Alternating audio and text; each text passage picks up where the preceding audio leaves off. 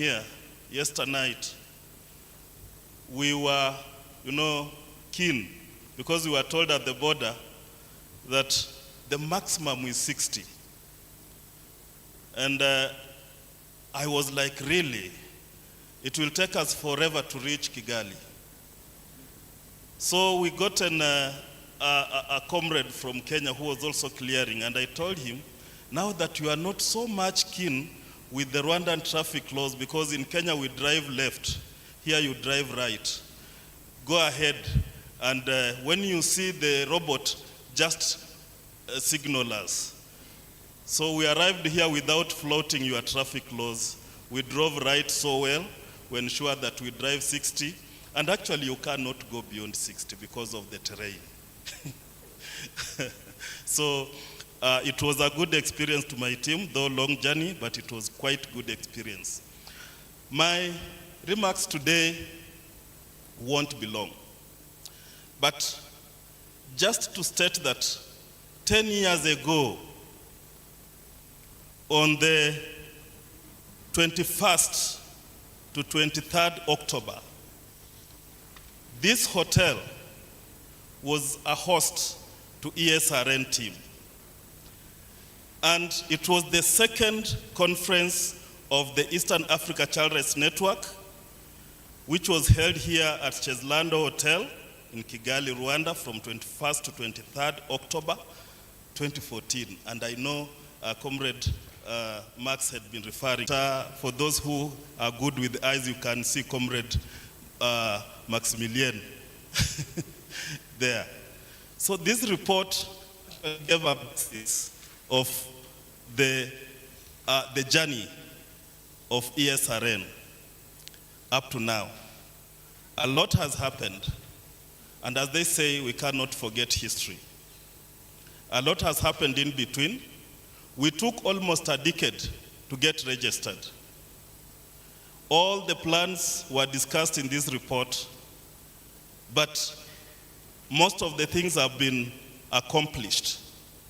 I joined in later in 2018, and we are being hosted at Eacrn.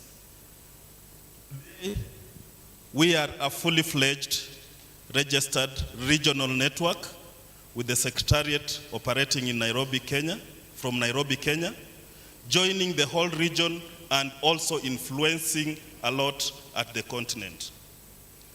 As we converge here, ladies and gentlemen, we are reflecting on the year of education on child rights in Eastern Africa region.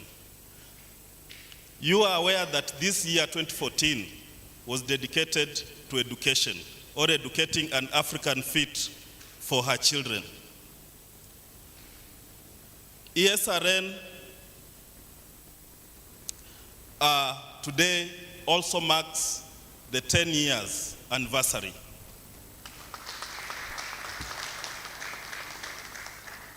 And as we mark this anniversary, I want to appreciate those who believed in this journey and walked the talk. There was a long journey of separating, of moving, having an independent network. And I want to applaud the Eacrn board, led by Comrade Damon Wamara, to have, thank you, to have this realized. We were registered, you can count, I'm not good in math, I was a literature teacher. You can count from March 2014, when the organization was established, to February 2022, when we were registered in Kenya. It is a journey. Sindio, it is a journey. More have been realized, but more still need to be realized for the best interest of the child in this region. As we speak today also, ladies and gentlemen, we have grown from about, there were a few organizations who were in this meeting, in the October meeting 2014, we have really grown. There were those organizations who were not there in that meeting.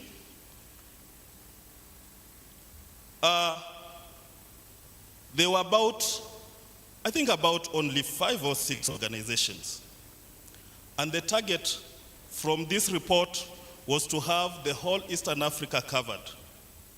As we speak today, and we converge here to celebrate our 10th anniversary, I want to report that Eacrn has grown and we have 11 committed network members. Our newest baby, the Ethiopia Child Rights Network, Eacrn, represented here by my senior comrade, Dr. Ananaya Admas. Comrade, thank you. He is from the Eacrn. He's now hosting the Ethiopia Child Rights Advocacy Network. It is the network that was established last year, and they will speak more about it. As Eacrn, we are proud of walking this talk, of working with Ethiopia to have this network in place. And I know and believe that Comrade Dr. Nania is really leading this process so well, and everything is going to be in order. They have a secretariat now. They have established the board, and more, we are going to work together to realize Eacrn's dream, child rights advocacy across the globe. As I conclude, ladies and gentlemen, I again want to emphasize the need of having other networks, other countries to form their networks. In as much as we are experiencing a lot of challenges in the region, including conflicts, the conflicts in Sudan, the recent that erupted in South Sudan, but we were joking yesterday with Comrade Cho when he was referring to it as it was a dogfight. But that was very serious. We need to bring the whole region together and the whole continent together. One thing that I'm happy also to state as my final remarks is that for you who have listened to the AU anthem, there is one rhyme that goes like, "Let us make Africa the tree of life." As Eacrn, we are walking this talk. And we are proud that as we influence at the continental level, we have also penetrated the walls of child rights advocacy at the global level. I'm happy as we celebrate this 10th anniversary, ladies and gentlemen, to appreciate and introduce to you one of our board members who successfully was elected, not selected, elected, nominated by the Kenya government and elected by the UNCRC, Comrade Commissioner-elect Timothy Ekesa.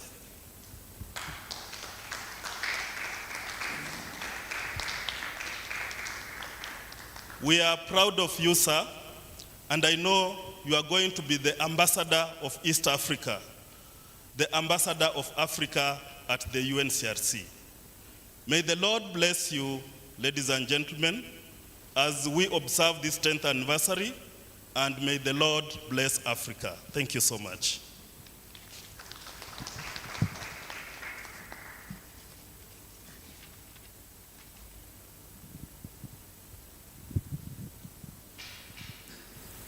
Thank you, Ben, the ED of Eacrn. I'm now calling the chairperson of the coalition, Mwana Kwisonga, for the speech and the opening remarks. Then we have also, he'll call the chairperson of the Eacrn.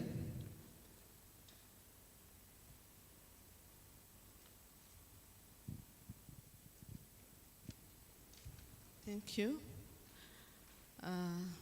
Dear Madam Diane, from the Department of Child Protection at National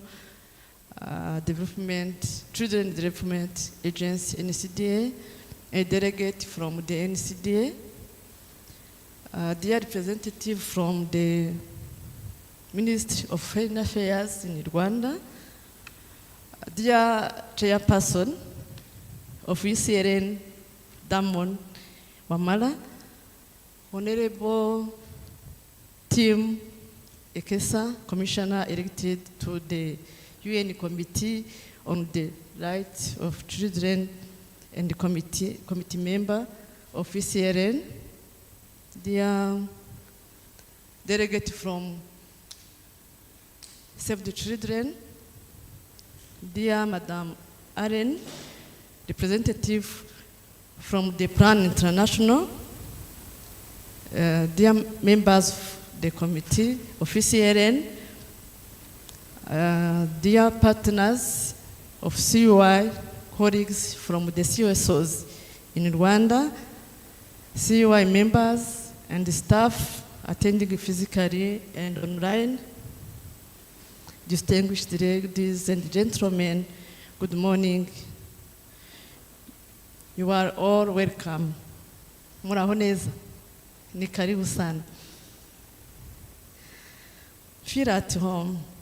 Rwanda is a country of hospitality for anyone who wants to come or visit business, region, international conferences as it is of today. Enjoy the good weather and smell of green city of Kigali. I hope you will always remember the good decision taken to visit Rwanda and hold this meeting here. We thank you for responding to the invitation of Eacrn and the CUI. It's a great pleasure and honor to the CUI team to receive in Kigali, at the heart of Africa, the member of East Africa Child Rights Network, Eacrn, for the second time. The first one was for its establishment and started drafting its constitution in 2014. Today, the members of Eacrn are meeting to discuss, reflect, and contribute to the well-being of children in their respective countries. During the last 10 years of Eacrn existence, members have been able to build the relationship and have organized in the meeting countries on a rotation basis the Eacrn annual reflection and running events. These events are organized preceding the General Assembly of Eacrn, as this is planned in Kigali to be held here after tomorrow. The Coalition Mwana Kwisonga appreciates the role and the mission of Eacrn in capacity building of national child rights coalitions. We are sure that the engagement and advocacy under the process of region economic bloc, such as East Africa, IGAD, COMESA, etc., with the increase of budget allocated to the child's problems that are affecting their well-being. Most of Africa countries will do in the same way. There is a need of put together regional CSO's efforts to reduce, if not to uproot the common problem in child protection. These are, for example, stunting, malnutrition, street children, school dropout, child laborers, child and young adolescent trafficking, and so forth. We hope the deliberation from these 2 days on reflection in the learning education will elucidate more the tasks that Eacrn members are called to contribute to in collaboration with their respective countries. Let us think about regional priorities programs that will lead to build the foundation for the future of children feel free from violence and against child. This is our wish for children not only in Rwanda but also for all children all over Africa continent. But as we have other people from the Francophone countries, nous pouvons leur souhaiter la bienvenue ici au Rwanda, surtout les gens qui sont venus de Madagascar et du Burundi. Nous vous souhaitons un bon séjour au Rwanda et nous pensons que vous allez avoir un petit temps pour se réjouir de ce que nous avons ici au Rwanda. Thank you for your kind attention.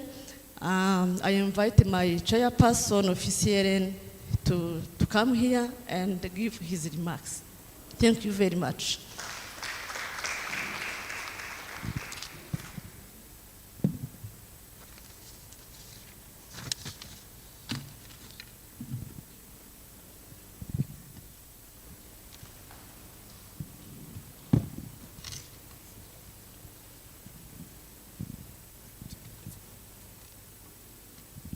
I was a little concerned that it's going to be too high for me, but I think it is okay. The representative or representatives of the government of the Republic of Rwanda, our host, the chairperson of CUI, I want to stand on the existing protocol. Good morning, ladies and gentlemen. I want to ask us to take a moment and request us to all stand and have a moment of silence in memory of all the children that have passed on and have not made it through the year, just for us to reflect on them and just have a moment of silence to respond.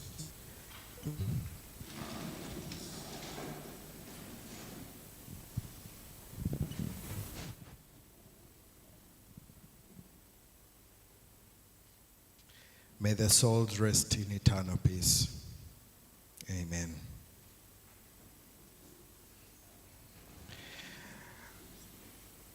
So we are in a civil society space.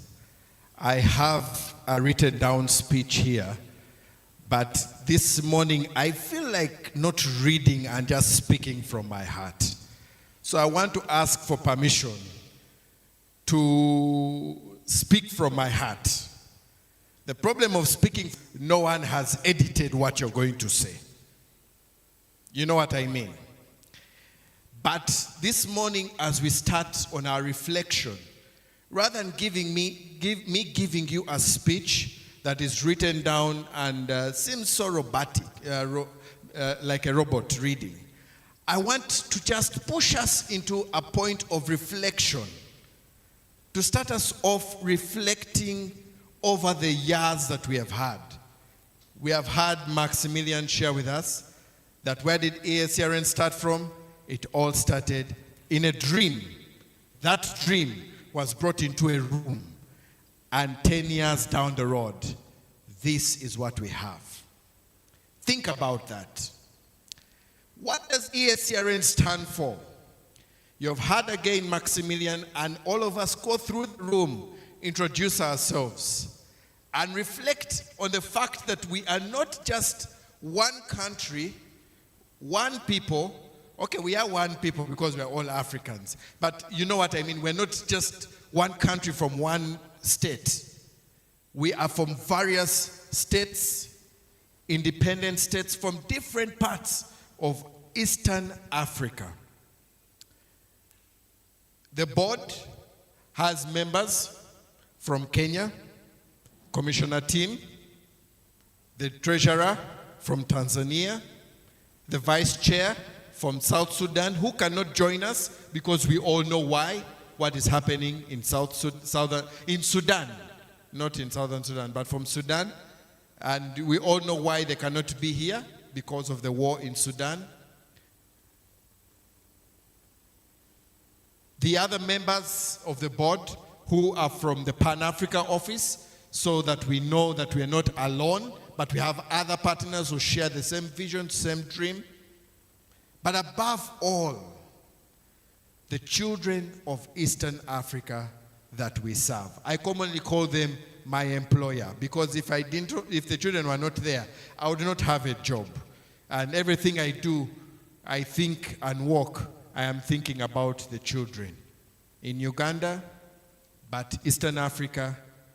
And since I also have the opportunity to serve as the chairperson of the CSO Forum that brings together the civil society organizations at the African Union level, also at the African Union level. A reflection of our own countries and what is happening in our countries. So many things are happening, but at the African Union level, the conversation is around education. That is why you see, even when it came to Day of the African Child, the theme was on education. Those of us who have attended the sessions for the African Committee of Experts, the last 2 sessions have been on education. And no wonder we are also still coming here to reflect and see and our regions. What about education and our states? I wish we had done this earlier in the year, so that by the time we're coming to the end of the year, we're coming back to reflect on how far we have gone. But what is that saying? It's never too late to reflect, because we still have many years. We have participants from all over. Our guest of honor. We have participants from all over Eastern Africa. That means the richness of the interaction, of the conversations here, learning about what is happening in Madagascar with its uniqueness, learning about what's happening in Kenya with their new president, learning what is happening in Uganda, in Burundi, in our host country, Rwanda. I've heard so much about how the tablets are working in schools and education has gone digital. I'm excited to learn more about all of that. No wonder we have to come and reflect and learn and not feel comfortable that what we are doing for our children is enough. But at the Eastern Africa level, I want to push us to also thinking around our advocacy strategies and our advocacy agenda around education.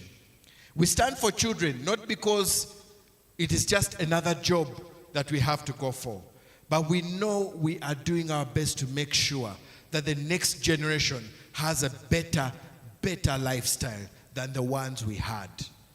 No wonder when people are asking us why we are advocating for the end of corporal punishment, yet in our days we were beaten and the stick was the way. We are telling them, no, it doesn't work like that anymore.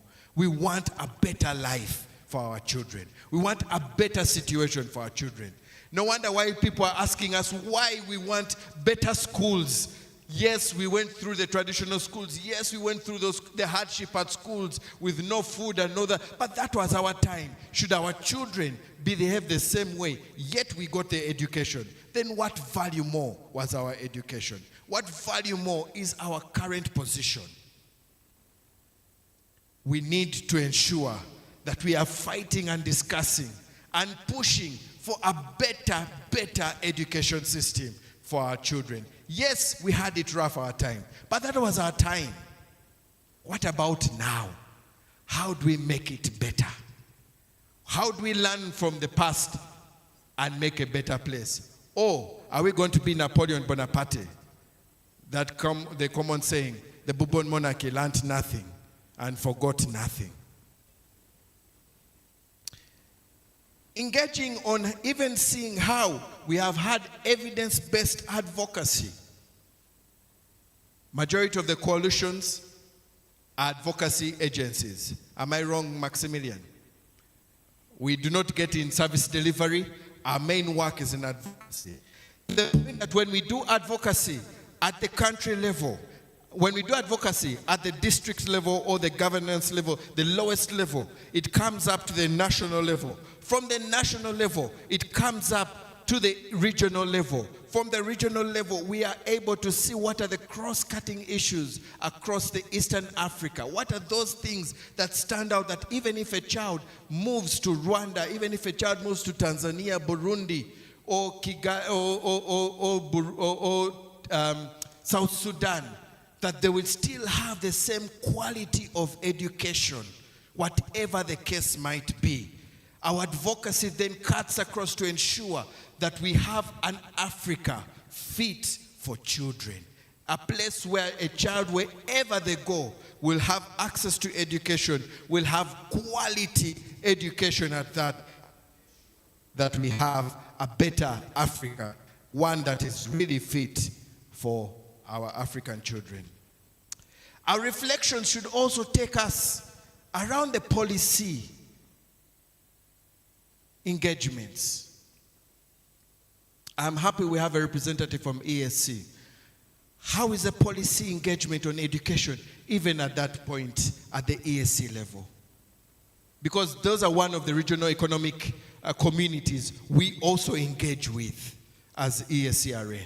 And we believe that EACRN is our entry point to the regional economic blocks, communities like Eacrn, like ESC, the COMESA, to mention but a few.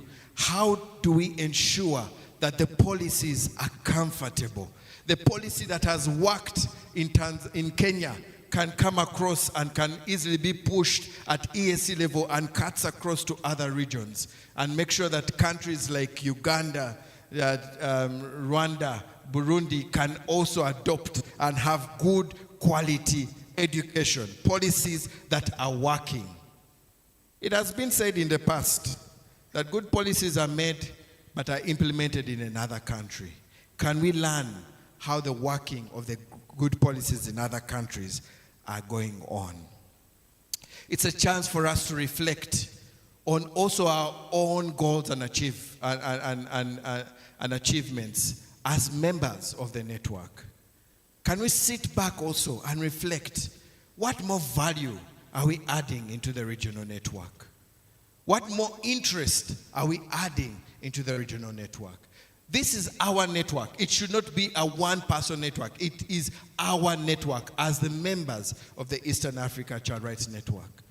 How are we feeding our achievements into the broader goals and strategy of the Eastern Africa Network?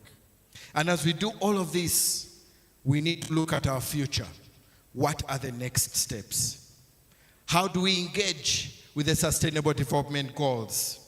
How do we align ourselves with SDG goal number 4 on quality education and SDG goal number 16 on peace, justice, and strong institutions? And how are we at country level engaging and discussing and aligning ourselves to also the policies of our countries as Eastern Africa, as civil society organizations working in our own countries? How are we broadening our cooperation across the bloc? How are we ensuring that we are represented at the ESC and are having a conversation with the right people? We can be at the ESC, but we're having the wrong conversation. We're having the right conversations with the wrong people. How do we ensure that the voice of the child that we represent is reaching the regional economic networks? I'm glad EACRN has something to say about that. 3-4 years back, remind me, Ben, we had conversations with Eacrn on ensuring that they have something about children. And Eacrn, their conversation around children, they will tell you, when you go and meet them at their offices, they will tell you what is it? Children's rights. You go to health and sanitation. They are catered for in health and sanitation. You go to health and sanitation. That is a peace and that is a peace and conflict department. You go to the peace and conflict department. The children were nowhere in the conversation of the IGAD. As we speak right now, IGAD is coming up with a national child policy. In fact, 12th of December, they will be going to Ethiopia to have the validation of the of their IGAD child policy, which is now going to cut across and push that the children's rights should be protected, promoted in all the member states of IGAD. The conversation started with Eacrn. You have power. You have power, civil society. You have power to influence and ensure. Now we celebrate that.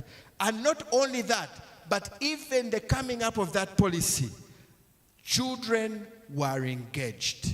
Children were involved. They have been, I can tell you that from my own place where we as the Uganda Child Rights NGO Network are sending one child for that validation.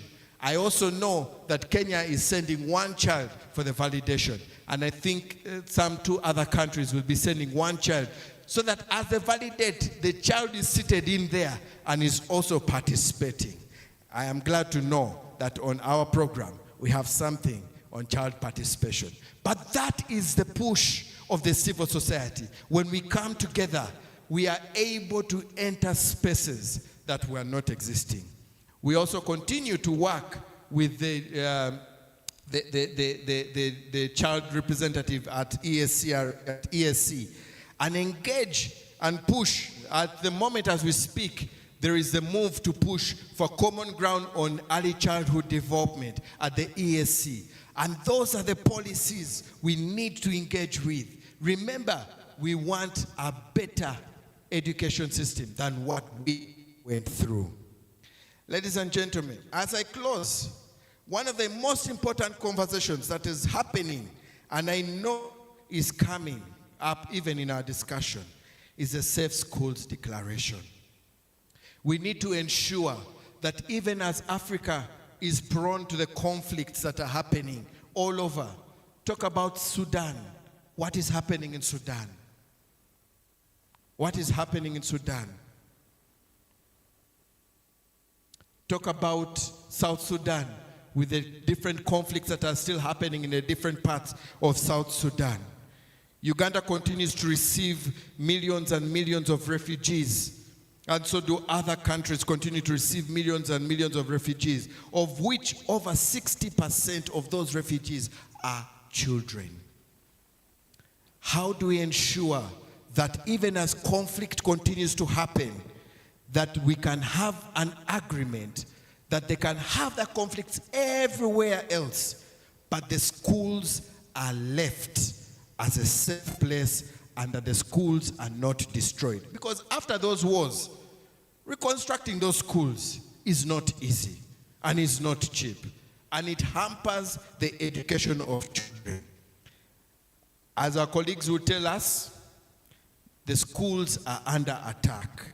And it is us as civil society, it is us as parents to ensure that we have safe schools and that all countries can sign up and become members of the Safe Schools Declaration.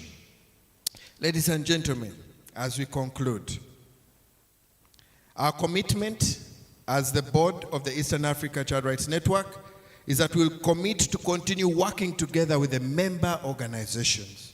We'll continue to reflect and take up issues that are cutting across and engage with our secretariat in the lead on all these issues and ensure that the children have the spaces they need to have on. As we reflect and learn from each other, let us also take the opportunity to pick up the good practices and adopt them in our different countries and in different spaces. But don't be afraid to also invite the other coalition. Where you see them stronger than you, invite them into your space. Invite them to come and share with you so that we can have a strong and purposeful Eastern Africa that is really fit for our children. Now I can read the last sentence of the speech. Now I'm going back to the speech to read the end. This event serves as a critical platform for all of us as stakeholders to reflect on our achievements, to identify what our gaps are, and collectively strategize for a future where children's rights are fully realized across Eastern Africa. We need an Africa fit for our children. It starts with us. Thank you very much for listening to me. I think I will invite the chairperson to come back and invite the guest of honor so that you can give us a good introduction to our chief guest to speak. Oh, okay.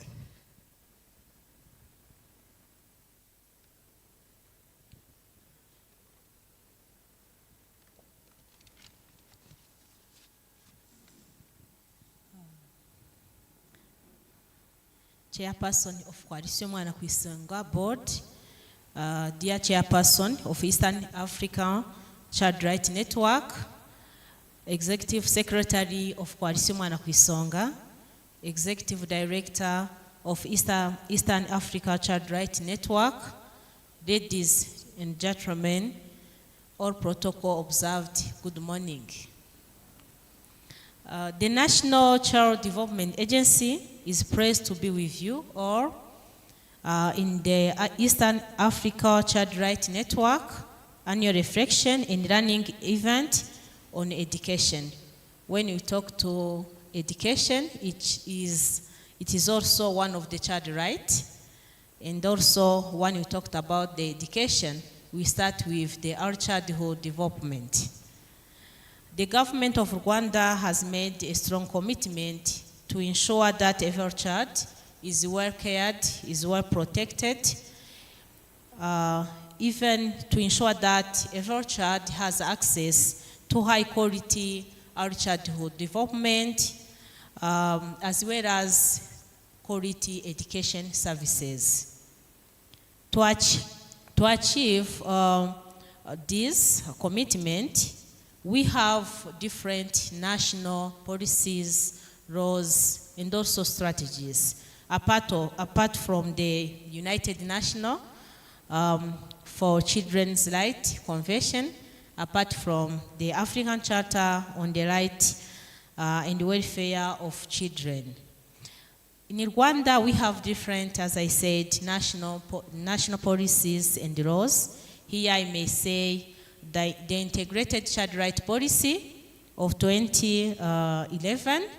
This is our mother policy when we talked about the child right, and it was developed based on the African Charter, based on also on UNCRC. We have also the early childhood development policy.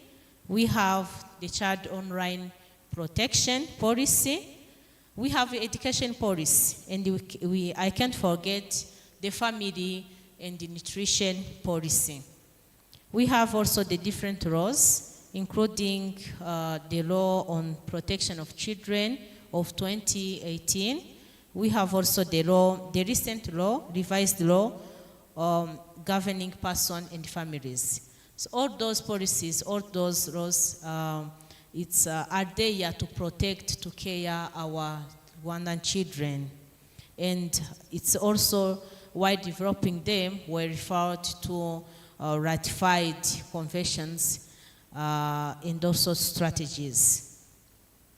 The long-term vision of the government of Rwanda is to transform the economy from an agrarian to knowledge-based economy, with its population as a formidable force behind this transformation.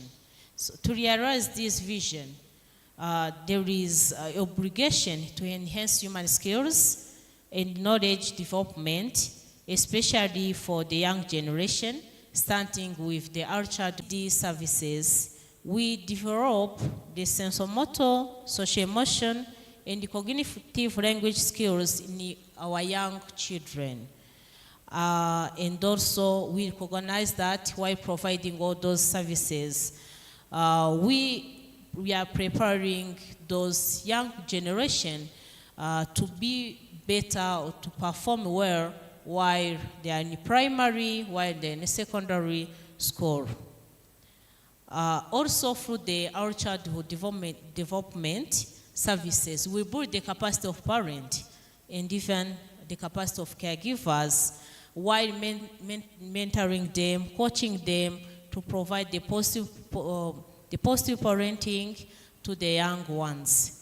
We know as an institution we may do a lot, but once we didn't build the capacity of the families, where the children pass more time, the children belong in the families, we can't succeed. So this is why you also have to aim to build the capacity of the family members so that they can provide, they can care and protect the children. I want to share with you some success on the implementation of our childhood development policy. I know Mr. Benjamin will talk about it while presenting on ECD.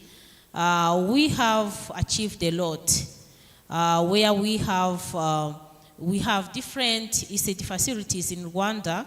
We count now above 30,000 ECD facilities in Rwanda in different categories. We have the home-based ECD facilities, community-based ECD facilities, model ECD facilities, and now we are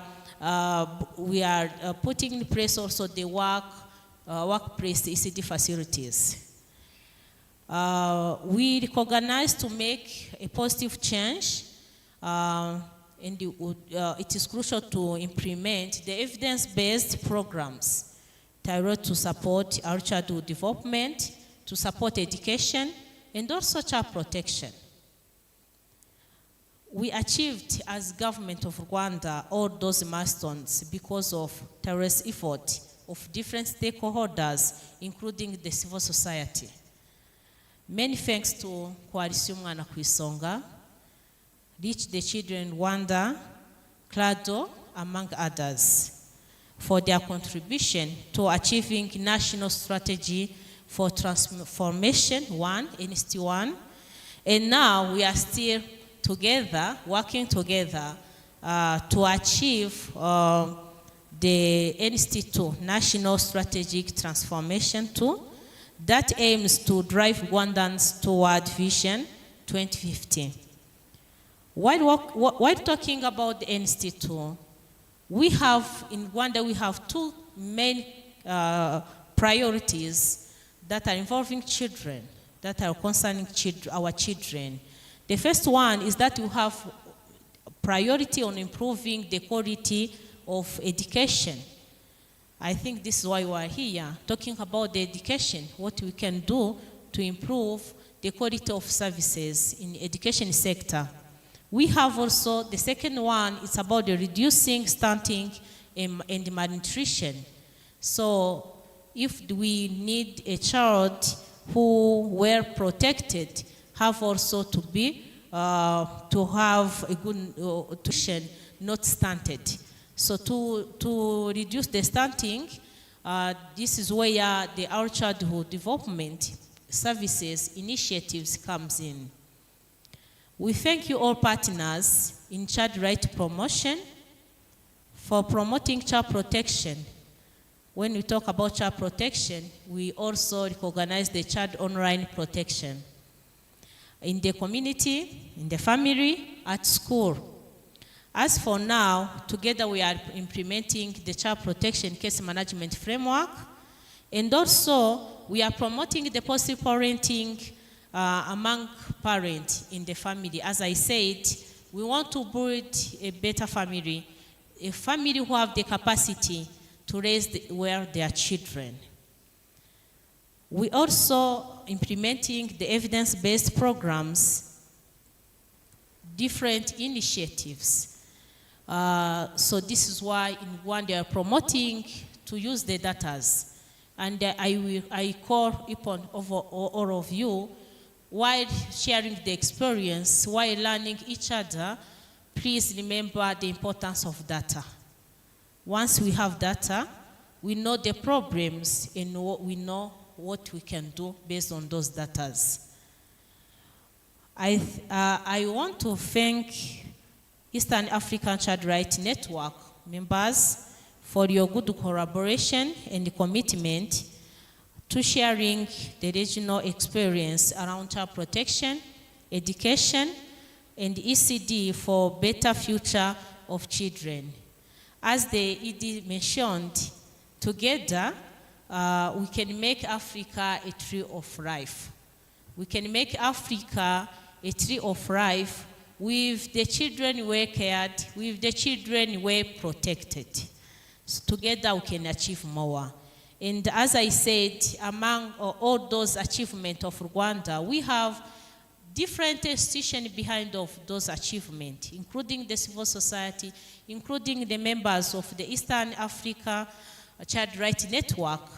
As we are celebrating 10 years, I want to also to thank you all for your sharing, how we share the experience, how we share the best practices. So while having all those experience, we succeed as Rwanda to implement some initiatives in Rwanda, and it went well. Thank you so much.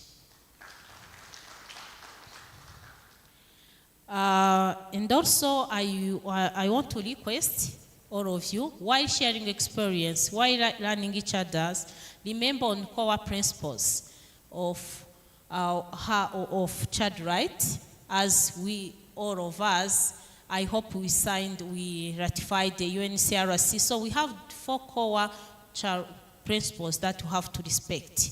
The first one is the best interest of the child. While sharing experience, what are the best interests of our children?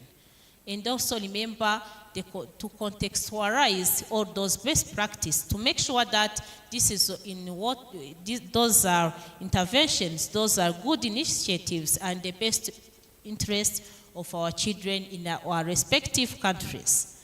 Also remember to ensure the child survival is second principles. The third one is about child participation. The chairperson of East African mentioned that one, but it's key to remember whatever we do, what are the level of participation of our children for the sustainability of different initiatives and also for the ownership of different programs being implemented. The last one is about non-discrimination. So how about the children with disability? How about the children with chronic diseases? What about girls? What about boys? So remember that principles of non-discrimination. As I conclude, I want to thank you all for gracing this meeting with your presence. I wish you all a fruitful workshop with full engagement. And also for those who came from abroad, I wish you a well stay in Rwanda. Tubahaye ikaze mu gihugu cyacu cy'u Rwanda. And I declare open our learning session. Thank you so much.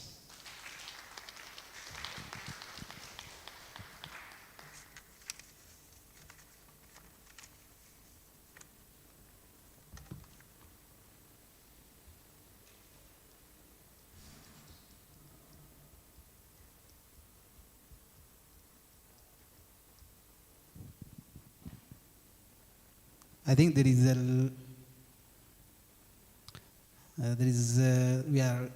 we are behind the schedule, but there is a tea or people can go for 15 minutes, and also a photo for the family.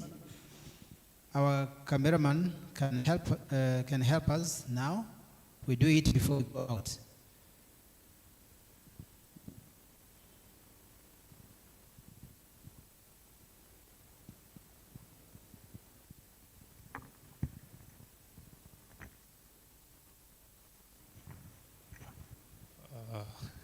So we can So we can have our photo here.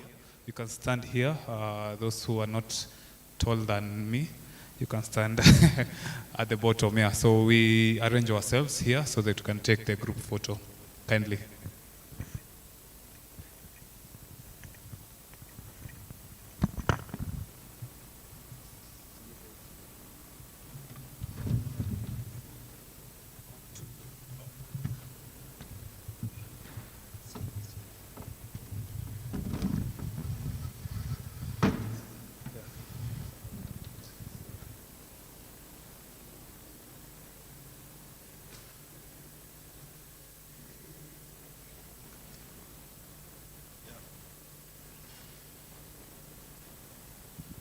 Okay, thank you so much. And a round of applause to our guest for opening this session. A round of applause, ladies and gentlemen. Thank you, guest. And I like the passion you have for the child rights. I believe one of these good days, through Comrade Max, you are going to be part of our CSO forum, and I'm requesting that the chair will organize your ticket. He's the chair of the CSO forum. East Africa, we are really influencing. And the chair is here, you are seated on the same table, I know the ticket will be processed. So thank you so much, and I request that we come. Our photographers are ready. We come here. Those who are of my size, we can, the tall ones can, now who should use the podium? The tall ones or the shorter ones? Do we need chair?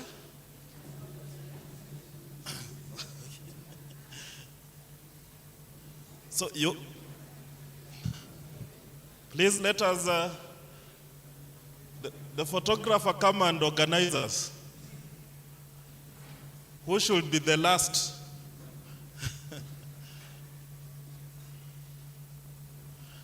Or there are chairs also? Sorry.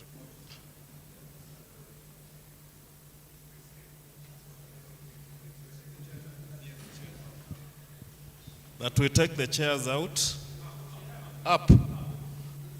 We take the chairs up.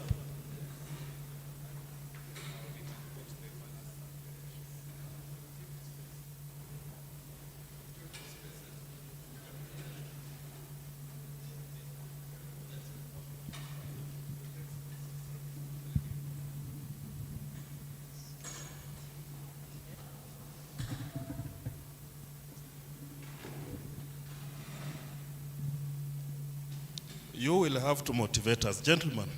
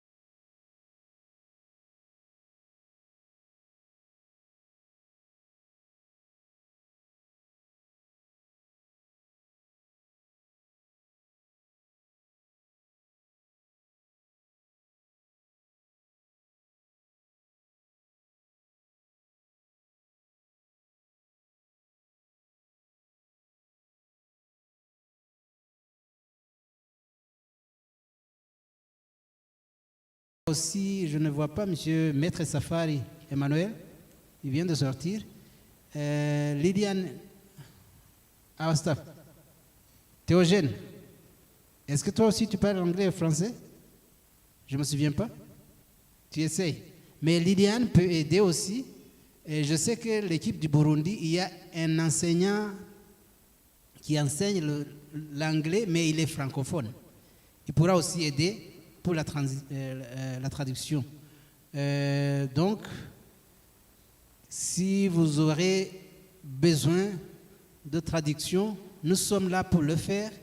Et qu'il n'y ait pas quelqu'un qui manque de communication ou qui n'a pas... Ben, you are welcome.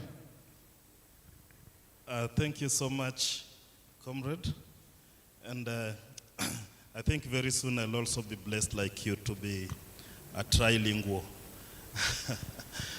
French is one of the languages that I love to learn. Ladies and gentlemen, welcome back. This session is going to be about country reflections on education, as you are going to make presentations or submissions.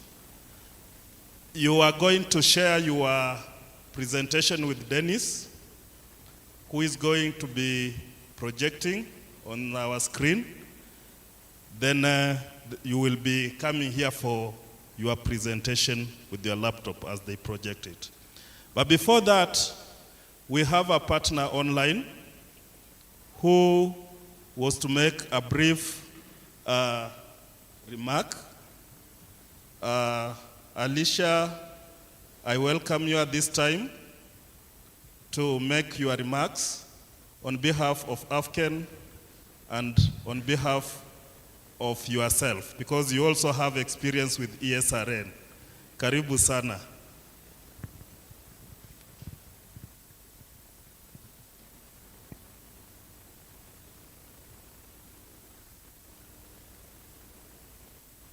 There we go. Oh, thank you so much. Thank you so much, Baba Africa.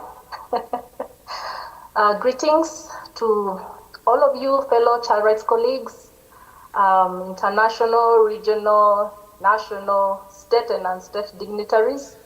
It's a way of just summarizing the protocol at hand, present, and my name is once again Alicia Lutomia. I'm a child rights officer consulting for the Africa Early Childhood Network. And I would like to take this opportunity to thank Eacrn for this ability to advance the rights of children and the opportunity to work together in the spirit of partnership and collaboration for the best interest of the child. It is always a privilege to be able to speak to other fellow like-minded child rights colleagues. Now, maybe just a little bit about the Africa Early Childhood Network. The Africa Early Childhood Network provides a collective advocacy platform. We are a network of networks specifically to advance ECD policy practice and knowledge across the African continent. And the network is currently comprised with over 2,000 members, whom we could call the Africa Early Childhood Network members, consisting of individual members as well as organizations from civil society, academia, government, and the private sector at both national and regional levels, also at the global level, to be honest.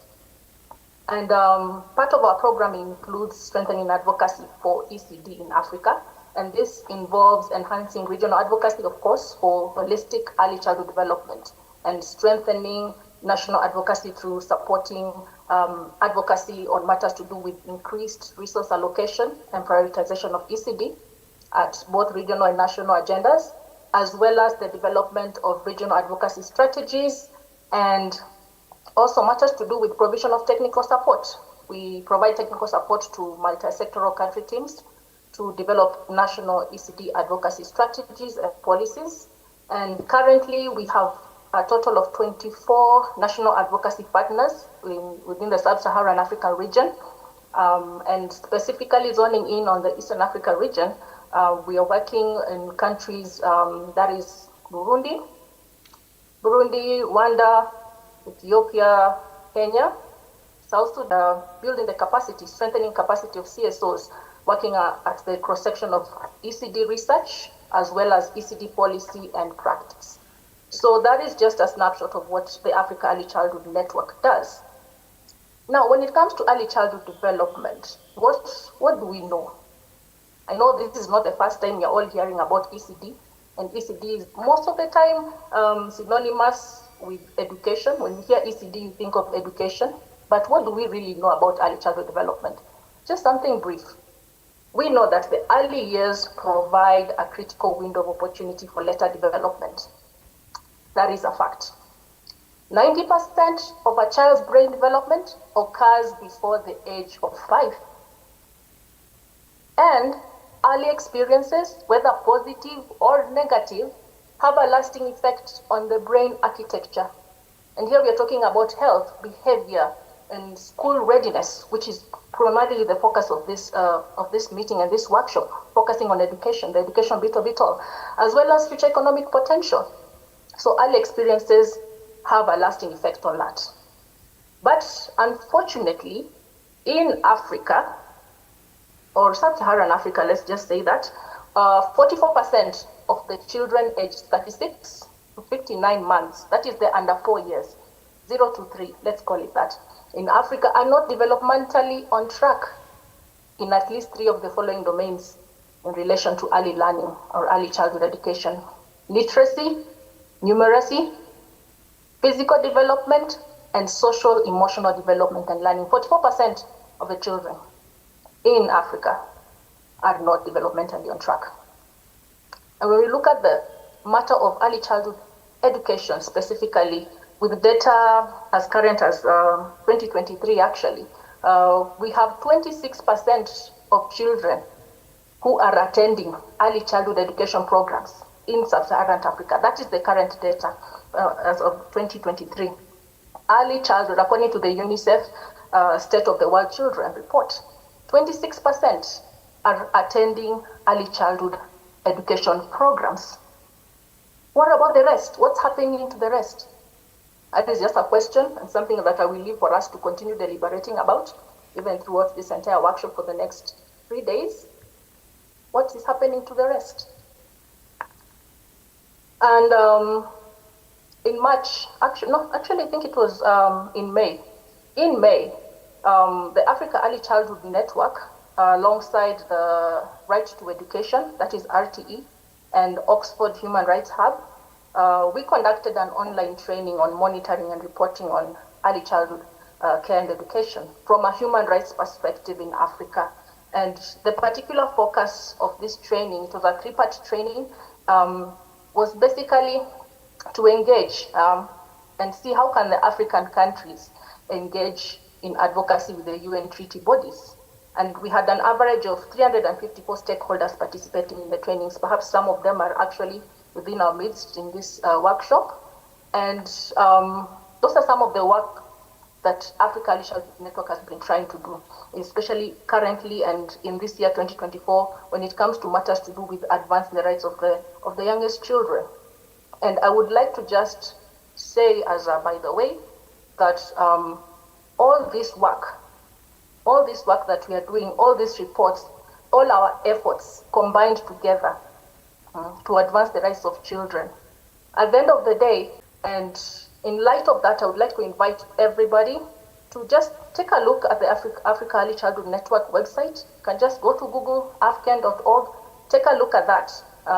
You will find very many resources if you want to familiarize yourself with what is going on with regards to early childhood development in the African region. I would invite us to take a look at that. You will find more information on monitoring and reporting on ECCE from a human rights perspective in Africa, just what I mentioned.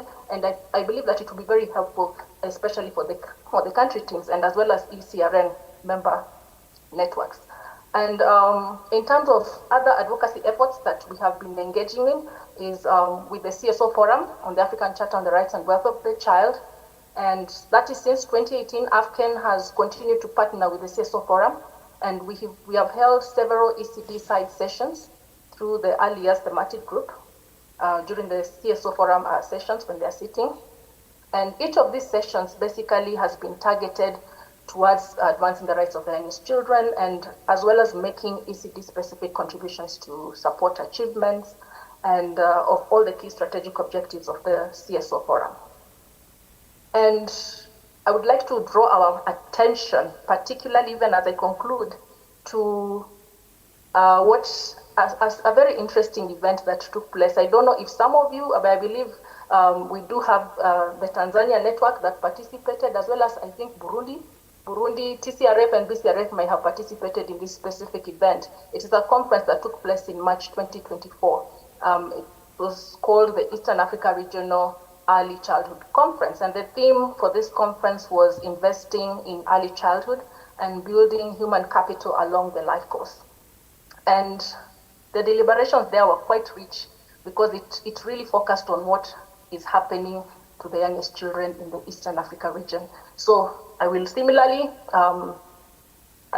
advise us all to go to the Eacrn website, have a look. These are some of the resources that are there, the reports, the communique that came from this Eastern Africa Regional Early Childhood Conference that will further along some of our advocacy efforts and help us to be on track and on course and just come together and carry each other alongside advancing the rights of the young children in the Eastern Africa region.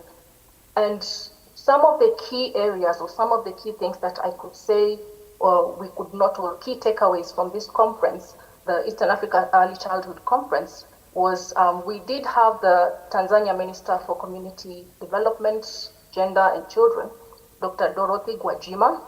Just some key highlights I'm just going to read through. Yes, so Dr. Dorothy stated that in reforming and redesigning ECD and basic education curriculum, Africa should not lose sight of its heritage and remain true to its roots to give children a strong foundation. So this is pretty much about rethinking policy paradigms and with an accent that Africa, we should not blindly follow what the West prescribes without scrutinizing the impact. So we should have a home heritage, homegrown redesigning outlook towards or lens towards ECD and basic education curriculum in Africa. The other key highlight I would mention is the World Bank lead on early childhood education, Ms. Amanda Devasheli, actually said that the institution, that is the World Bank, was rolling out a range of funding models currently with a cumulative sum of 100 million USD to support.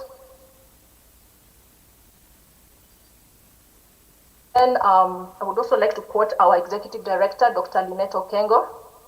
She called for civil society and the private sector, as well as religious organizations and all other stakeholders to advocate for governments to expand early childhood education programs. And she also referred and called for effective coordination to ensure that all the players actually take on the rightful roles in promoting what we call early learning in the continent, and especially in the Eastern Africa region.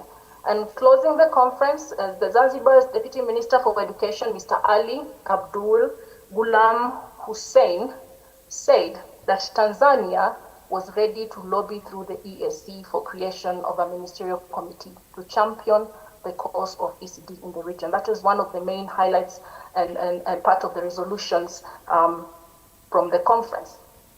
Forming a ministerial forum of all ministers on early childhood development to champion the cause of young children across the Eastern Africa region. So that is one of the key takeaways and the key resolutions.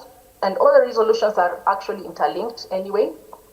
So it is up to us to take this collective and complementary action to work towards this and advocating for the implementation and seeing through of these resolutions. There are 8 resolutions in total, and I won't go through all of them, of course, but like I said, the Ministerial Forum of all ministers on ECD, that is something to take on, as well as the promotion of, obviously, accountability and transparency in the governance of ECD programs and the multi-sectoral approach to ECD, as well as sharing of best practices and research around early childhood development. So, yes, in conclusion, education and development go hand in hand, especially when you're talking about the young children. And just looking at the legal framework, I'm just going to highlight a little bit about the UNCRC and the African Children's Charter. when you look at the UNCRC under General Comment number 7, which is on implementing child rights in early childhood, the committee interprets the right to education during early childhood as beginning at birth. And this is also similarly closely linked to the right to maximum development. And further elaborated still in the CRC, Article 29, Article 5, Article 29 of the CRC, Article 5 of the African Children's Charter, and Article 11 of the African Children's Charter all feature education, mention education synonymously with development. Education of the child shall be directed to the development of the child, yes, personality, talents, and etc., as well as survival, protection, and development of the child. You can see development features where education really is, as well as where survival and protection is. And therefore, promotion of development and education during the early years is legally required by state parties. And the general comment number 1 on the aims of education on the UNCRC further explains the same, similarly the same thing. One of the goals is to empower the child by developing. So development is featured. And I just wanted to bring that to light and to our attention that development and education, when it comes to the early years, go hand in hand. And the committee also, just to mention, also invited state parties to, under general comment number 7, that is, invited state parties to make the principle that parents and other primary caregivers are children's first educators. And I was glad to hear the Rwanda, to hear about the Rwanda ECD policy that is taking off or that is being implemented. And I'm looking forward to the next session to hear a little bit more about what some of the country teams are doing with regards to ECD policy at the national level. So yes, and I was also happy to hear that Rwanda is also looking at the aspect of parenting and capacity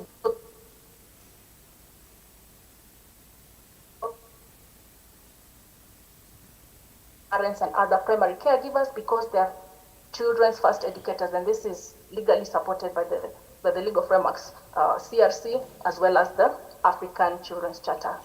So provision of appropriate assistance to parents in the performance of their child rearing responsibilities is one way of interpreting this and realizing this specifically, because it is their role. They have a role in the children's early education, and as well as providing programs that complement the parents' role and that are developed as far as possible in partnership with the parents. And this includes now, cooperating and cooperation between parents and professionals and others in developing the child's personality. So yes, as a wrap up, I just wanted to share something small, just some quick data on some of the countries that are represented there. Just something just to to challenge us a little bit about what's going on with the pre-primary enrollment.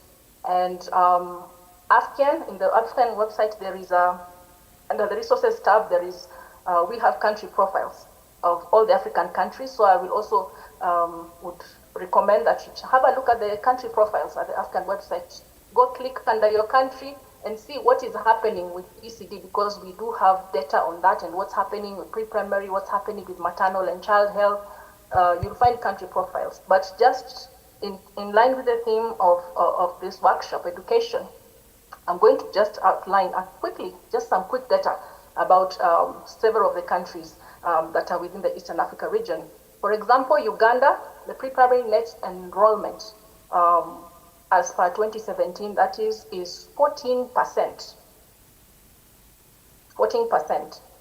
And Ethiopia, the primary net enrollment is 30% as of 2021. And with Rwanda, the primary net enrollment is 28% as of 2021 as well. Then South Sudan, the primary net enrollment is 18% in 2021. Somalia, I know Socris is there. The primary net enrollment is 1% as of 2021. Tanzania, the primary net enrollment is 77% as of 2021. And Kenya, the primary net enrollment is 65% as of 2021. And then lastly, Burundi is 16% as of 2021. And Madagascar, because I just saw Madagascar was also on board, is 40% as of 2029. And as the earlier speaker had mentioned, I believe that was the guest of honor talking about, the principle of child rights, basically, which has to do with non-discrimination. And I would just like to reiterate as I conclude that non-discrimination underlines the duty to serve the needs of, and to provide opportunities to every child. And the intention is basically to, for the best interest, to serve the best interest of the child. And this is the litmus test. We all know that this is the litmus test for decisions taken by legislature, whether it is courts, whether it is all of us and all other actors when it comes to relation to children's well-being. And the African Children's Charter, Article 4, reiterates this, obviously, that in all actions concerning the child undertaken by any person or authority, the best interest of the child is the primary consideration. And I would just like to end by saying that realizing rights across the life course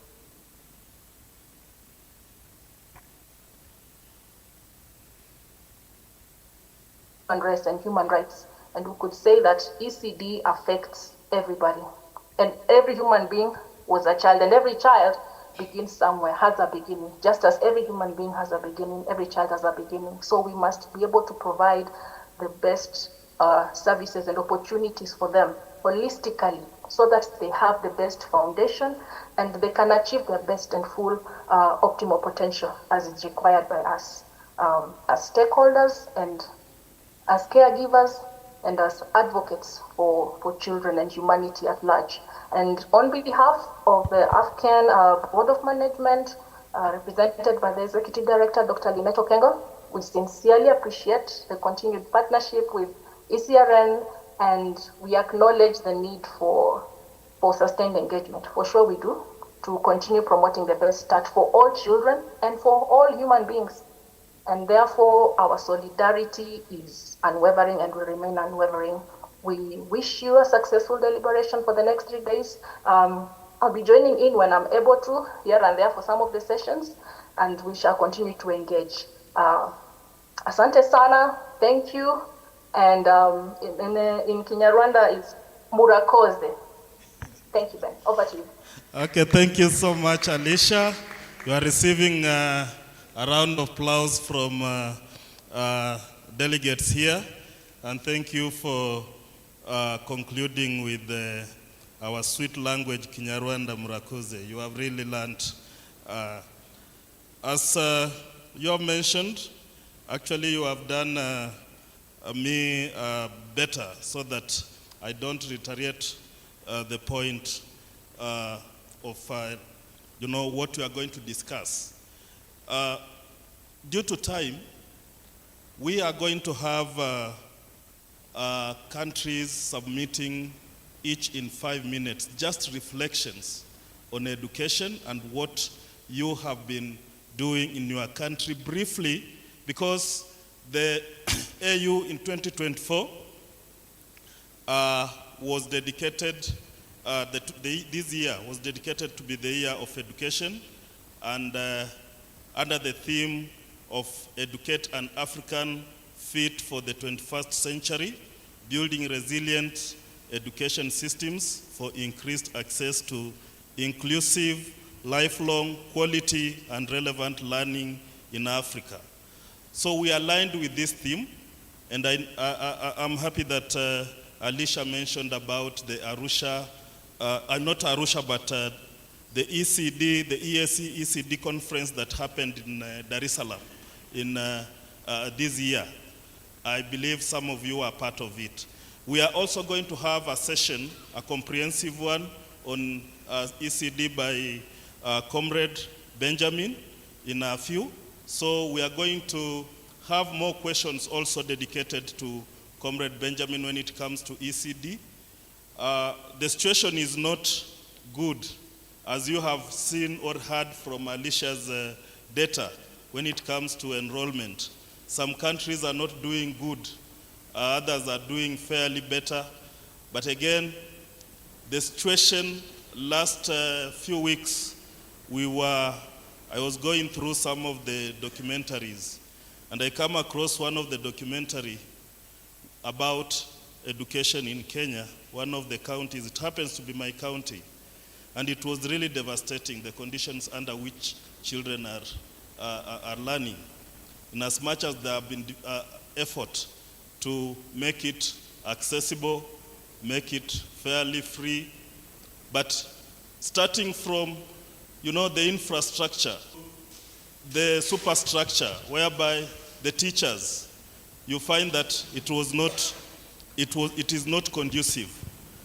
And children suffer even more, because when it comes to, the facilities, they say, I think the senior children need to have a shelter, but these small children, they can study under a tree.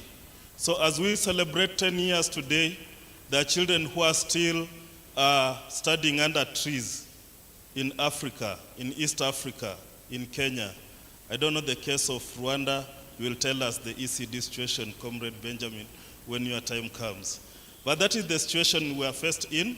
Comrade Alicia, extend our appreciation to Dr. Lynette and the commitment you have shown to this process, and the partnership we have enjoyed actually between Eacrn and extending to the CSO forum. The chair is here, is hearing what I'm submitting to you to take to Dr. Lynette for supporting our advocacy efforts, not only in East Africa, but also at the continental level.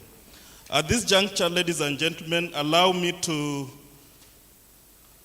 bring our first presenter, and it is reflections, actually, on the year of education. So you don't take us into the details of your activities. It is not an activity update, please. Let me be clear on that, because when you go to that, I'll have to stop you. It is reflections on education and how the year of education has been. So we'll start with South Sudan, then Uganda, Burundi, Rwanda, and Ethiopia in that procedure. And if there is someone online, please just type in whether you are ready with your presentation, and we are going to pick it up. Any partner online. So please, South Sudan, pick the podium. Karibu sana, Comrade Chor, and I believe your presentation you have submitted to the IT team, and it is going to be projected. Karibu.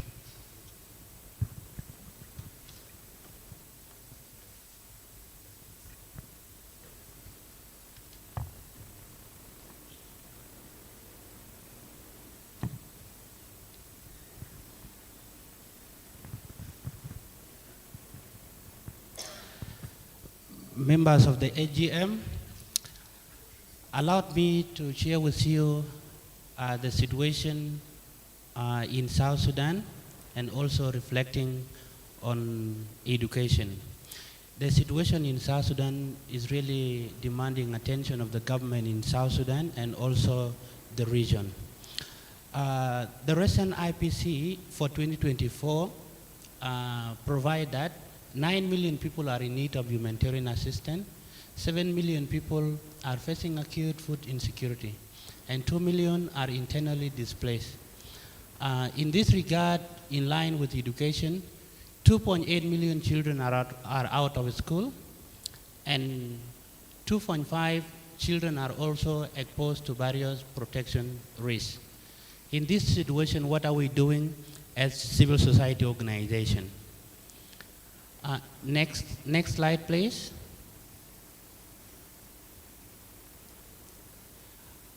We have two issues around education that we have done.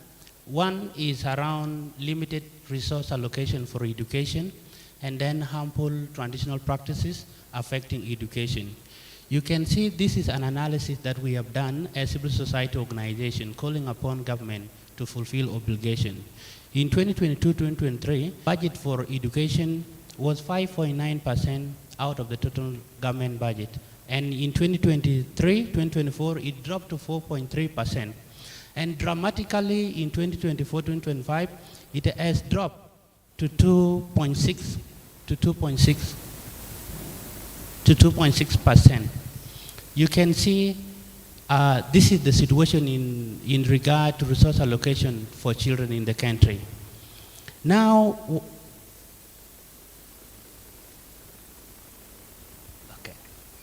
okay. So you can see how the country is treating education sector in regard to resource allocation. It has dropped from 5.9% to 2.6%. What is the government commitment? The government commitment is 10%. This is in accordance with General Education Act 2012.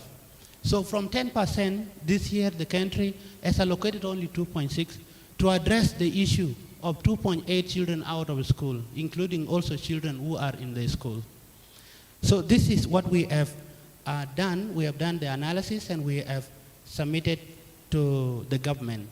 We recommended that the government has to allocate 10% of the national budget to education in order to implement General Education Strategic Plan 2017-2022 and National General Education Policy 2017 to 2027.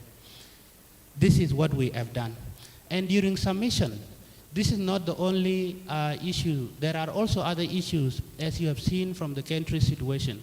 We have also done analysis on food security, nutrition, and wash, because they also contribute to education.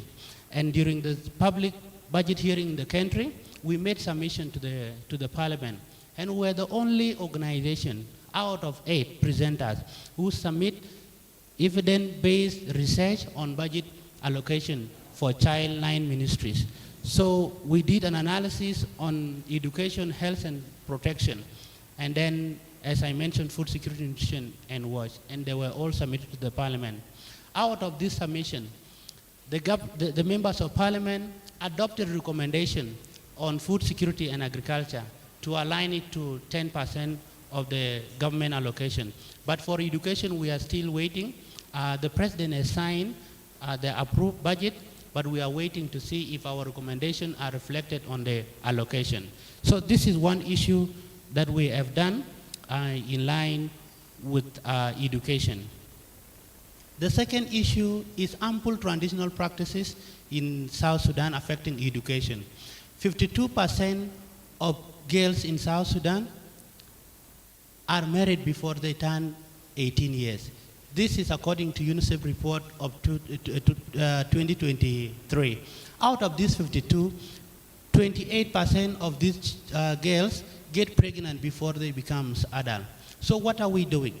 We develop a position paper looking at the Constitution of South Sudan and then the Child Act and the Penal Code. And we realized that there is undefined marriageable age in the matter of Article 15 of the Transitional Constitution of South Sudan and in the matter of customary practice of child marriage.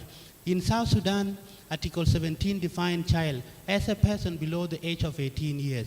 And Article 15 of the Constitution provides that any person of marriageable age can marry. This marriageable age is not defined.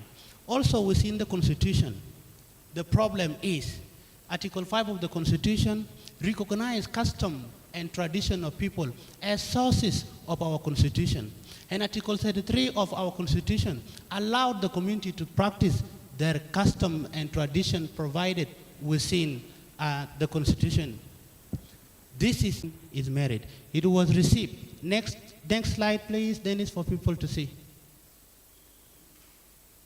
Continue, please. Continue.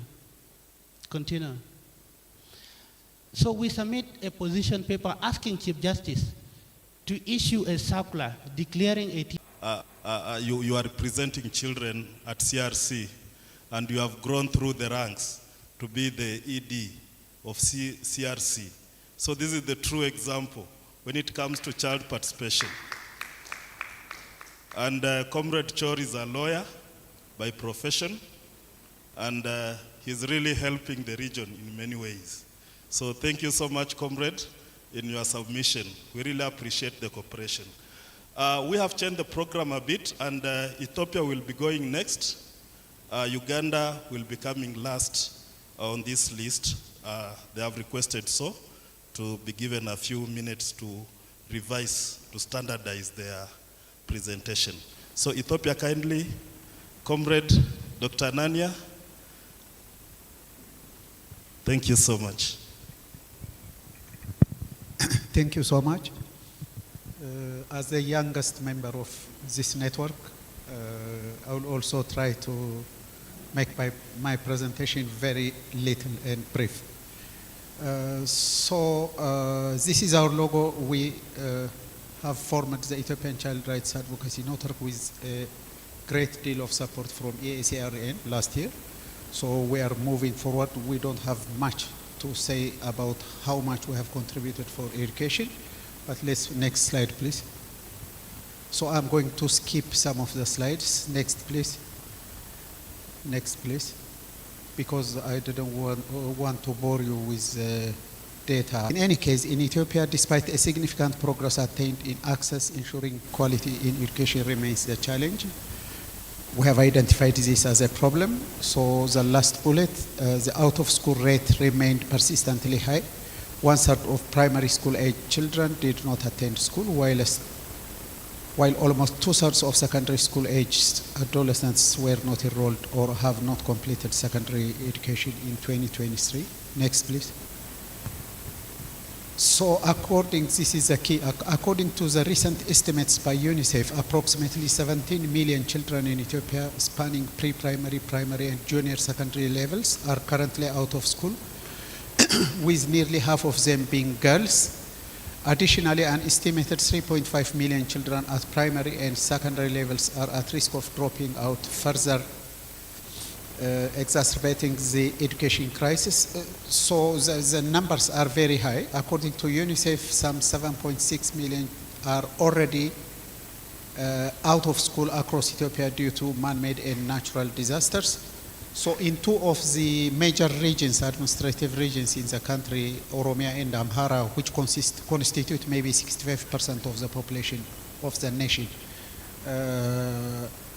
there is really an active war, and millions of children are not going to school. It's hoped that the adoption of the Ethiopian Education Development Roadmap would address some of these challenges. Next, please. So education is increasingly becoming under threat in Ethiopia as a result of armed conflicts in the country. So the conflict is still going on. In some regions, it's really supported with fighter jets and drones as we speak here. Several schools have been destroyed, as Daman was indicating. Schools are being destroyed, and rehabilitating them is going to be very difficult. They are serving as camps for both government and opposition. So this is going to be a serious problem in the coming years. The government of Ethiopia is one of the countries which has not endorsed the state of the safe school declaration, as has been indicated. So our network is going to advocate for this in the coming years. This is one of our tasks. Next, please.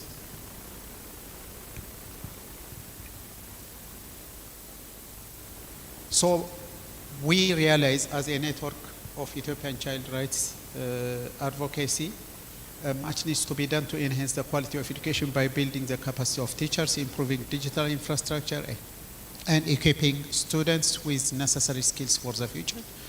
So Ethiopian Child Rights Advocacy Network believes that it has a role to play towards addressing the barriers that hinder access to education across the nation in the coming couple of years. We expect Eacrn will continue to support us in our endeavor to change the prevailing landscape in advocating for the rights of children. I think this is the end of my presentation. I thank you very much.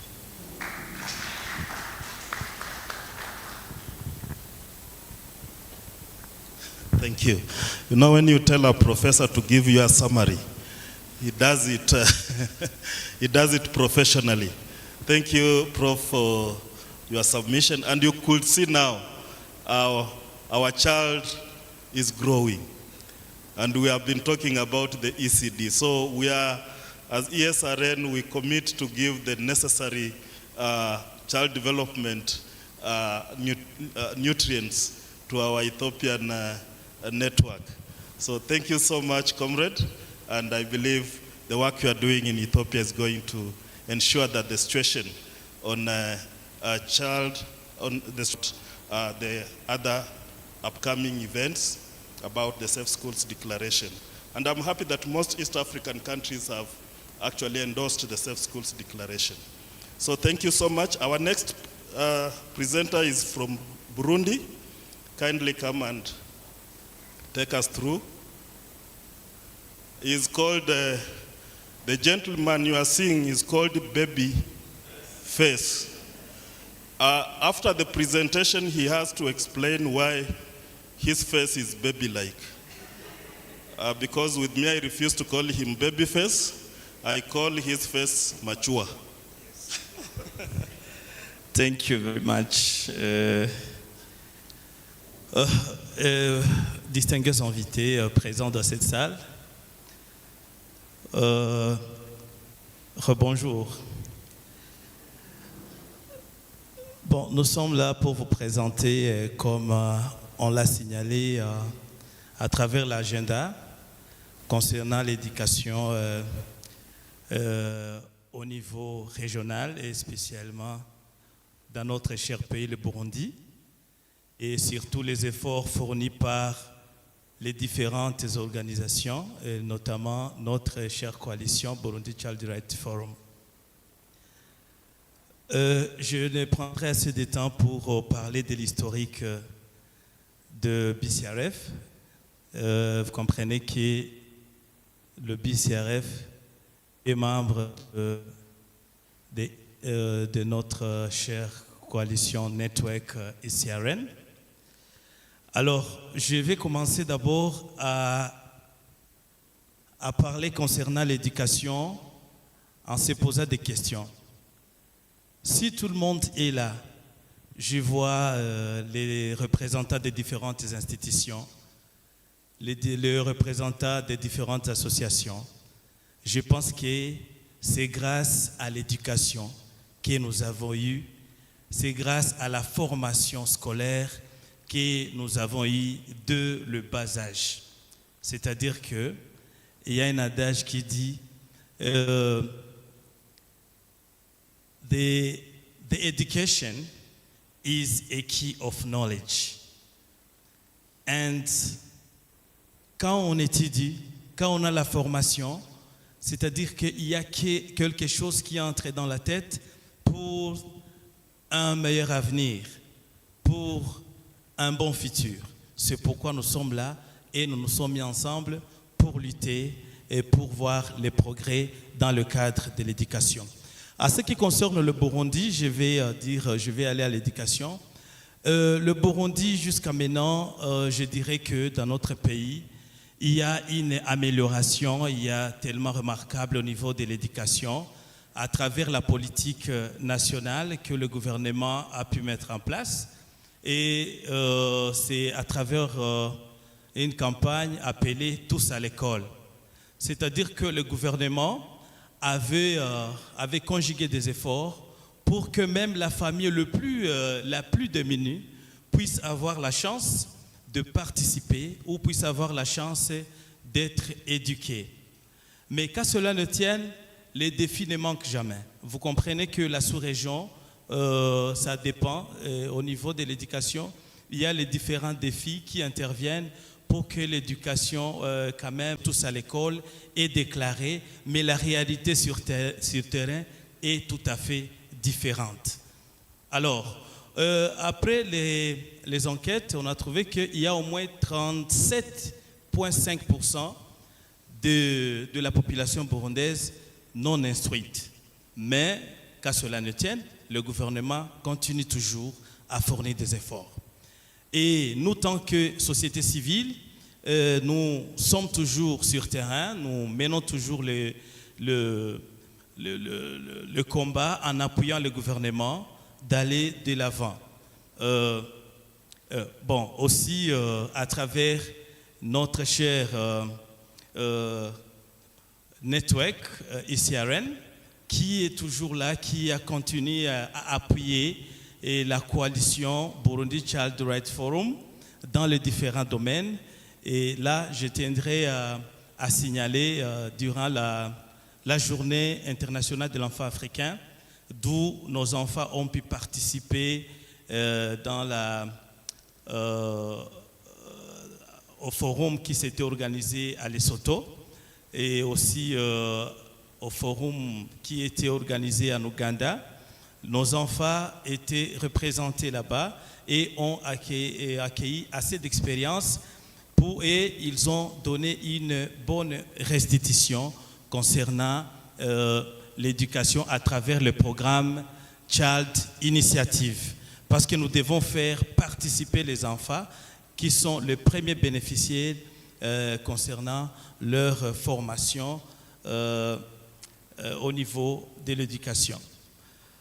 Oui, qu'à cela ne tienne, notre coalition a fait des pas significatifs tout en soutenant, tout en accompagnant la politique gouvernementale et à ce qui concerne l'initiation d'un projet d'appui à travers l'éducation et surtout dans le cadre du développement de la petite enfance en créant une école qu'on appelle groupe scolaire La Gracia qui se trouve dans des régions à Bujumbura et dans la région sud du pays, spécialement à Rumongue, d'où il y a un mouvement de déplacer des enfants, ces enfants réfugiés qui n'ont pas d'accès. Donc, ils quittent la RDC, la région est du Congo, ils arrivent au Burundi.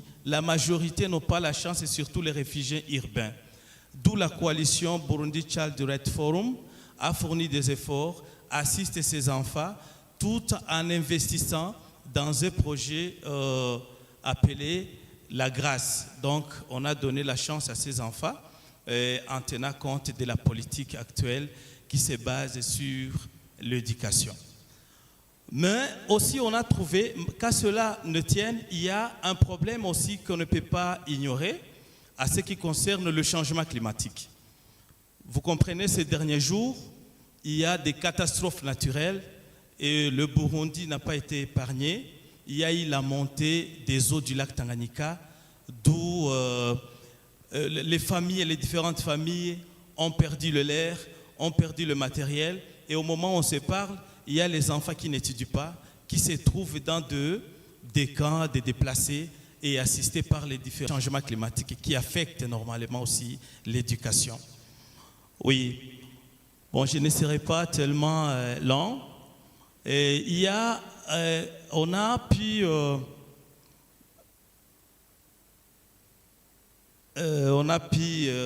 soulever les différentes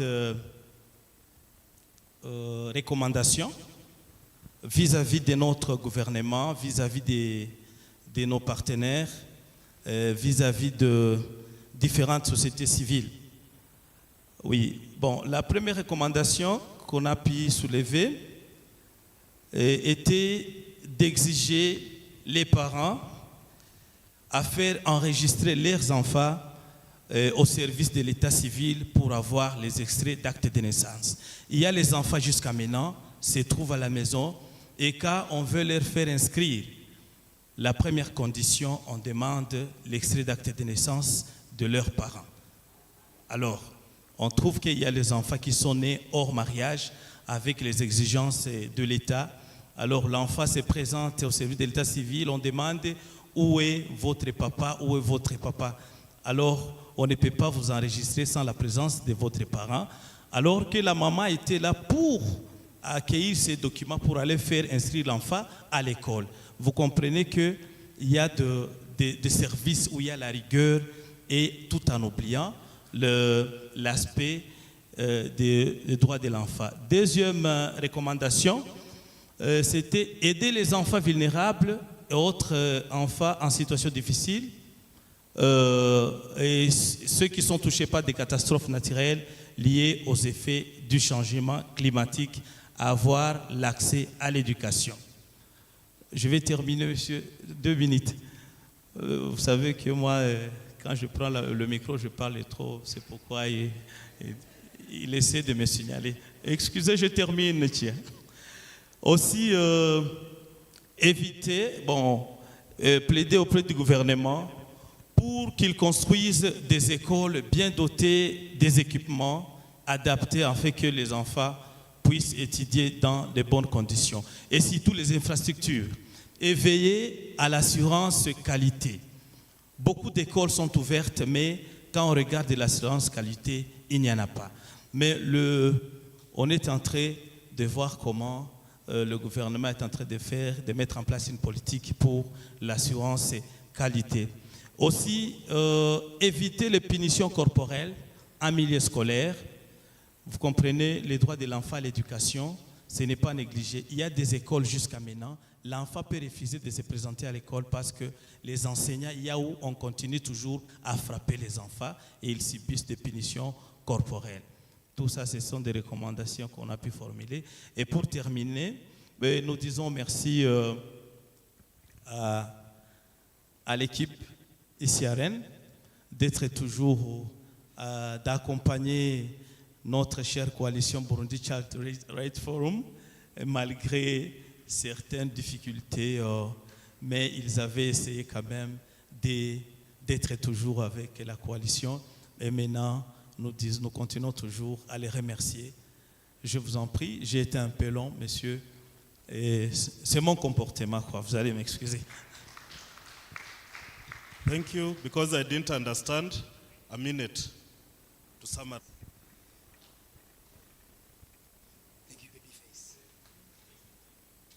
Thank you very much. I think I will not have to be long. I will have to just to take 1 minute to summarize what my colleague Babyface has said in French, and I have seen that many people here do not really follow in French. Let me just summarize. He started by saying that the government of Burundi has done something, has really made an effort in the education, where there was a slogan saying, all to school, all to school.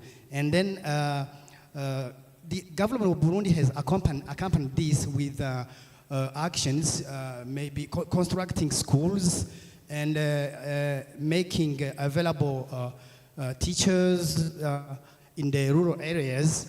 And this was really something which was good. But still, there are some gaps which are there. There are some challenges which is still in education sector.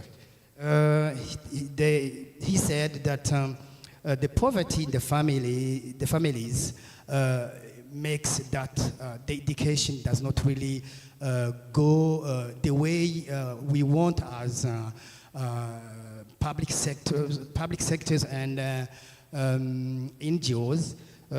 He said also that there are some things that have been made on BCRF, that BCRF has supported the government, accompanied the government to create a school. It's called the school Gracia, which has contributed a lot with the children refugees coming from DRC, very near. Then they are coming, they cannot go to school, so that school has helped. And he said also that the climatic change is also making the education to be not as the way we want it to be, that many children are displaced, and you find that they are not having means, they are not having, the families are not having means to feed, first of all, the children, and to send the children to school. And then that's why we have now a rate of people, children who are not, who have not gone to school because of those different problematic situations. Now to sum up, he said that there are some recommendations that they have, that BCRF has given to the government, just to tell to the government that parents should enroll, all the children should get enrolled in the municipality so that they should be recognized as children, because he mentioned that when you are not enrolled in the municipality, in the country, it means there is there is a right that you don't have. So in this regard, the government has really done something which is good. Now many children have been enrolled, and we can say, even though it's not, they are not all, but we can say that it's really positive with regard to this aspect. Summarily, that's what he has been able to say, even though I did not say all, but summarily, this is what he said. Thank you. Thank you so much, Dr. Juvenile. There is a way we deal with Burundi, both languages. So when someone decides to harass me in French, I'll have someone to save me. So thank you, Babyface, and Comrade Juvenile for the submission. We are going to our host, Coalition Umwana Kuisonga, to make their submission. Kindly come and take... In health, in social protection, but today, because we are discussing on education, we have chosen one who can explore more and also who can share more, because they have education in our program from the early child development, and they have also the primary school, and I think they are planning to have also the secondary school, and it's better that they should share what we can share as the coalition. I give the floor to Mr. Benjamin, who has more. Thank you so much, and what a joy to be here to make, hopefully, a quick presentation about early childhood development, representing Coalition Umwana Kuisonga. I will, and we are excited about the theme of the year, education. But we chose to not disregard the statistics. There are lots of statistics about school dropouts, about enrollment, about the infrastructure challenges, all the challenges that people have talked about. They are almost synonymous to what is happening here in Rwanda. Rwanda is not unique. But as a country, we wanted to focus on the foundations, the early childhood development. And those from the Christian background say when the foundation is rotten or when the foundation is weak, whatever you do up there, there is a challenge. And so I'm going to make a quick presentation about this whole concept of early childhood development in Rwanda. And we will align it to its influence in the general education of the nation. I won't say much about the foundations of ECDs in Rwanda because there are so many studies that have been done about that. But as the online presenter said, the early years of a child's development are critical. They can never be underestimated. Actually, if you want to miss an adult, miss it from here. You know, if you really want to miss the product, the final product, this is where you can miss it. And the Rwandan government, in its wisdom, they quickly realized it. We are grateful to NCDA as we speak. Right now, they are crisscrossing the country with the 100 days. That is from conception, so you count 100 days, and that is a child below 3 years, right? 2 years.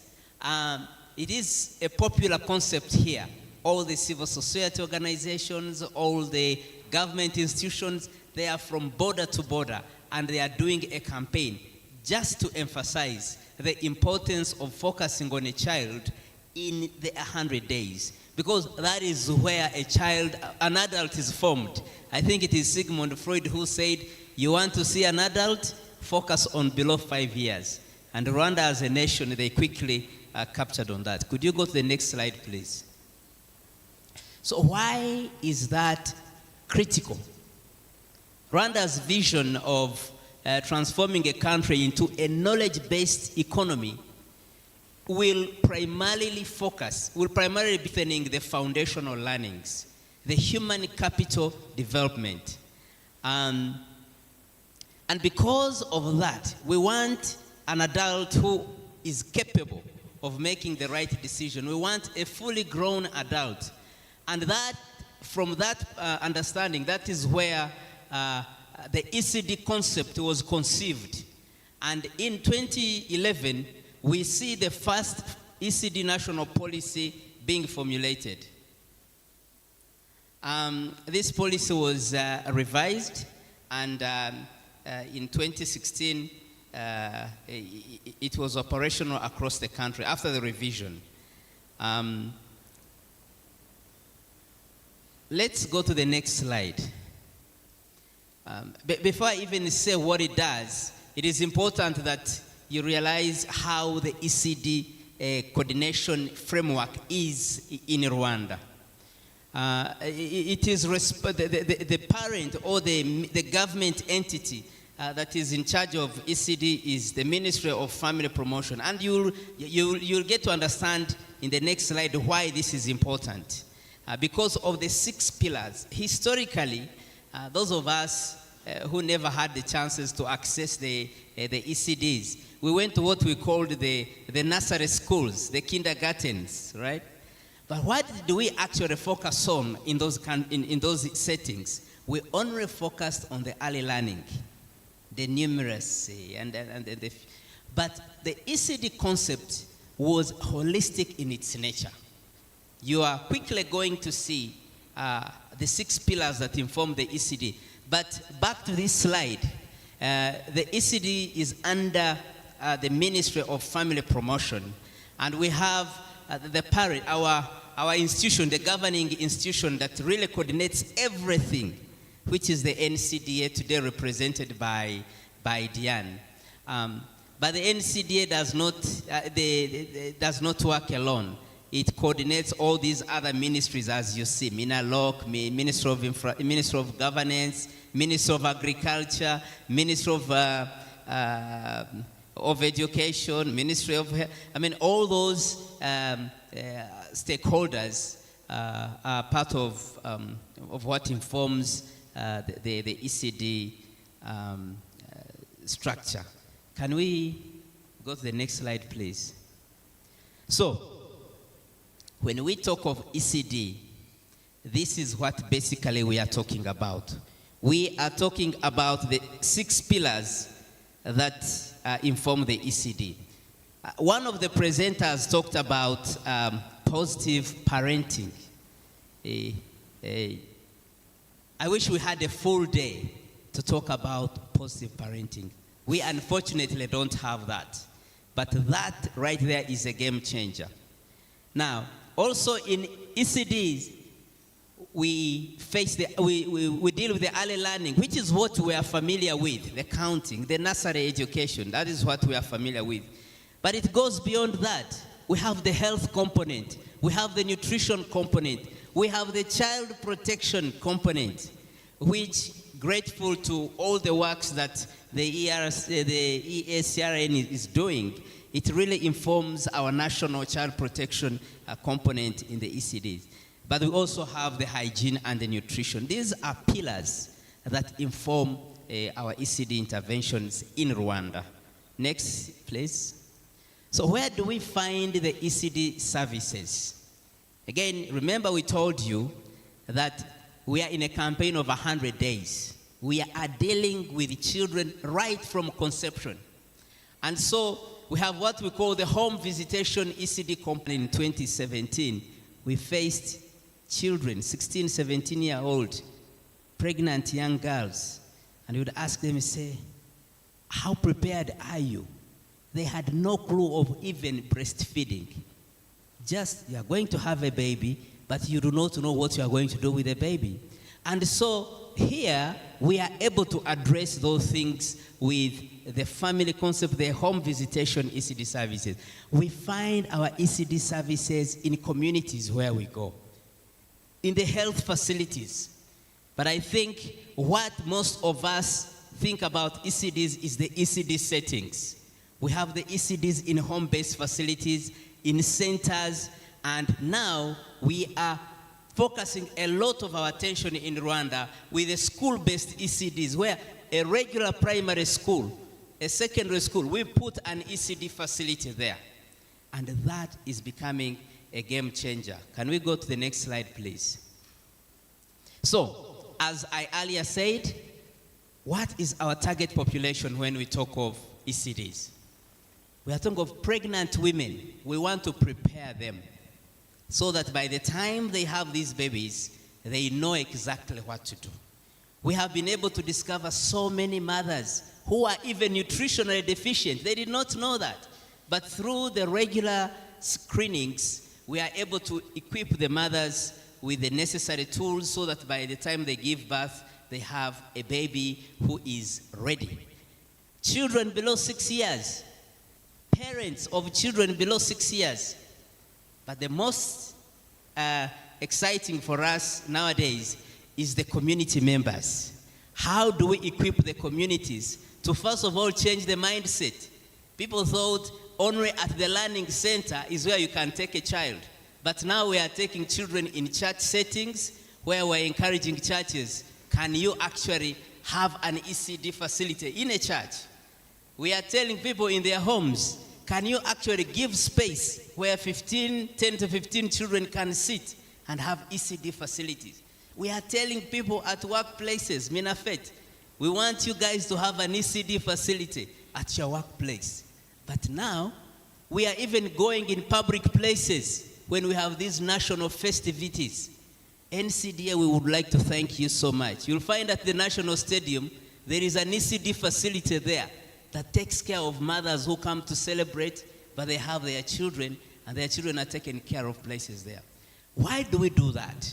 We want to minimize room for error. We want to make sure that every child has an opportunity to receive a holistic development. But the other thing we are really doing is educating our leaders. All these ECD facilities are in the communities. But when a leader has no idea what an ECD is, they are not going to support it. So we are investing a lot of time educating and equipping community leaders so that they can own these initiatives. Can you move on, please? Next slide. So I think Diane had talked about the numbers, the statistics. This is what is going on. But I would like you to focus on the home-based ECDs. Home-based ECDs. This is a strange concept to so many people. As I told you, I visited Sudan. They don't even understand. I hope I'm not demeaning them. It is an idea that the churches to co-opt, train a few people, and let them take care of these children. So that concept, in Rwanda, as you can see, it has the most number of children. In other words, the communities are owning this initiative. We again want to thank NCDA. In their wisdom, they have said, this is where the numbers are. So now they are equipping communities. They are equipping volunteers. They have even put incentive initiatives to make sure that this critical population, even in its imperfections, it is saving children. You know, children are not things you are going to plan for 20 years. No. It is like an emergency. You have to do it now. If you blink, you miss them. So NCDA, once again, we really want to appreciate what you are doing. Can you move on, please? So, we have so many success stories. Again, I wish we had a day to even go and collect all these success stories from the different regions. But look at the access of ECDs. In 2017, we were at 17%. Today, we are at 80%. Again, we don't have the time to go, how did this happen? The other component that we mentioned in the pillars of ECD is nutrition.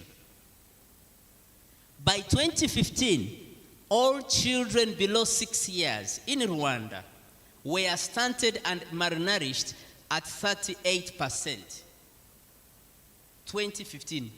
By 2020, we have what we call the demographic health survey, which happens every 5 years. By 2020, we were at 33.5%. We have started another DHS study. We hope that will be below 20. Okay? We will share with you the results. We have the executive secretary here. If he reminds us next year, we will share with them the results. Okay? So, look at this. Imagine, let's just pause and imagine 20 years from now, you are leading a country that has 40% of the adults who are stunted. Because stuntedness affects you for your lifetime. If you are stunted, it affects you for your lifetime. So imagine the kids who are 5 years, in 20 years, they'll be 25, and they are stunted. They will never achieve their full potential of growth, mentally and physically, and you are their leader. Can you imagine? But guess what? Even among the leaders, some of those children will come from there. So you have a stunted person leading you. That is how critical, our president, that is how critical this is. So the issue of fighting malnutrition is on everybody's heart here in Rwanda. Village to village, community to community. We are ranked every year to see the efforts being done. In order to achieve that, we have adopted a policy of every village to have at least 3 ECD settings. And we have also put in place what we call the ECD minimum standards. Again, I'll keep mentioning NCDA. They championed these studies. We have developed so many tools that I hope that our partners from the different parts of the country, of the world, or of Africa, will share them. These are amazing tools. The ECD policies, the parenting guides, so many. The child protection case management. We have developed so many tools that we hope you would use, maybe in your researches or replicate in your countries. Can we move on, please? So what are our priorities? One of our priorities is to reduce stunting from 33% to 15% by 2029. I think Diane talked of NST2, NST1, NST2. This is one of the goals of NST2. The other thing, right now we told you that our access is at 80%. ECD access is at 80%. But our goal is to have it to 95%. That is a very, one would say, aggressive goal, but we have no doubt that we'll get there. But then the other thing that we want to do is to enhance the quality of these ECD services. It's one thing to celebrate that we are at 80% access rate, but it's another thing to ask ourselves, what do we do? What is the quality of the services that are offered there?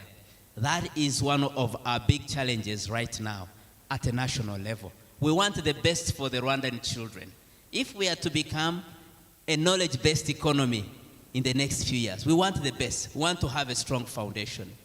And this will be achieved by, again, engaging the health, the education, the local governance, so that ultimately there is no child left behind. Next. I want to end here. I know there is so much that I would have added on, but I want to end by emphasizing one of the key issues that these ECDs are doing. They are preparing children for the primary school. School readiness, so we call it in our ECD language, school readiness. They want to make sure that a child who finishes ECD and goes to elementary school we have the child scorecard that measures all this, that makes sure that our child is ready to be competitive at primary school, but guess what? To also be competitive at the global rate. This can be done in Rwanda, and I'm sure it can be done in the rest of these countries that are represented here. Thank you so much.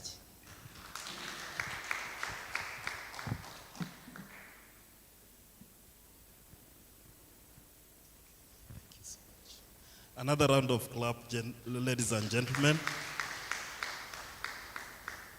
You and comrade, you didn't tell us what it meant by your end quote, but I'll tell you.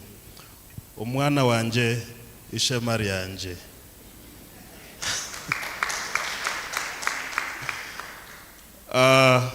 That was so powerful, comrade, and I think, yeah, we need.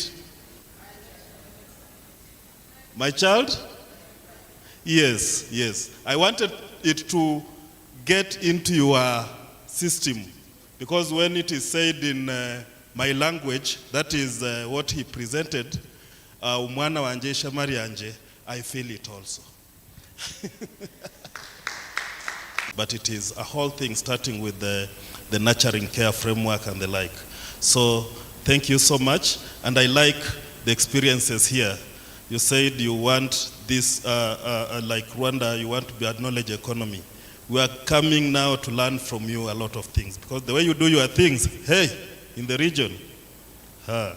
I've liked having the centers in the villages, at village level. That is good lesson that I think the rest of the region should learn from, and how you are doing it also, because it needs deliberate efforts to have that realized. So much appreciated for the work you are doing in the country, and also the national government institutions and leadership for committing to this process, committing to the child. There's a Swahili saying which goes like, ukitaka kuruka, agana na nyonga.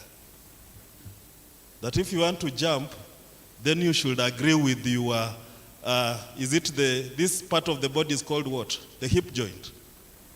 You have to agree with it. And you know, if you want to go far, if you want to prepare for your country, you have actually to get hold and prepare the children for, because they are not nowadays tomorrow's leaders, they are today's leaders, because they influence a lot.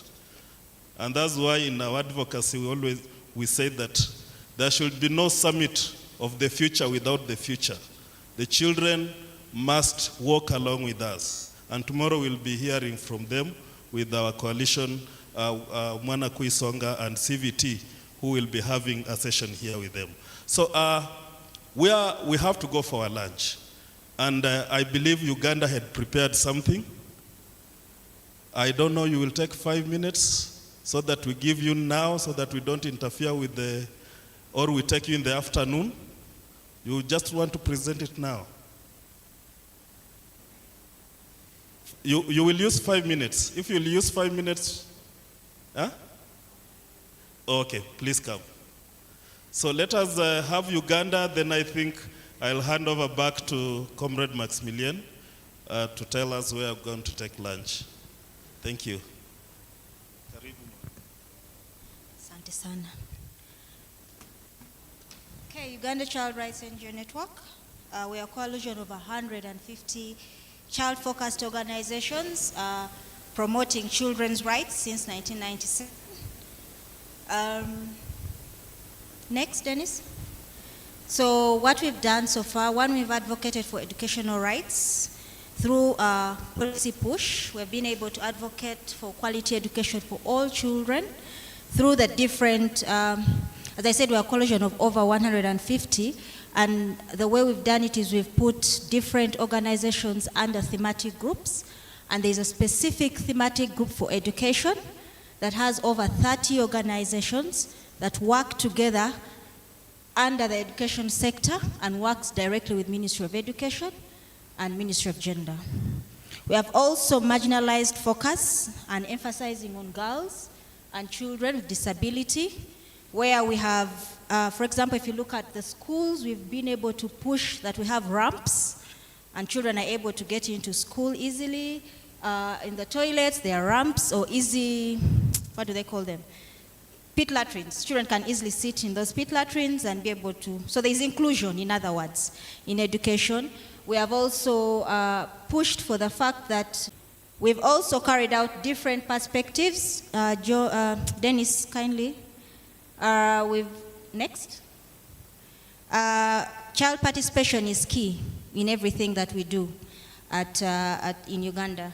And one of the things we've done is we've carried out children's camps. Since 2023, we've had children's camps. We have organized, for example, we've organized mock parliamentary debates on education, on budgeting. Recently, we had child-focused budgeting where we brought the MPs, members of parliament, to the children.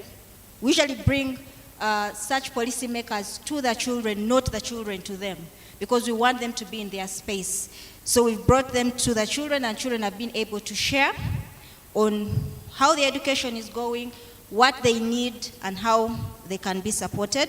We have also engaged over 115 children from various regions of Uganda on child participation in different aspects. Day of the African Child, International Day of the Girl Child, where children have been able to actually talk about what is hurting them. Many times when we bring children before to celebrate big days, they actually entertain you instead of them actually having that conversation with you. And that is what we have been able to do. We have also empowered children with advocacy skills, where we've had children being able to go and speak for themselves. We know very well in Africa, the child does not speak in front of adults, right? They don't talk to the adults. But we've built the capacity of children to be able to share respectfully, and also for the adults to be able to understand that the children are able to communicate easily with them, but within their spaces. And we have also been able to encourage children to have direct engagement with different policymakers. And I think I talked about it around participation and around the camps. Next, monitoring and reporting. Sorry, I'm trying to keep the 5 minutes as promised.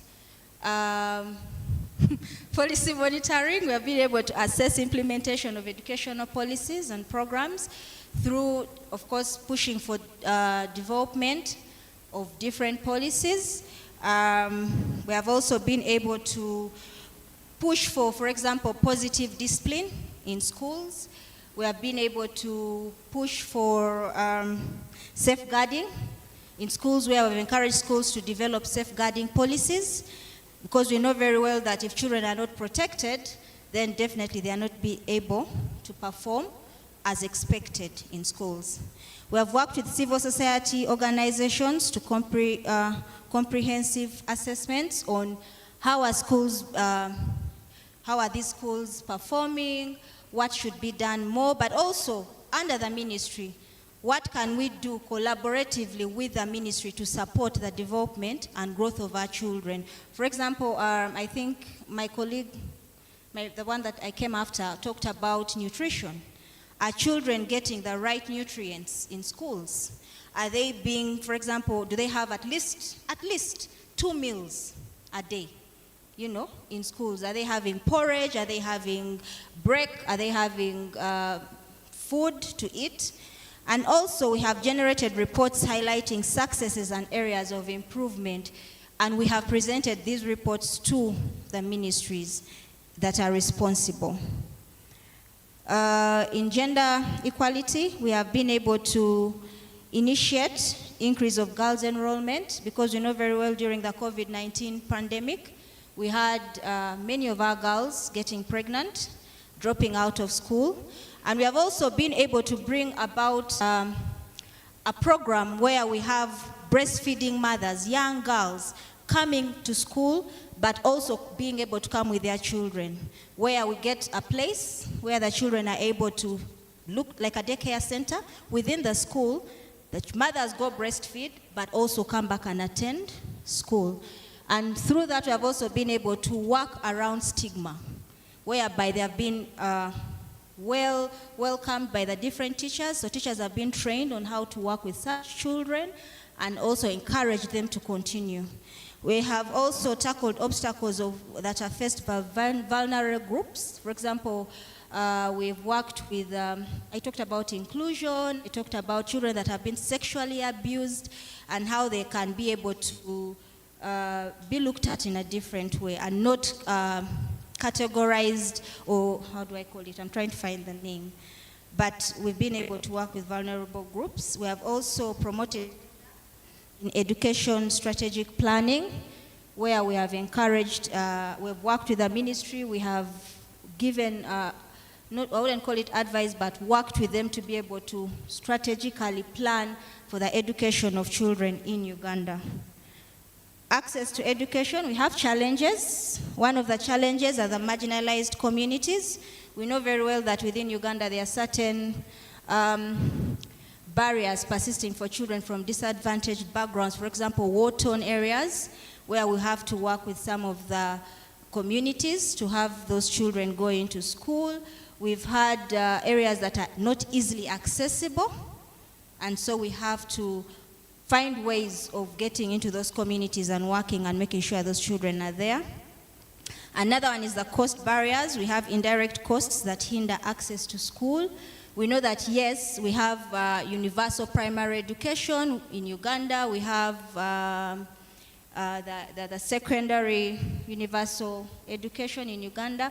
But of course, not everything is catered for. So you'll find that there are situations where parents have to provide and they don't have those means in how to provide for that.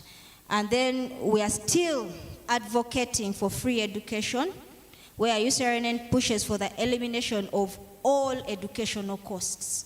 Can the government take on that responsibility and be able to look after and pay for school fees, pay scholastic materials, provide food for children within the different sectors or the different regions in Uganda? For quality education, one, we are advocating for improved educational material, child-friendly. For example, if I would ask a question, are all your policies child-friendly? If you gave a child a policy today, do you think they would be able to relate with that policy? So that is something we are pushing for. How can we make some of these policies child-friendly so that children are able to relate? For example, the Children's Act in Uganda. We're making it child-friendly so that children are able to understand it and be able to participate also in that development. Learning conditions, we are pushing for better school infrastructure and environments. I think either Ben or someone talked about some of the children still studying under trees. So how can we push for that to make sure that all children are getting the better school infrastructure and environments? And we are still pushing for enhancement of universal primary education and universal secondary education, which is of quality. We have it, but we need it of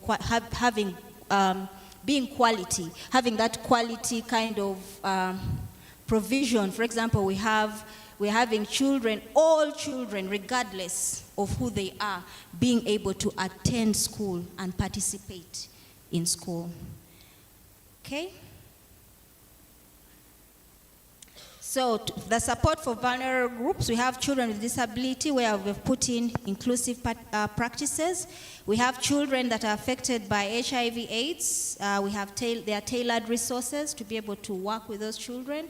And then we have all vulnerable children having adequate access to education. And is this last? No. Second last. Ben, I hope I'm on time. I know it's lunchtime. I don't want to get into your Eacrn's ongoing initiatives. One, we're empowering local communities in education initiatives. So we're encouraging all communities to embrace education. and to be able to get all their children involved. We are also continuing to advocate for child-friendly educational policies. As I said, many of our policies are not child-friendly. And lastly, we are promoting integration of technology in our learning. We know that when we had COVID-19, for Uganda, we were closed for 2 years. Our children had to find ways of being able to continue studying. And one of the things that we had to improvise was the use of technology, basically. So what's our future vision as UCRNN? One, we are striving for education without discrimination. Every child has a right to an education, regardless of who or what or who they are. Gender, color, religion, anything. Quality assurance, continuous improvement in our educational standards. We shall continue working with our different ministries in Uganda to push for continued improvement in our educational standards for all children. And lastly, we are going to foster active participation in shaping their future, where we are going to have all children understand what child participation is, be part of it, and usually I don't just call it child participation, we call it meaningful child participation. Thank you.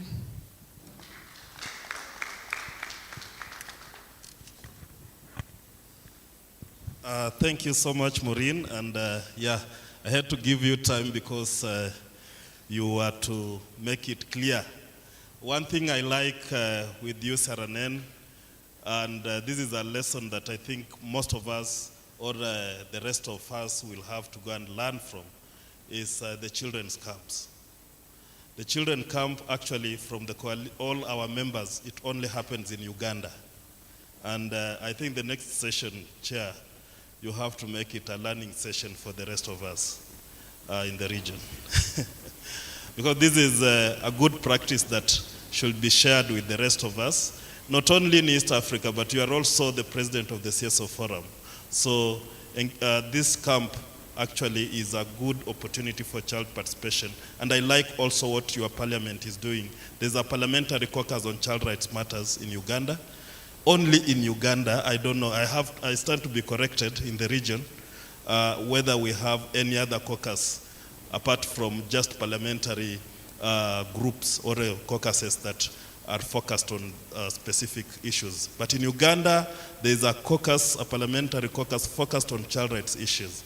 And UCRNN played a key role in that. So there are very good lessons during this reflection that, you know, you can borrow, live, and that was the purpose of this session.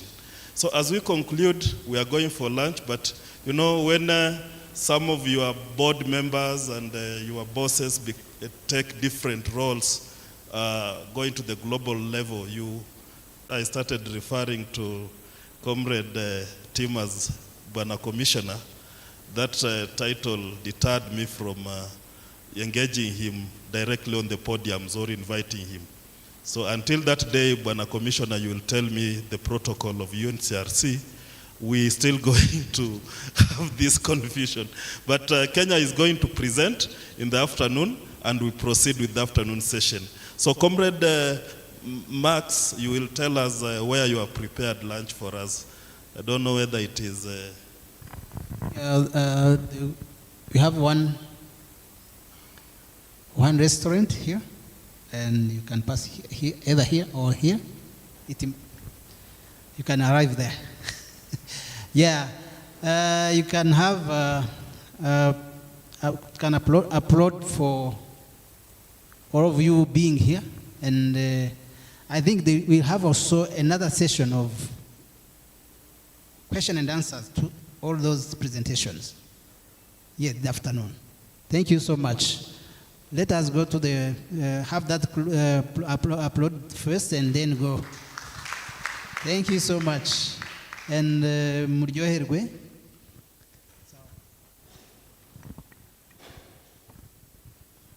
Muryoherwe is enjoy your lunch. Muryoherwe is bon appetit. Thank you.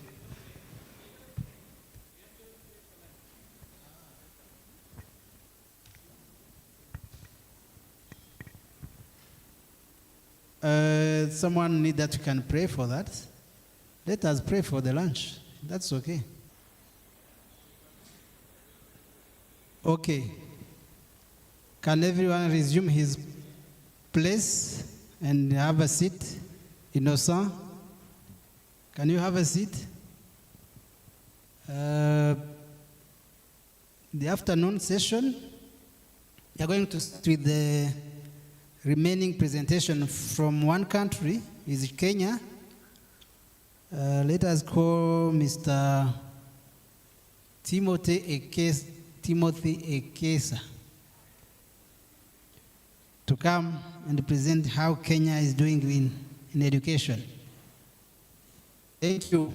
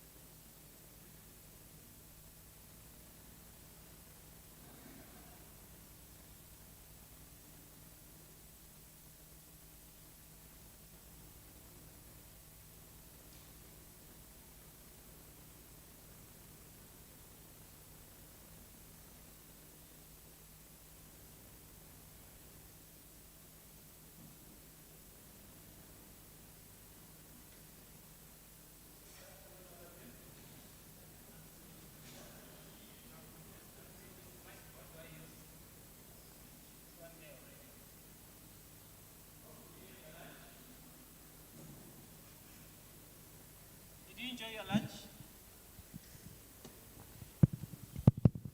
Did you enjoy your lunch?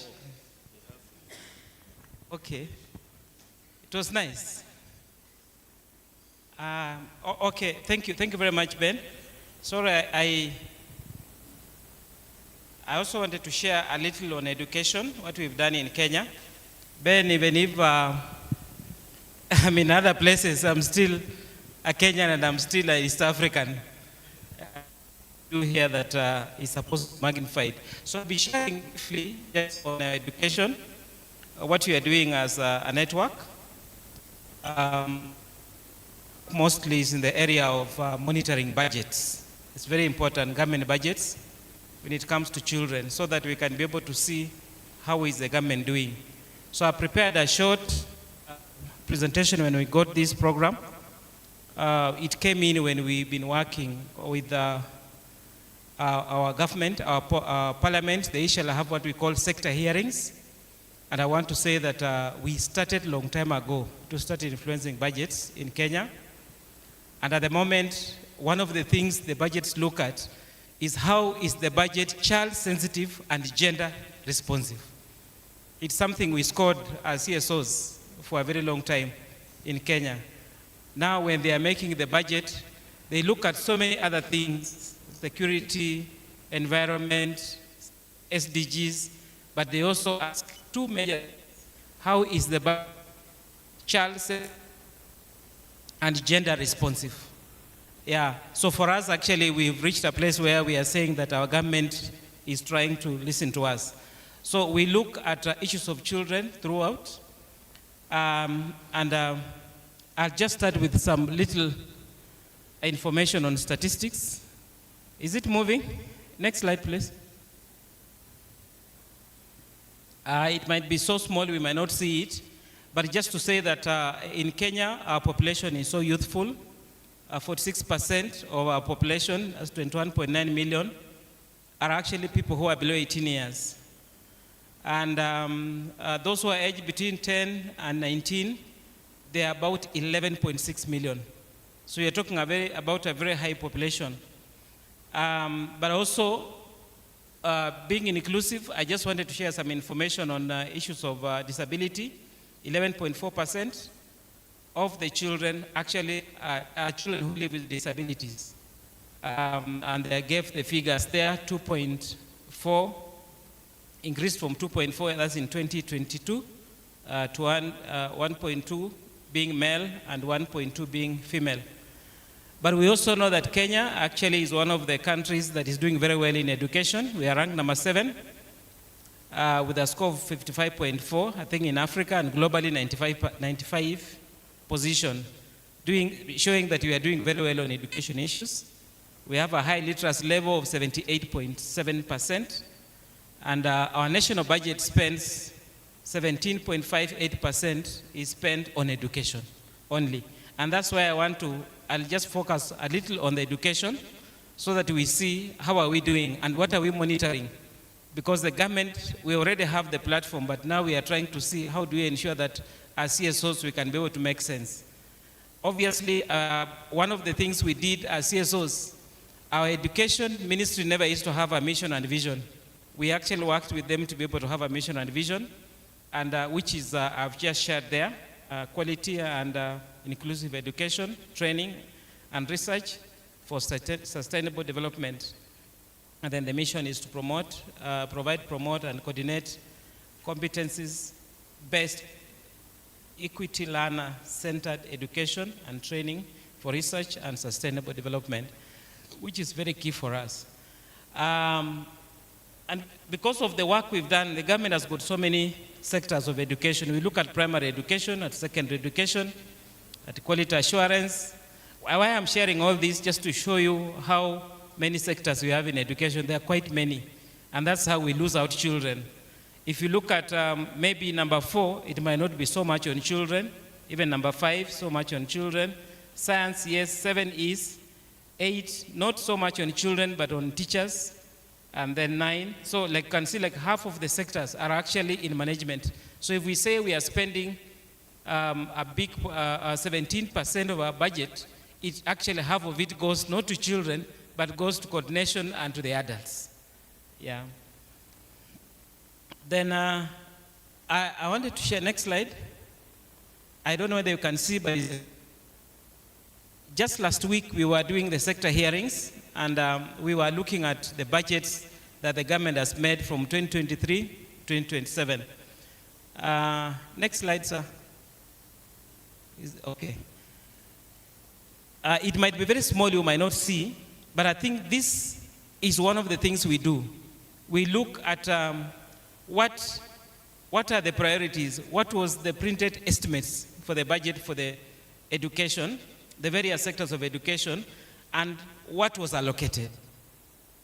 And I think that's where NGOs come in. And when we were last week, actually on Thursday, we were asking them that, why do you set such a big amount that you want to share, you want to give to the ministry, and give them so little? If you look at some of them, the budget, there's 2024 budget, 25, 26. If you compare it to the required amount and then to the allocated amount, there's a lot of discrepancy. And that's where we come in.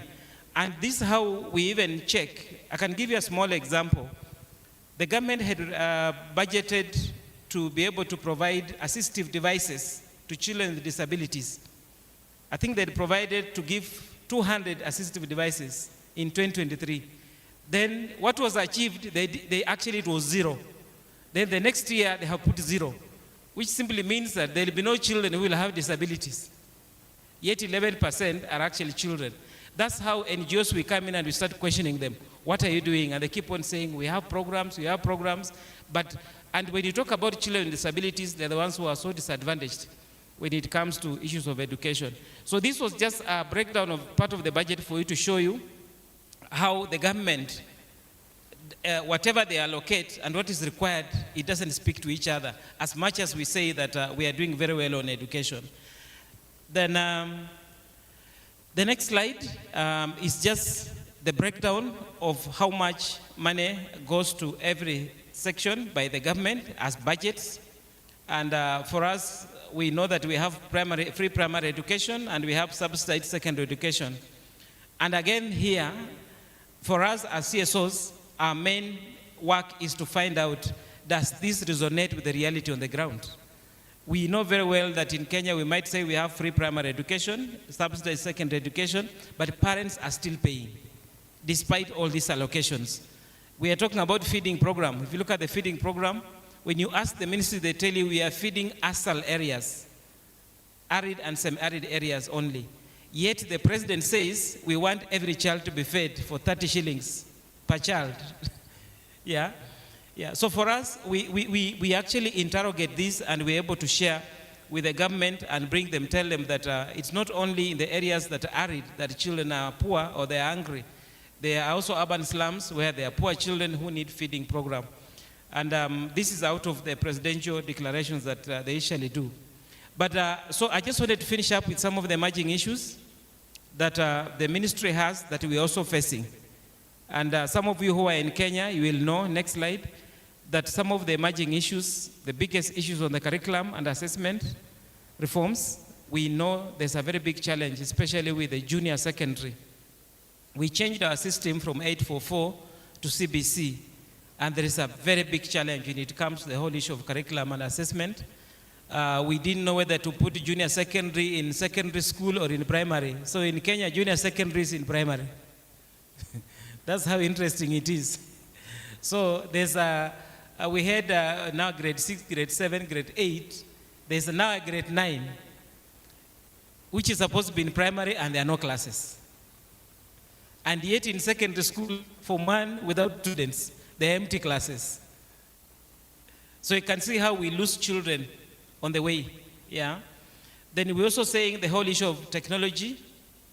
The CBC system is so technology based.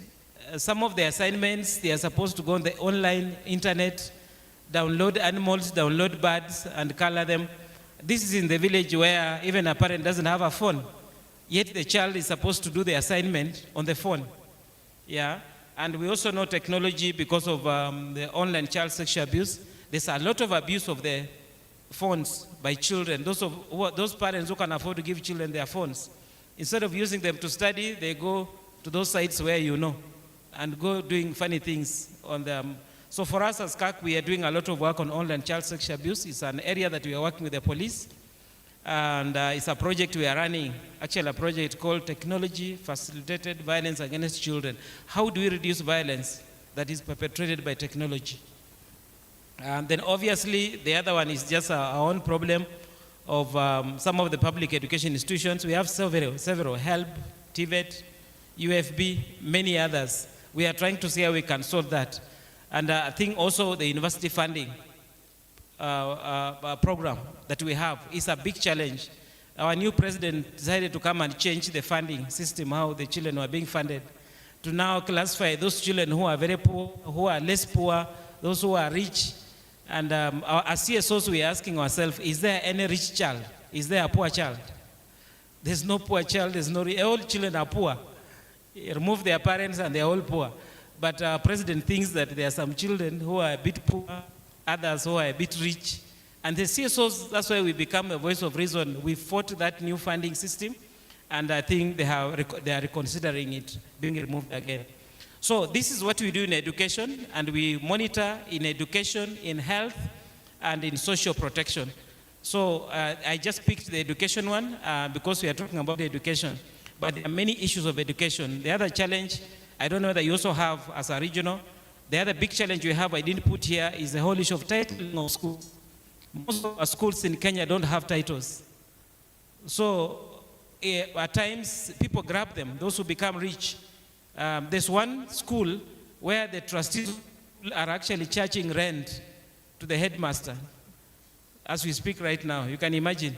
You are renting your own school where the children are.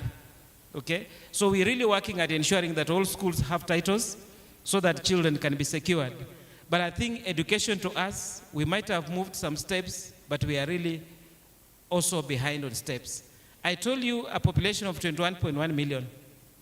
And if you look right now, there are 10.6 million children who are in school. And the under 5, there are 5.7 million. If you add up that, what do you get? 10 plus 5 is? Those of you who did mathematics. What is 10.1 plus 5.7? Huh? 15.8. Okay? And I told you 5.7 are the under 5s, those who are not in school. So you can imagine, and if you have a population of 21 million, so how many children are out of school in Kenya? 9 million. But we never talk about it. We think every child is in school. We used to have there 4 million children out of school. But if you do that simple mathematics, there are 21.6 million children. 5.7 are below 5. They are not going to school. So you remain with 16 point some. Only 10 million are in school. So you see the kind of thing we are talking about. So we might have done so well, but we are losing so many children. And those who are falling out of school, who are being pushed by the system, there are also so many. And that's why we think that if the government can budget for children well, then even as CSOs, we can only supplement some of the work they are doing. But I really I thank you so much for what you shared about ECD. Is an area that we are also concerned with. And I know it is, if you look at the first general comment of the UN General Assembly, UNCRC is actually on aims of education. Then we also have a whole general comment on early childhood education. And again, there's a group pushing us, new members of the committee, to pass another amendment for the under 3 children. It's a big movement that we are having, that we are talking about. Already they have reached out to me and my colleague from Zambia that we support them, they pass this general comment. So there is a lot of education. And I think the many things we have here, they can help us to be able to shape our education for this region. So thank you very much, and God bless you.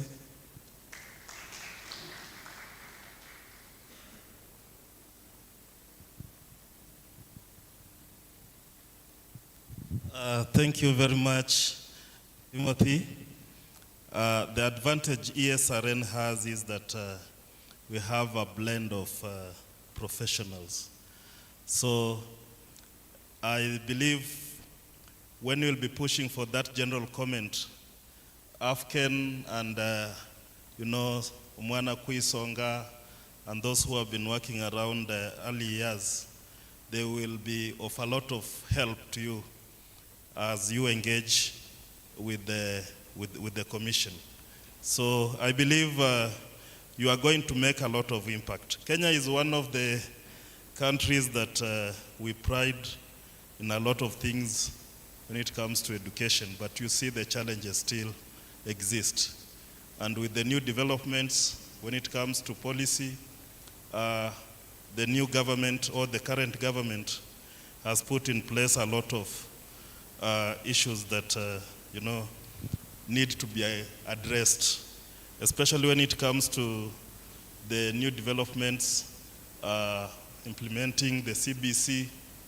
It has been like a nightmare, and I agree with you that CSOs should be consulted widely.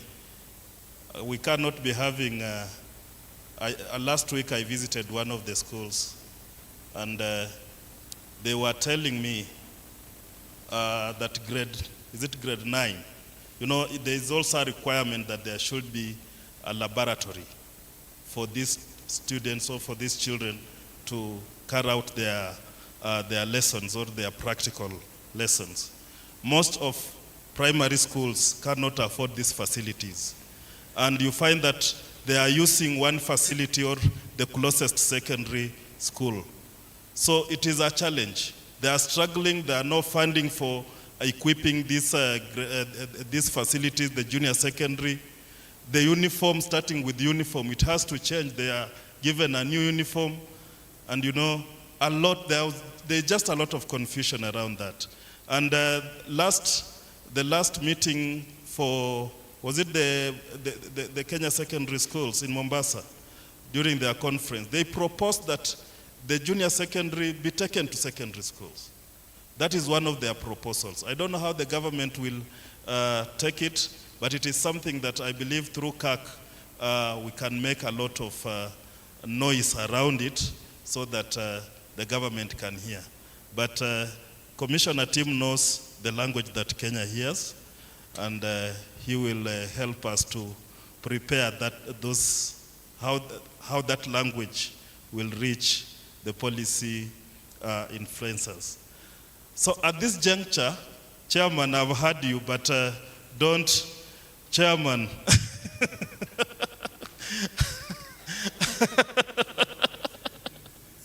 No, Chairman, please, we have heard you. We have heard you.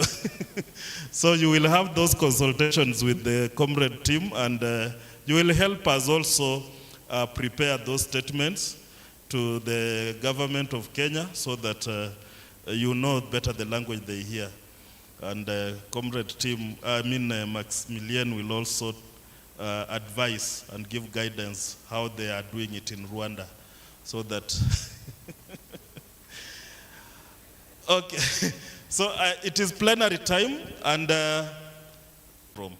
but she's going to take us through the Safe Schools Declaration after the plenary session. So please, plenary, if you have noted down, I start with the chair. Thank you very much, Ben. And also a big thank you to all those that presented. I want to request that we all appreciate them once again with a hand clap. Thank you for sharing with us about your countries. I'm particularly impressed with South Sudan, knowing where they have come from and them being our youngest country in Africa. I think for them to come up to the stage where they are in terms of budget advocacy, I think, Ben, that is also another plus because we had a capacity building on shrinking civil society space and how we should be able to engage as a network. So seeing that was beautiful, that they're able to have meaningful engagement. Benjamin, he's not here, but you're there, no. I mentioned, Ben, that Rwanda cheated. They brought the experts to present, and the rest of us did not bring our experts. I just wanted to know that Rwanda cheated on that one. But it was a very, very, very good and worthwhile presentation to listen to. I think for us as a regional network, I think this is an agenda that we can push, especially knowing that even at the ESC, the conversations around early childhood development is ongoing right now. And so I think this is something we can front, Ben. My suggestion is this is something we can front and see how we take lead as Eacrn with conversations at different country levels that feed into what the East Africa community is doing around that. Because if we have that, then it gives a clear standard for the whole of East Africa community, what ECD means for us. And that is quite encouraging. I also noted from his conversation, something that is important for the rest of us, the NCDA, their cooperation with NCDA was continuous. We cannot work independent from government. The level of civil society trying to do work without collaborating and lobbying with their governments, where we remind ourselves, and I think Timothy said it, that we are only complimenting on what government should be doing. I think that was, I think for me, the clear thing that came out there was when government is working with you, you go miles and miles. You are able to achieve so much. So it would be interesting that even as we have conversations, we ask ourselves as member organizations, how much are we engaging with our governments? How much are we working with our governments so that we can be able to continue to promote and protect children? My question, and probably I had the conversation with him over lunch, but something I'm interested in knowing across all the states, member states, is what's the situation between the private school and the government schools? In Uganda, the private schools have overtaken the government schools. And this has made the cost of education very, very expensive.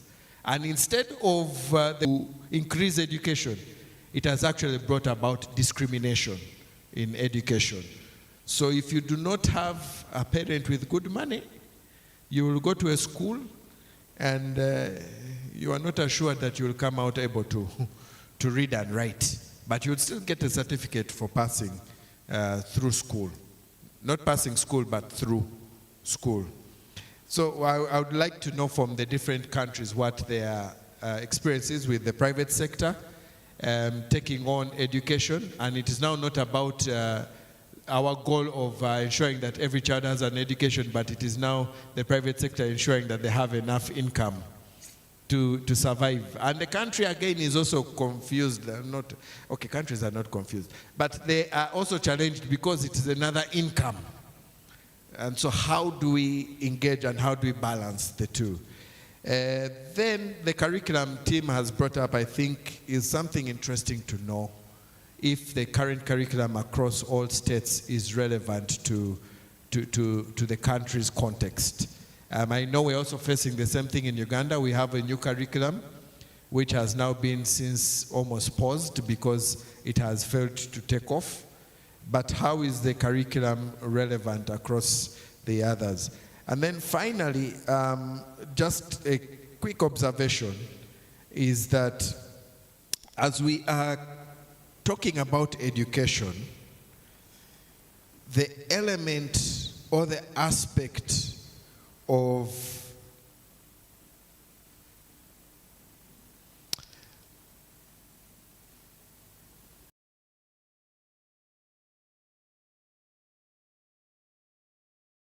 how much are we working as member states to ensure that our governments totally commit to ending any form of corporal punishment in schools, because it has been proven that corporal punishment is one of the deterrents. It's one of the things that make children not want to continue with school.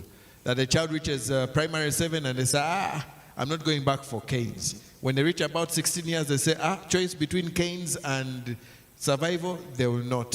Or choice between this struggle and this, the corporal punishment. How much commitment are we doing? And since that is also part of the conversation, even at the United Nations level, what are we doing to ensure that that element of corporal punishment? Thank you. We end the corporal punishment. Okay. Thank you so much, Chair. Any other way in? Because Chair has really asked a number of questions, but there are 3. Yeah, some are comments, yeah.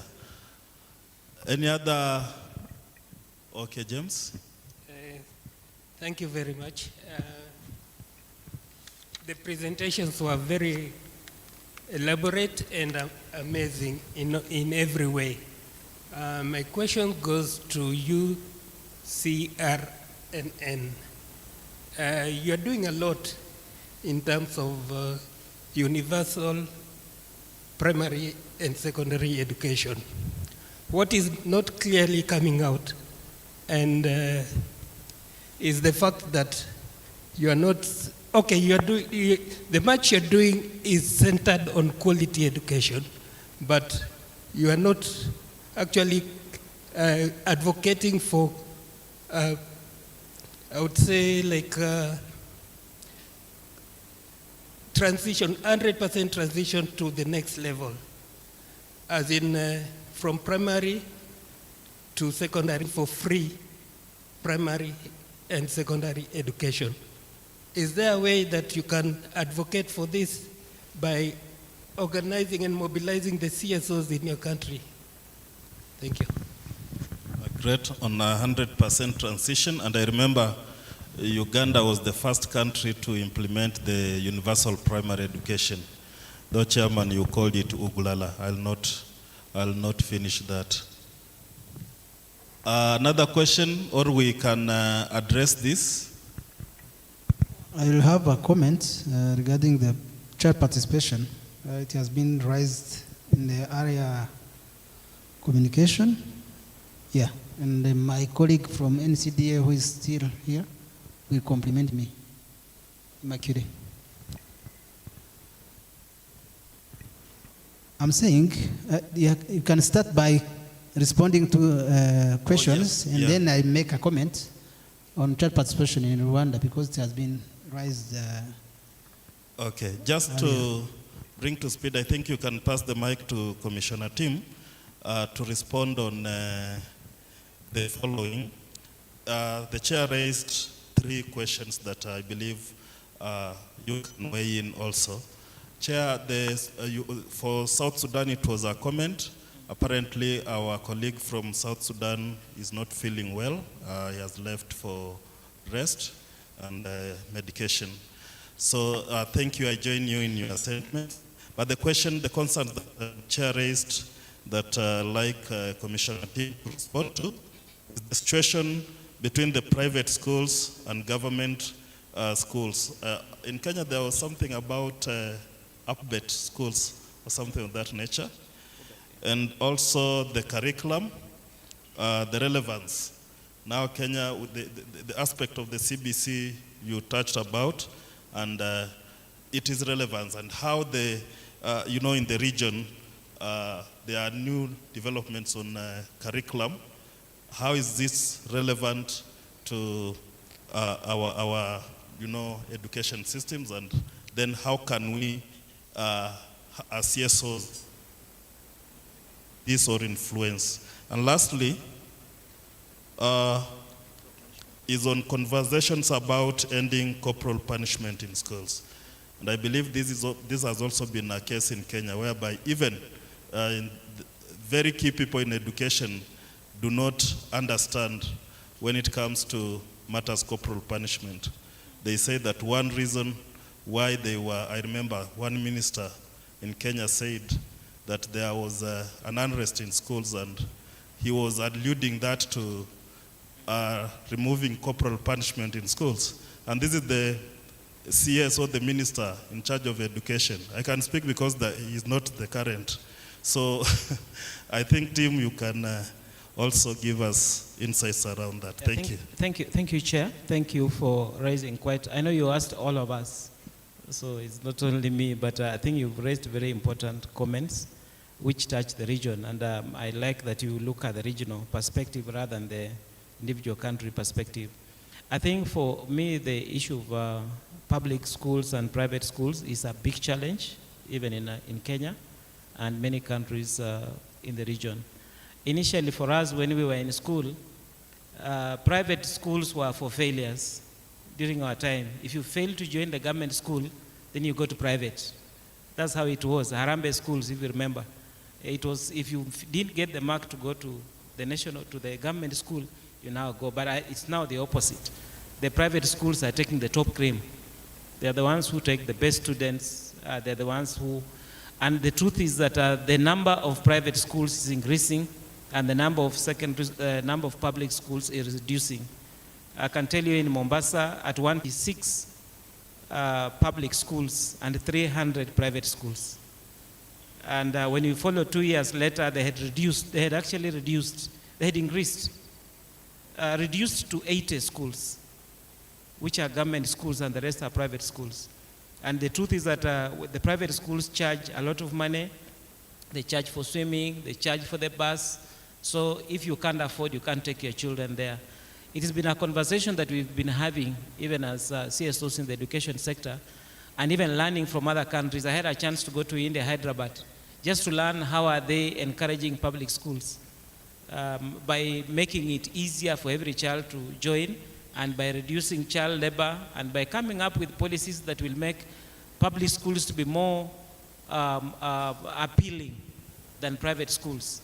And India has succeeded, but I think Africa, we need to go to Hyderabad and learn from them, because I went to one municipality called Shankapale, where literally people were pulling children out of private schools into government schools, because the government school was offering better education, they had better teachers, they had the best teachers, they had the best facilities, and as Ben said, mostly it's facilities. If you don't have facilities in public schools, children will not come there. And that's why we have this movement of being able to advocate and for pushing for investing in public education. Because if you do public education, it's for everybody, but private education is just for the few. So I'm hoping that all of us can push the same. And that's related to the curriculum. East African countries, we neighbor each other. When we introduce school fees in Kenya, all the children at the border go to Uganda. And when the Uganda also introduces, they all come to Kenya. It happens like that, same to Tanzania border. And I'm sure the other borders also. So if we have a curriculum that can be able to work for all of us, it will work. I know some people here, I think even Benny, I don't know Benny, you're not a beneficiary. Many of us in Kenya, we came to do education in Uganda and went to university in Kenya. Or we finished high school in Kenya and came to do university in Uganda or Tanzania because the curriculum was nearly the same. But when we changed it, it's now very difficult. 844, when you could come to Uganda, they ask you to repeat because you are not reached the Form 4 where the Uganda system is. So curriculum also, as much as we're also trying to get our East African to be one body, to be to have similarities, we've opened up borders. I think in the area of education, we've not done very well. I know monetary union is what is remaining, but I think when it comes to education, how can we also have an education that can help all of us? Because we can work in any of these countries without using our same papers instead of questioning the papers. So for me, I'm thinking that again, CSOs, let's work with the East African communities as they come up with their policies to really see how do we harmonize our education? How do we harmonize our curriculum so that they can make sense to all the children from ECD up to university? Then the question on corporal punishment, it's a big challenge again. Although in Kenya we've succeeded in some way, we managed to have policies, we managed to have guidelines, we managed to come up with alternatives to corporal punishment. There's a booklet which we even did as CAC, which the ministry is using to be able to see how do you discipline children in a different way without using corporal punishment. And again, the Ministry of Education did a survey. They did a baseline to find out what is the impact of corporal punishment. There are some children who are actually killed by teachers out of corporal punishment. There are some who are maimed, who are broken hands, broken legs. So Ben, I agree, if the minister says, were it not for corporal punishment, I'll be where I am, I simply tell people, were it not for corporal punishment, actually you'll be the president. It doesn't help you. So for me, it's an area that we need to see how we can put it together with child participation, with child rights. And I keep on saying, I've done this for many years, the people who should learn about child rights and child participation are the teachers and the parents, not even the children. Because once they understand how to deal with children, then they'll not start looking for a stick to help them. They keep on saying, when you see a snake and you run for a stick, it's because you are scared, you can't kill that snake. So for me, somebody who is actually thinking they need something else to help them raise a child, they're the ones who need help, not the child. Yeah? But I think the biggest challenge we're having right now, apart from arising from corporal punishment, Mr. Chair, is the whole issue of parents who have given up on their children. In Kenya, it's happening. I don't know the other regions. There are some parents who will just tell you, this is my daughter, my boy is 10 years, I have given up on her. I can't do anything. I can't advise her. I can't tell her to school. They just give up on their children. It's happening so much because some parents also, they are failing their parental responsibility. They think the children are clever than them, yet they gave birth to them. And I think that is the new challenge we're having right now, that many parents are giving up on their children.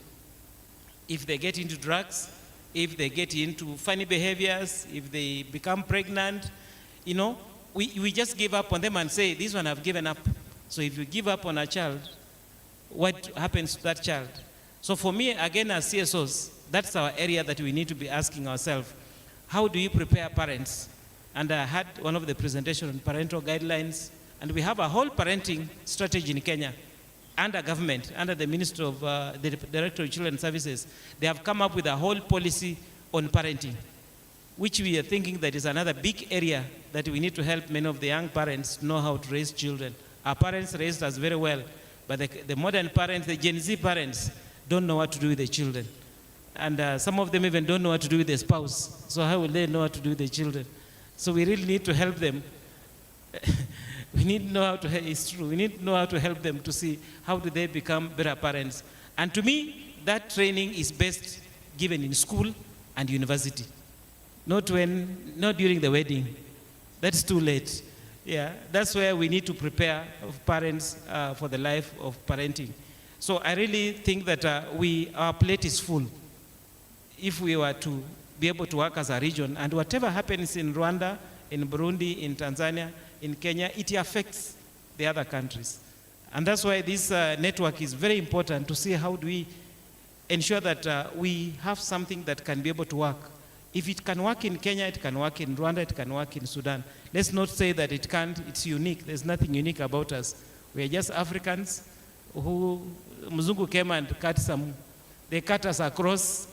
We speak the same language, we eat the same food. Yeah, we have the same challenges. Thank you.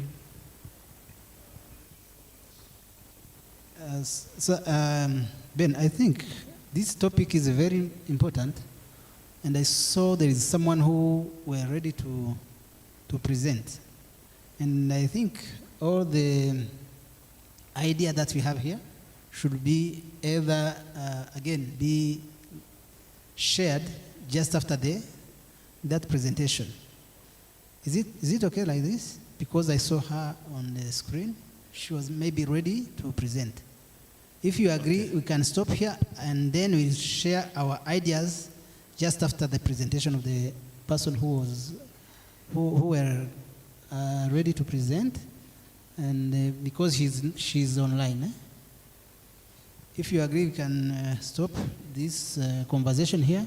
But I wish that we can also welcome our dear board member from Tanzania who came to arrive here, Mr. Ombeni.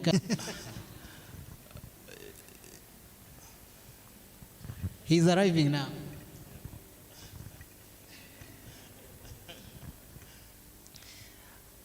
Is it evening or afternoon? Good afternoon, all of you. Yeah, it is nice to be here. Actually, I opted to stay behind because actually I'm putting on the way of traveling that I used to travel, not in the meeting anyway. And then I decided to just sit behind. I'm happy to be here. Nice to meet you again. Some of you are new, some of you are familiar to me, but I hope we'll interact. I should not interact much in the session. From Tanzania, my name Ombeni Kimaro. I'm the national coordinator there, but I'm also a member of the board of Eacrn. Thank you very much. Mwenyekiti. Thank you, Kaka Ombeni, and pole kwa safari. Kaka Ombeni is the Gen Z of our board.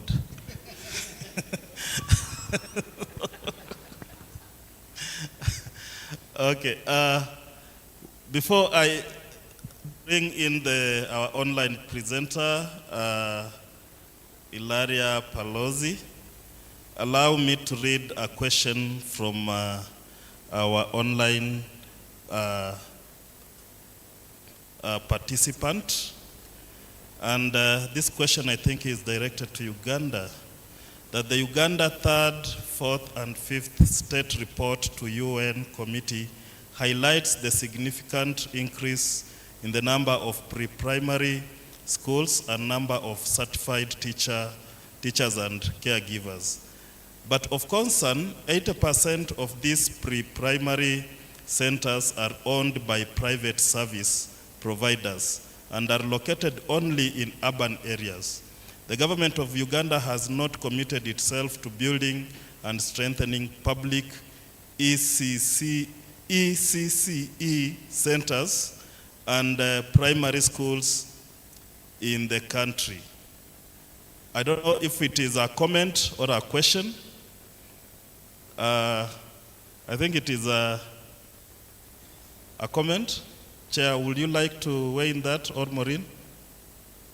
Sure. A mic, please.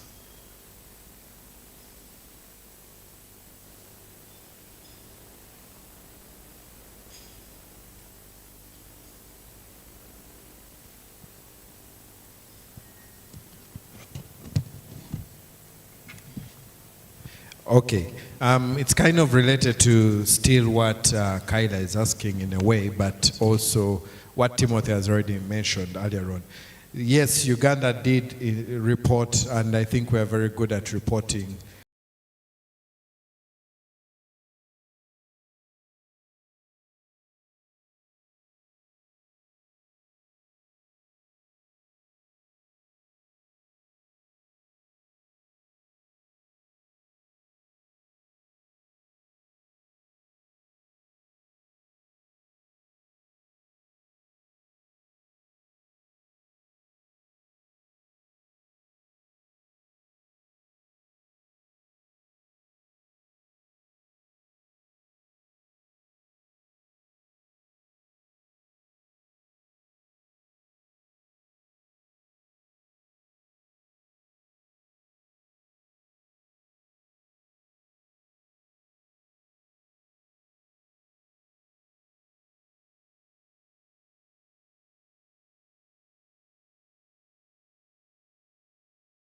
than government schools. And what happens is, even as much as we have teachers who are trained, majority of the teachers are running away from the government schools and going to the private schools. Why? Because the pay with the government schools is little compared to what they receive in the private schools.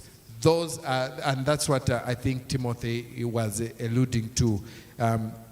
I like the way he commented, and I think for me, I've written it down here. What should we be advocating for? Investment into public education. Not just saying investment into education, but public education. So sometimes, and I think we are successful, we push as advocacy, but when we leave it open, the government does their bit, and they have qualified, but then they have not done what we're exactly talking about. And then to also, just Ben, if I can answer Kyla's question, we do have member organizations, about 30, 40 members of our organizations work around the issues of education. And currently it's being chaired by Fawe Uganda. The chair of that thematic group on education is Fawe Uganda. And they do have those conversations of retention of pupils and students, and the conversation with even Ministry of Education on how to increase and improve on that retention and all that.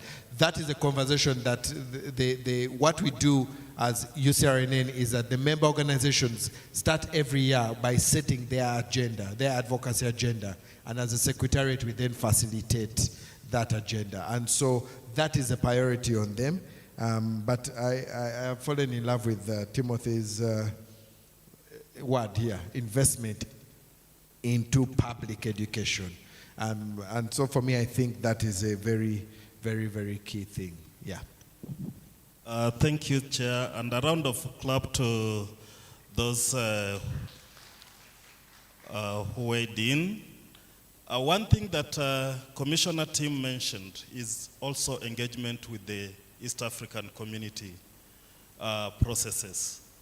And I want to announce that there is an ongoing process of engaging, and the children voices or child rights CSO's voices in the integration process has to be enhanced. There's an upcoming East African Community Secretary General's Forum in Nairobi. And this is a space that we also need to occupy and with this information, so that when they are making their policies, when they are advancing their courses, the child rights issues are captured so well. For those who will be able, kindly join this upcoming SG's forum. It is happening in Nairobi from 10th and 11th of December. And if you like to be part of the conversation or even make a submission there, I think we can have a conversation later and see whether we can push for the agenda or your paper to go through. But I don't know whether they will also be online like us here, virtual, both hybrid and physical, so that you can follow from wherever part of the region that you will be. At this juncture, allow me, ladies and gentlemen, to introduce Comrade Ilaria Paolazzi from the Global Coalition for Protection of Education from ATAC. She's going to make a presentation on Safe Schools Declaration. As you know, I mentioned that the AU year of education, can I say is ending or it is just starting? Because education cannot end. And matters education has a lot of conversation that has been going on. One of the conversations that we have had, even at the CSO forum, is on protecting schools. You know that when it comes to grave violence against children, one of it is attack on schools. And the Safe Schools Declaration presentation that Ilaria is going to make is going to focus on those areas on how to protect our schools, and also from attack, and also from her presentation, Ilaria, you will let us know how many of the East African countries have actually approved the Safe Schools Declaration. We have sneaked you virtually in Kigali, Rwanda, where we are seated without a visa, but you are legally here. You are allowed to make your submission to this East African, the 10th reflection. We are in Kigali, Rwanda, and you are also welcome to join us. After that, you don't leave, please. The team or the congregation here will be engaging you, wanting to raise some questions and concerns.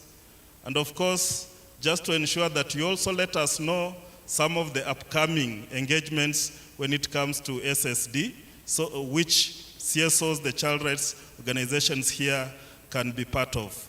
Just to mention that we are all Eastern Africa countries here. We have Madagascar in the room, we have Rwanda in the room, we have Kenya, we have Uganda, we have Tanzania, we have Burundi, we have South Sudan, we have Sudan joining online, and all the Eastern Africa countries, including Ethiopia, are here.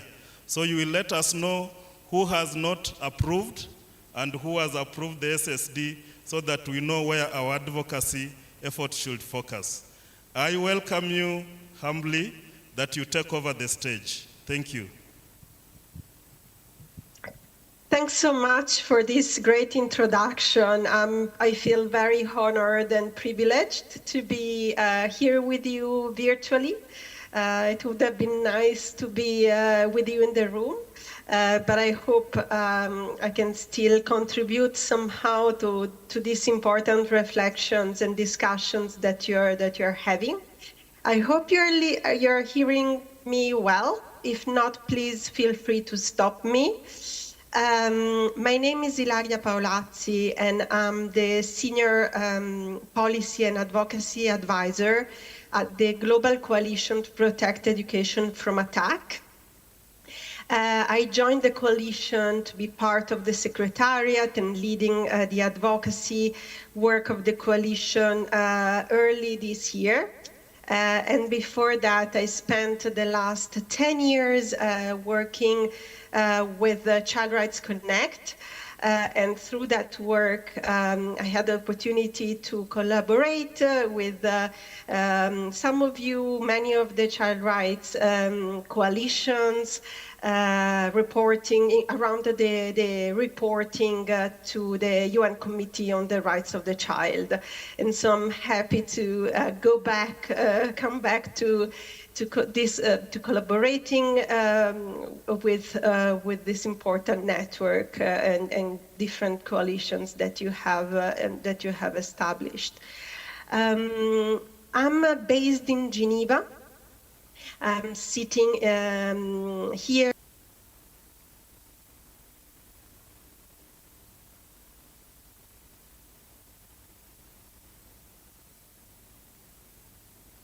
Representatives of the member states that we have here, as you well know. I'm here today to, indeed talk about the Safe Schools Declaration, give you a little bit more of an understanding as well what it can be done, what we could do.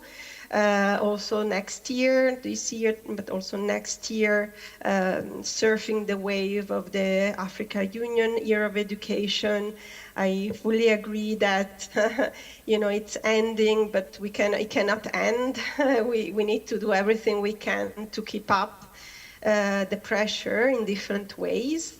So I'll start perhaps sharing my screen because I've prepared a little presentation to facilitate. Check if you can tell me or give me a sign if you are able to see. Wait 1 second. Here. Does it work? Do you see it?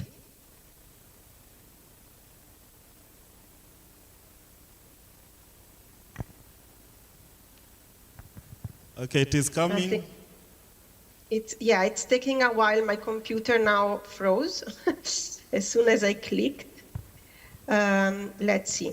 But in the meantime, I wanted to start to give just 2 words on the coalition, the Global Coalition to Protect Education from Attack, what we call GCPEA. It is an interagency coalition. We do have among the members UN agencies, here we are, I think now it's working.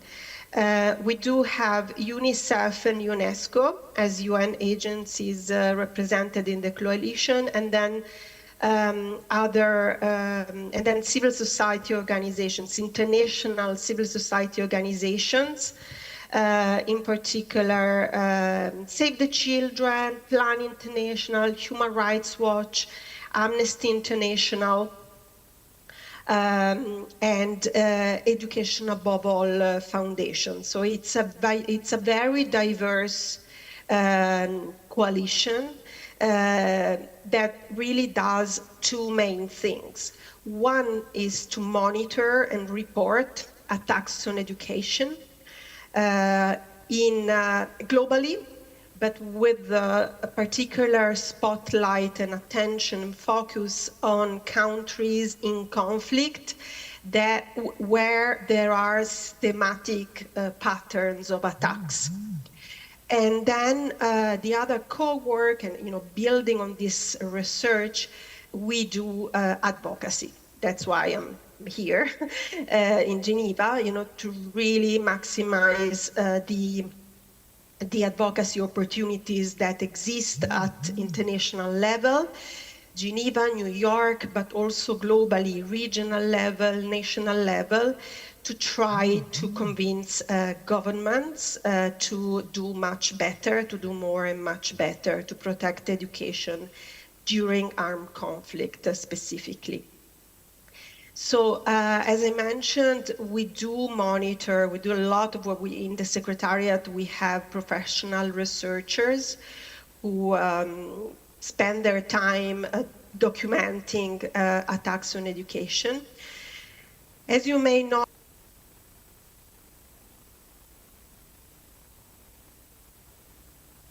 of attacks with its own definition, based on which we monitor and report attacks.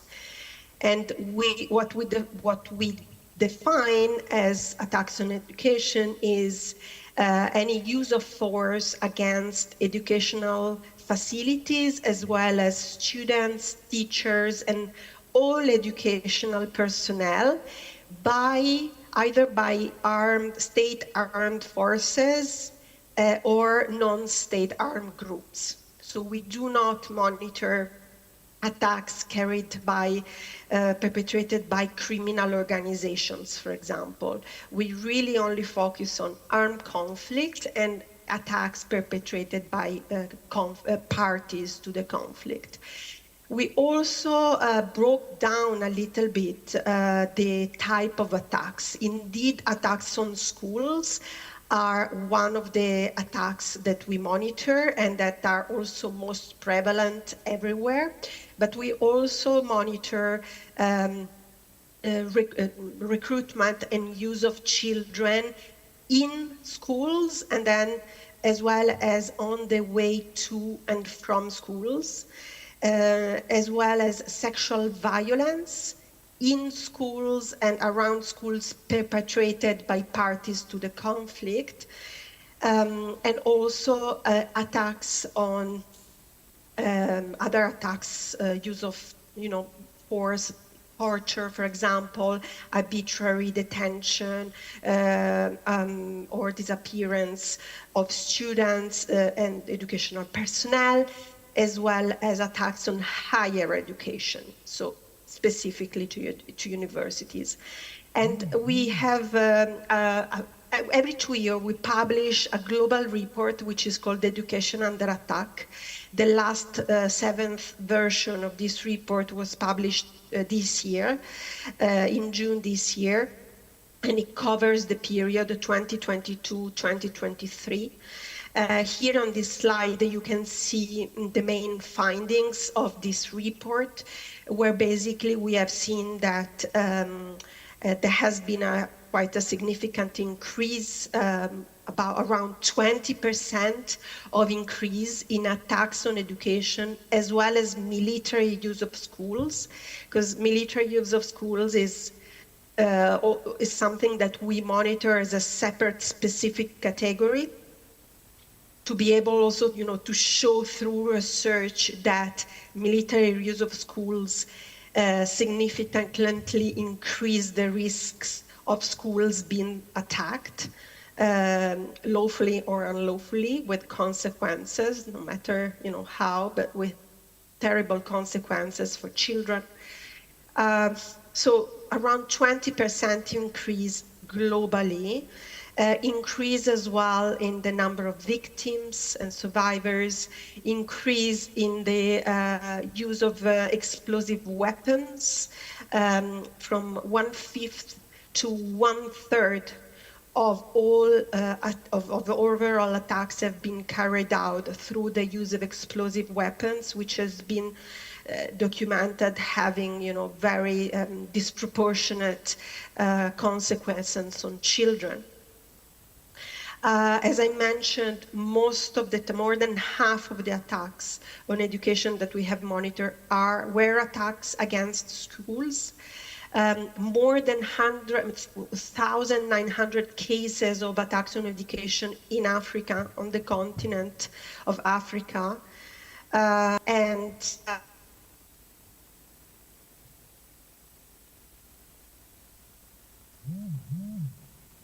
The continent of Africa, including Democratic Republic of Congo, Sudan, Cameroon, Ethiopia, Burkina Faso, and Mali. The Safe Schools Declaration, what is it? Why are we working on it?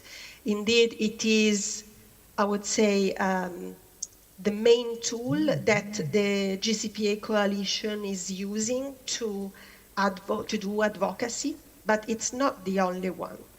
The Safe Schools Declaration is a political commitment that was created and developed under the leadership of Norway and Argentina back in 2015 to give teeth, if you like, to the guidelines on protecting schools and universities from military use that the GCPA coalition had managed to develop, to get to draft through engagement with different stakeholders.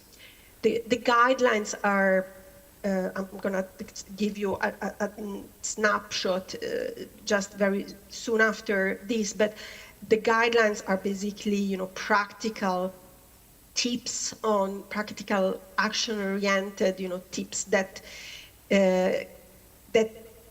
support, that tries, to support the restriction and even the prohibition of military use of schools. And the Safe Schools Declaration is somehow a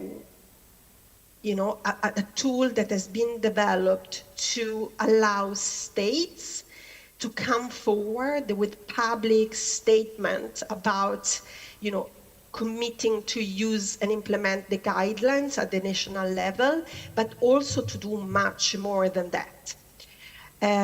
There are different types of commitments in the Safe Schools Declaration, and to date, 120 states have endorsed it.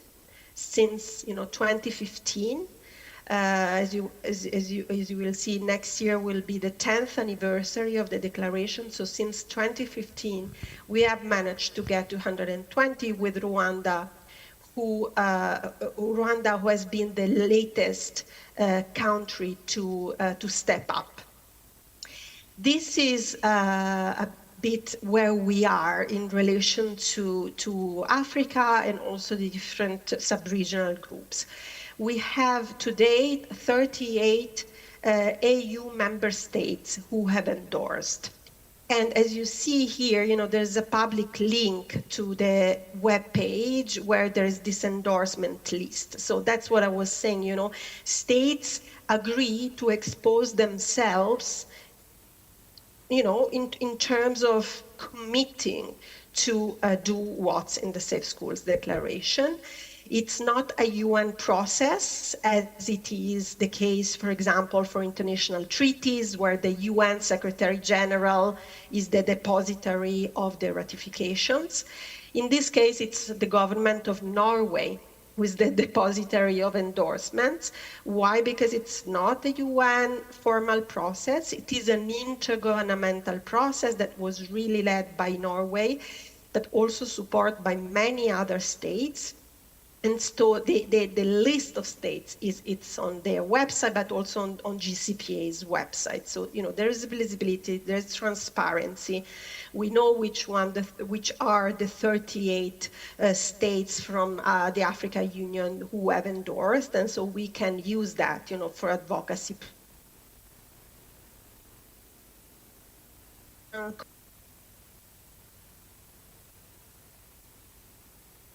Sudan, Somalia, and Rwanda. We don't have yet Uganda, we don't have yet Tanzania, we don't have Burundi, and we don't have Ethiopia. When it comes to the, I was looking up the countries where that are covered by your network. There we have, again, Kenya, Rwanda, South Sudan, Sudan, and Madagascar who have endorsed, but we still miss some of them, like Ethiopia. We do have at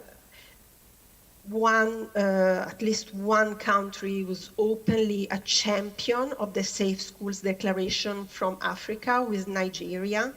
Why Nigeria? Because they hosted one of the international conferences on the Safe Schools Declaration that happen on a regular basis. There have been 4 conferences overall. The first one in Norway when the Safe Schools Declaration was launched, the second one in Argentina, the third one in Spain, and the fourth one was in Nigeria in 2021. And since then, Nigeria has been really working alongside these other states to try to do as much as possible peer-to-peer advocacy to convince other states from Africa and also other regions to endorse. Now, what's in the Safe Schools Declaration specifically? What's exactly? I mean, it's a quite straightforward document, and I'm not going to give you a lesson on it because I would rather take questions from you later on. But I just want to stress that the Safe School Declaration in the preamble, it really is about, explicitly say that it is a tool to push further states to comply with and also implement international law. International humanitarian law, international human rights law, all sort of international law, legal regimes that are relevant and apply when it comes to protecting the right to education in armed conflict. So this is a tool when we come from the advocacy perspective, is about using this to further strengthen what you are already doing when it comes to children's rights advocacy on the UN CRC, on the optional protocol, the second optional protocol on children and armed conflict, etc. As I mentioned earlier, the first commitment in the Safe School is really focused on the guidelines on protecting schools and universities for military purposes. The Safe Schools push states to take active, concrete measures to integrate the guidelines into domestic policies and military doctrines and operational frameworks. And then it has a whole range of other commitments that, supports in a way a holistic approach. The SSD is like about pushing states to look at the issue of protection of education in conflict from a with a multi-dimensional lens, from different, perspectives, international.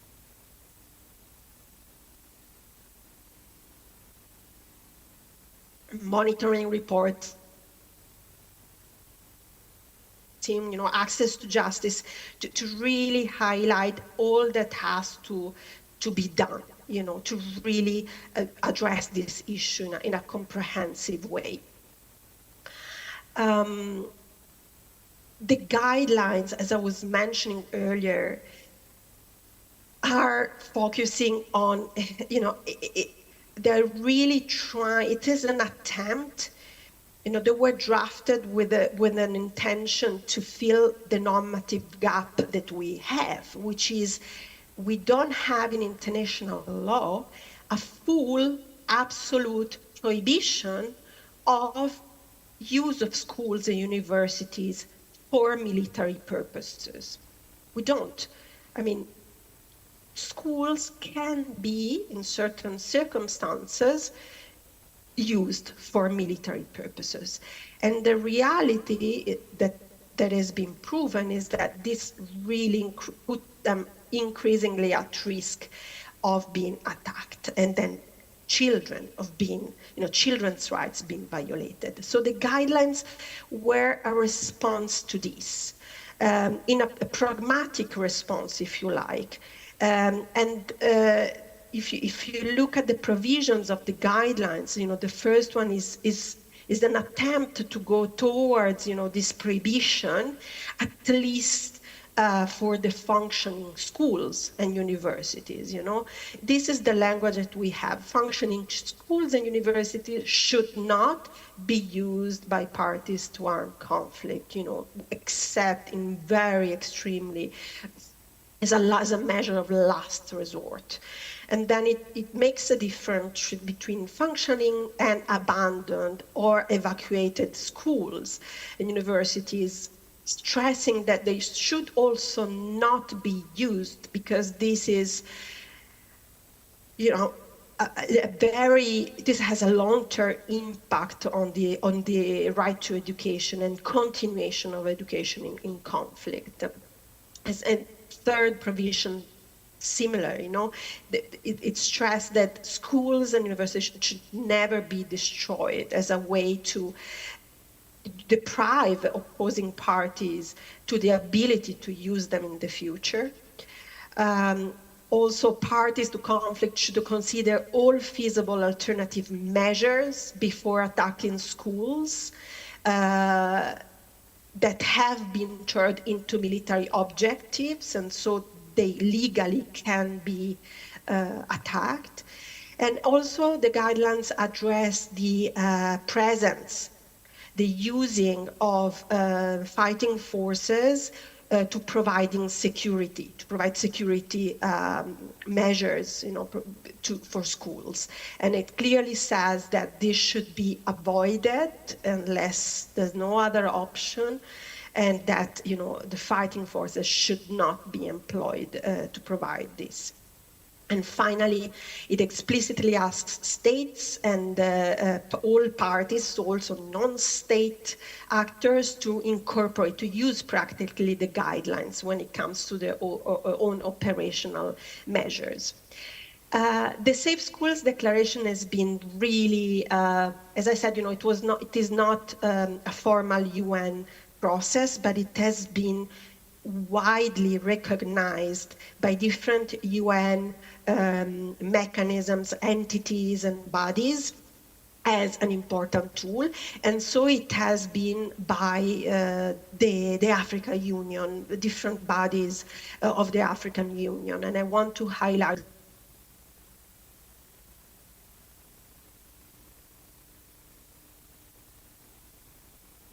and welfare of the child region, which led to the revision, the full ban of military use by AU peacekeepers through the African Union doctrine on peace support operations. This has been, a real impact, a direct impact of the standard coming from the committee. The Safe Schools Declaration has also been taken seriously by many of the states who have endorsed, not all unfortunately, but I would say many good practices are actually emerging from the African continent. We as GCPA try to collect and compile good practices in order to inspire other states to take action. But I just want to mention one example which relates to the Central African Republic, where in 2018 the UN Committee on the Rights of the Child recommended to the government of Central African Republic to take measures to protect education in schools and education in conflict zones. And in 2020, the government revised the Child Protection Code and included a full prohibition, absolute prohibition of attacks on schools and military use of schools in the Child Protection Code. And then took different measures to disseminate this among children, raise awareness, and even include some provisions and concepts into school curricula. Within GCPA, GCPA also hosts, if you like, or coordinates a state-led implementation network that the government of Norway has decided to put in place to allow states to talk about challenges and good practices in relation to the Safe Schools Declaration. As I mentioned, GCPA coordinates this in a somehow neutral way, and it is an opportunity actually for GCPA not only to actually provide direct technical assistance to different ministries. We work with ministries of education, defense, children, women, depending on the context. We provide capacity building and technical assistance on how to implement the Safe Schools Declaration with a child rights perspective, in a gender responsive way, and also we facilitate peer learning among states. This year, for example, in summer, we were able to facilitate a visit, an exchange between the technical committee on the Safe School Declaration of Burkina Faso and Mali. The one from Burkina Faso traveled to Mali to have a learning space and opportunity. And of course, civil society was involved, different actors were involved to provide this technical assistance and do soft direct advocacy, let's say, within that program. This is what I would like to conclude now, why we want more, why we want more endorsing, why we want more implementation. Implementation, we have 120, we have quite a good number for Africa, but as I said, it's not enough. To do something as opposed to ministries of education, but oftentimes, ministries of education do not have the power actually to take decisions. And so, the Safe School Declaration, it can be it has proven to be useful to bring people together at the national level. Also with the argument that they can receive, this technical assistance. So it's not that, they endorse and they are left alone. Governments can actually benefit from technical assistance from the coalition and other, states who are in the implementation network.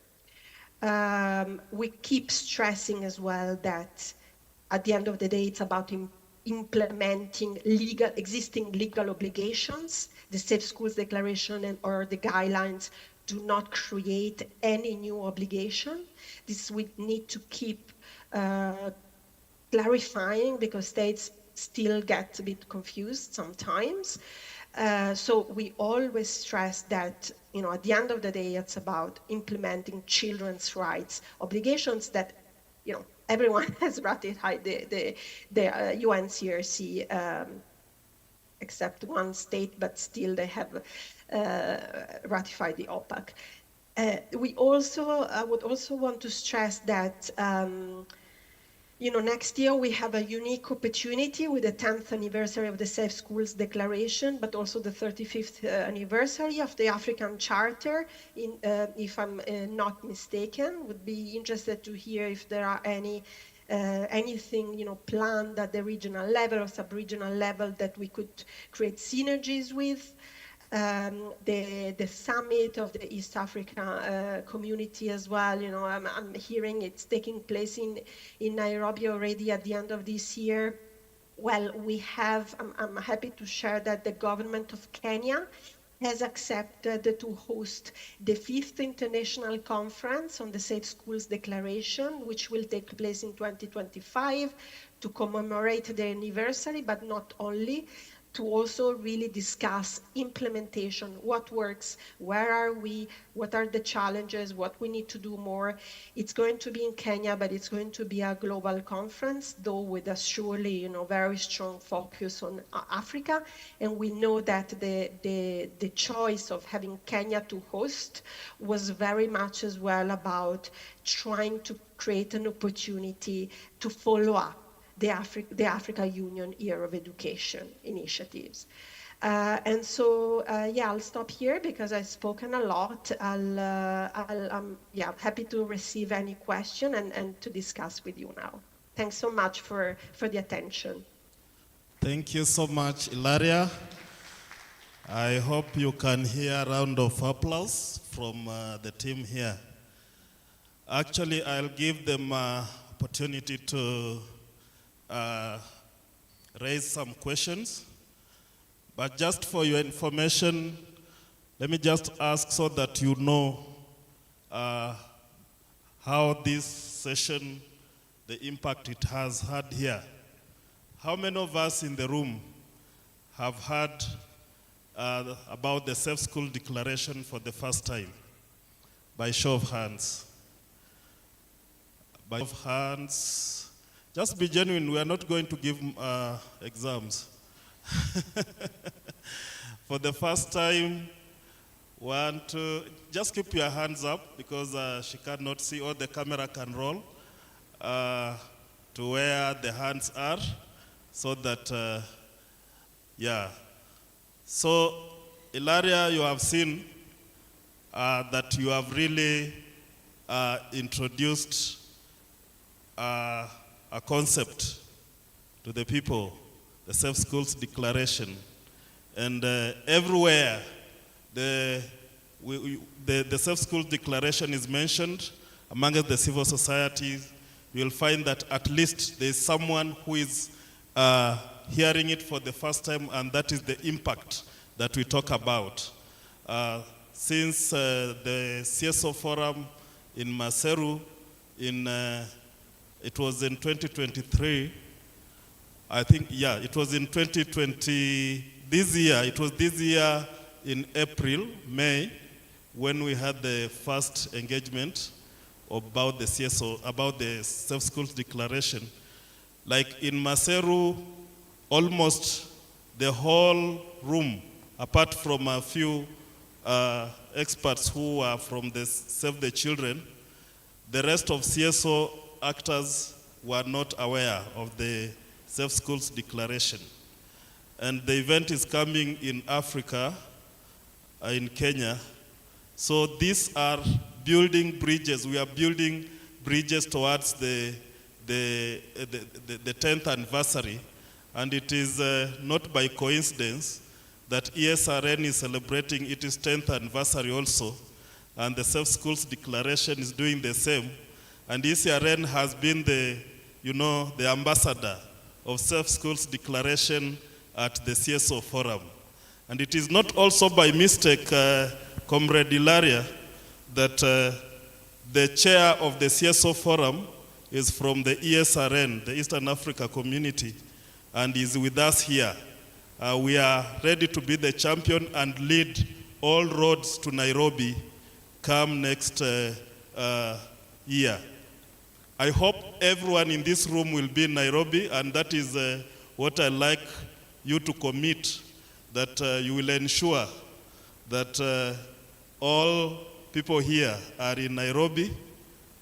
And again, this event, as I told you, there is Burundi here, and you have mentioned that Burundi has not approved the SSD, and Ethiopia is also in the room. You have mentioned that they have not also, even Uganda, and the chair comes from Uganda, our president for the CSO Forum and Eacrn, and Uganda has not approved. So one of the questions that I'll throw to you before the plenary throws to you some questions is how then can we start a process that before Nairobi we have all the Eastern Africa countries approving, or at least started the process of approving this, because the people you are addressing here are quite influential. And the Safe Schools Declaration is at the heart of child rights. And these are child rights CSOs. So it is our agenda. It is our business to ensure that this approval of the Safe School Declaration is done by our countries.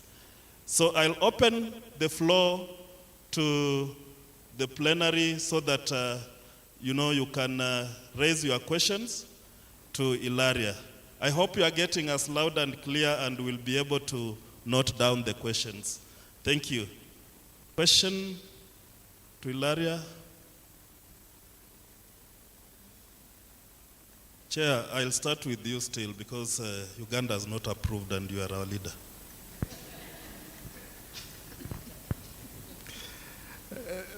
Like Maximilian is saying, this is an attack on the chair.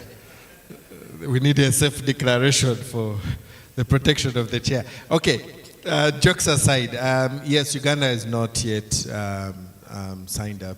We did have an engagement as the civil society on this, and Save the Children facilitated it. And I think the education, the thematic group on education has taken it up, and they've come up with an agenda, an advocacy agenda. And that conference is one of the agendas, us bringing the government to see what other countries have done.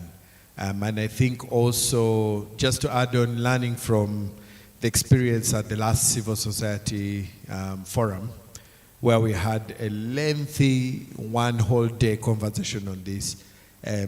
I think there's a lot to learn, especially from Nigeria. And I think what was not mentioned is that Nigeria, the ambassador leading is a general in the army. The general in the army of Nigeria Army Force is the one who's leading as the champion. And that speaks volumes. And it still goes back to what we said earlier on. Once government is a part of something, it's bound to work because there's a buy-in from the government. So yeah, hopefully we'll get Uganda to also sign on. The conversation in Uganda is we have signed very many things, but what has changed? And also the conversation is, since Uganda right now has not many conflicts, is it necessary for them to sign? So having the conversation with other countries that have signed would be definitely one of the key things. But probably as Eacrn, we can have the discussion and agree. You have mentioned it in passing, but can we get commitment from members whether they have signed or not? Is this something that we can pick on and say, come next year, we're committing to the global alliance that will be the foot soldiers, since we have an office in Kenya. We can be the foot soldiers to support the conference, and then also us commit to going to Kenya to have this engagement. Yeah, so I think we need to pronounce ourselves. I'll lead by example. Uganda says yes, it's something we should take on as Eacrn. And I hand over to Rwanda, who's next to me. Okay, thank you. It's now an attack on Rwanda. Thank you, Chair. I think it is my first time to hear about this, and I will need a few minutes to consult my colleagues. Yes. The country, the next. Who is the next? Burundi. Let's hear commitment from Burundi, CSO. Okay, thank you. Exactly as you have mentioned, Burundi has not yet adhered to this, to the safe school declaration, but of course there are certain measures that are, I think, that are being taken in the government. I think and I hope that maybe next year this we have to be ratified. Of course, this is our duty. We have to, as NGOs, as civilizations, we need to really push and see if the government we have here and all the partners, in the civil society organizations, adhere to this theme, to this idea of safe school declaration. That's what I hope. Thank you very much.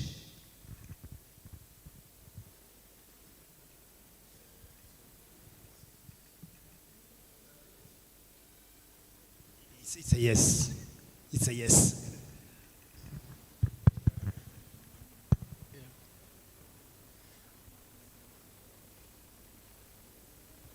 Okay. Yeah. Ethiopia. Let us have Tanzania. Tanzania is yet to also endorse. Yes, let's have response from Tanzania. Yes. Thank you, Comrade Elise. Okay, sorry for the name, but yeah, it is good. Actually, I'm hearing this for the second time. It was first introduced by Save the Children in Tanzania, and we were discussing on how to advocate for this, for enactment of this declaration by the state, and the scene on what is the role of the CSO on this. The discussion around actually was around the safe school declaration, mostly on armed conflicts. Now that was the discussion around, and trying to see ourselves. Are we fitting in, or is it specific to some countries? But we could not conclude on that. However, even the government actually has discussed this. We don't know how far they have reached, but we commit ourselves that this is something that we have to go deep on it. And if at all we can get more clarity on some issues that we have, I think it will help us on how best we can address this in our country. But frankly speaking, I gained more than what I knew about this. We commit. Thank you. Yes, give the mic to the chair, please. Yeah, there are two things. One is the countries that have not signed. But even as now we're talking as Eacrn, our commitment, there is something coming up in Nairobi, which is in our territory as the Eastern Africa Child Rights Network. And so because we are member-based, is for us to commit and say that not the Secretariat is committing, but the members are committing that we are going to rally behind the engagement that is being organized in Kenya. And as countries, we are mentioning and committing that, yes, we are behind this, Eacrn, Secretariat, let's go for it, and then telling the Secretariat to proceed to engage. And then the coalition can know that they have a network that is ready to, and then us as coalitions, whether we have, those that have agreed are monitoring that their governments are following what has been signed. Those that haven't, like Uganda and Tanzania, we agree that we will try and get the right people into that room to hear the conversation, and possibly it will get them to sign. Yeah, so those are the two things. One, the ones that have not signed, but then also us committing as a regional network that our networks will participate and engage in the meeting that is coming.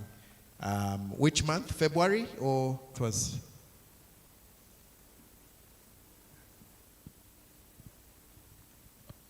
Ilaria hanged, but I think it is... Sorry, it broke a little bit. The question is about the conference in Kenya? Yes, which month? Do we have a month or scheduled yet? So it will be towards the end of next year. It has not, there's no date yet. I've only started to having direct discussion with the government of Kenya here in Geneva actually last week. So we will keep you updated on that, but it looks like it will definitely, surely, given that it's already the end of the year now, it will be second half, October, November 2025. So the nice thing is that we have a year, if we start now, to build advocacy efforts, create synergies, and coordinate, which is a nice opportunity. Great. And actually,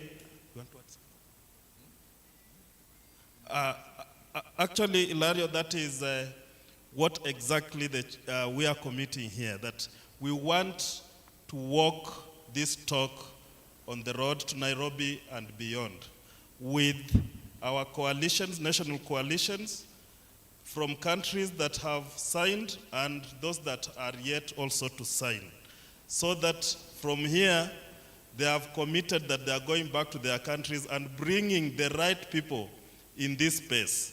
So in your planning, in your mobilization, know that Eacrn is working with you, and let us be part of this journey to Nairobi. Let us plan together. Let us fundraise together also for this event, so that we can have our delegation in Nairobi. And why are people committed, Ilario? Because Eastern Africa has been affected by conflicts, and you know that the conflicts which are going on, including in Ethiopia, Sudan, South Sudan, DRC, Somalia. And I want to ask a question which the chair asked while we were at the CSO forum, that what can we do in these countries that have signed the Safe Schools Declaration, like Somalia, like South Sudan, and the attack is continuing on schools? What are the measures? Do you have ways that, if a country has endorsed and the conflicts are going on and the attack is going on schools, what can we do? One, as civil society organizations. Two, also you as the coalition, the global coalition. How can you support our national coalitions and, of course, Eacrn to have a process in these countries prior to the Nairobi Convention? Otherwise, if there is no any other question, I take it back to you. Thank you.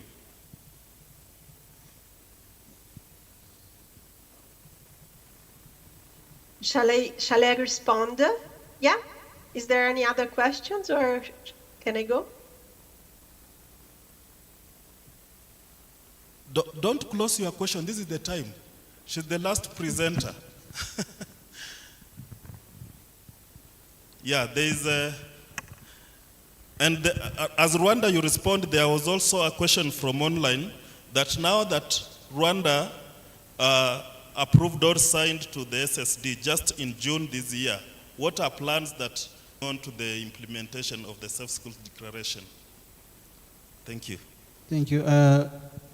I start first on my question.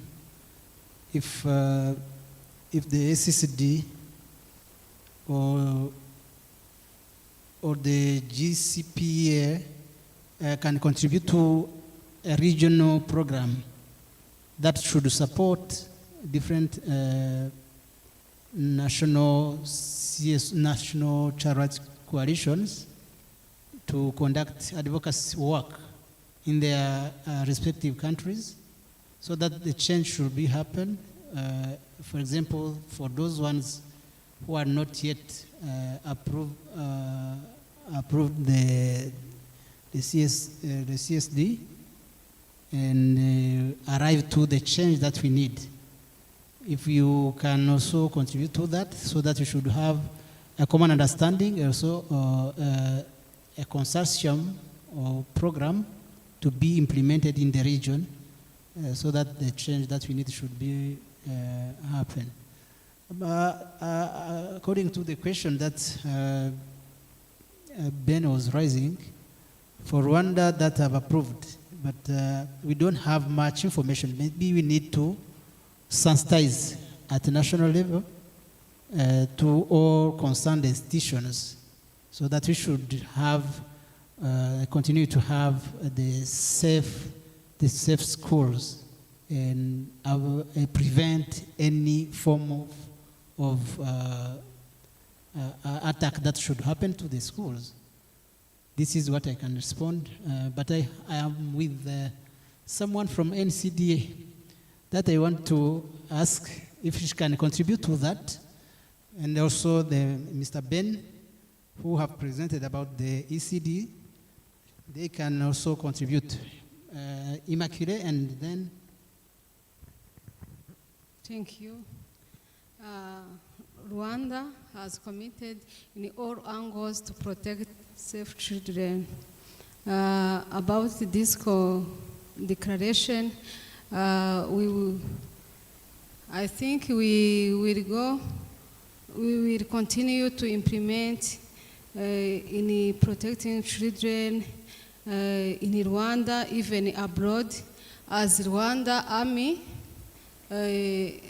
support abroad in other countries that are in conflict. We should enter in that process to protect safe classes, safe schools abroad, in peacekeeping abroad. Also, of course, in Rwanda, we continue to protect our schools, our children, to promote the education. Thank you.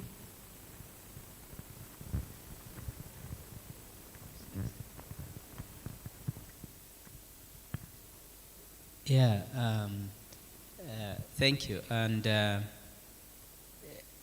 really, it's not the first time that I've heard of this declaration. But as I was speaking to the chair at lunch, there are many institutions, and this is really under the Ministry of Family and Gender Promotion, what we call MIGEPROF.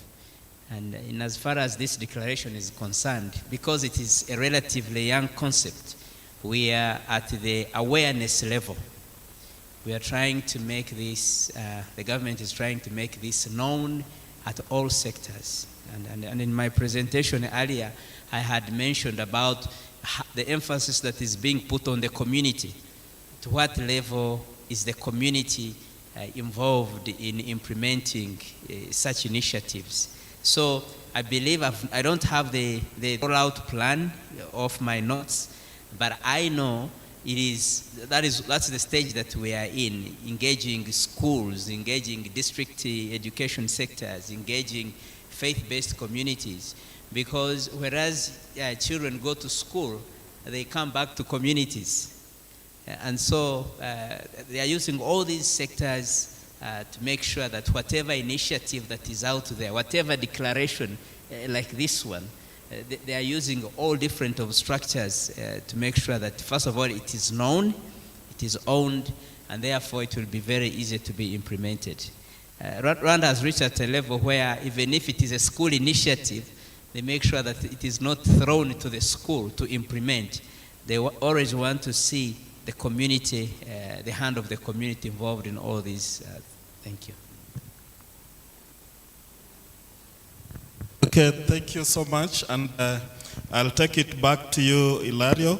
Just to mention that we have walked this journey of Safe Schools Declaration and creating awareness and building capacities of our networks from the CSO Forum to now in the region. We had, as Chair mentioned, the first training, or it was a submission from Save the Children on Safe Schools Declaration, which was done by Comrade Chantal, who is a member of your coalition from Save the Children. And that is where I was mentioning that no one, including myself, we were green about the Safe Schools Declaration and the processes which were going on. But this gave an opportunity for the 25th CSO Forum. The other one was the 24th. During the 25th CSO Forum, now Chantal and the team organized for a full day capacity building session. It was not enough to have a day's capacity building. It needed at least 2-3 days. But it was more comprehensive, and that is why we took this to the region as Eacrn, because we felt we really need this information, we really need this knowledge, and through Chantal and the Save the Children, we have been able to have 2 sessions. One we had in Arusha during the EAC CSO Summit in June this year. Then this is the second one that we are having during our annual partners reflection. And we believe that we still need now that full-fledged training on the Safe Schools Declaration that will take like 2 or 4 days, so that our partners, our members know what exactly should they, how should they engage with their governments, especially those that have signed, and where do they start from. So that is how we have walked this journey, and we are now headed to Nairobi. We are going to ensure that, and we are ensuring that in all spaces we get into, we bring or we sensitize about the Safe Schools Declaration, and we want this to go on as we are headed to the 10th anniversary. So we beg to work with you as we implement this, as we ensure that our schools are safe from attack. Over to you. Thank you so much for all these inputs. I mean, it's really interesting to hear from you, and also thanks for the very relevant questions. And I'm sure today is not the last opportunity, and you know, we're here really to offer support, to offer opportunities to coordinate moving forward around the Nairobi conference, but also broadly. You all know better than me.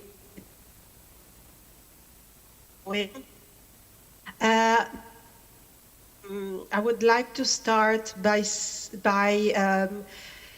replying to one of the questions about the relevance, which is often, it comes up very often, including from states, you know, when we engage states, and they do not all see the relevance of the Safe School Declaration, especially for states that are not in conflict.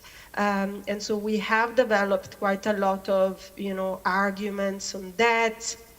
But, you know, in a nutshell, we've really been promoting the Safe Schools Declaration as a universal tool that is relevant for all states, not only those who are directly affected by armed conflicts, but also those who are peacekeeping contributors, as many cases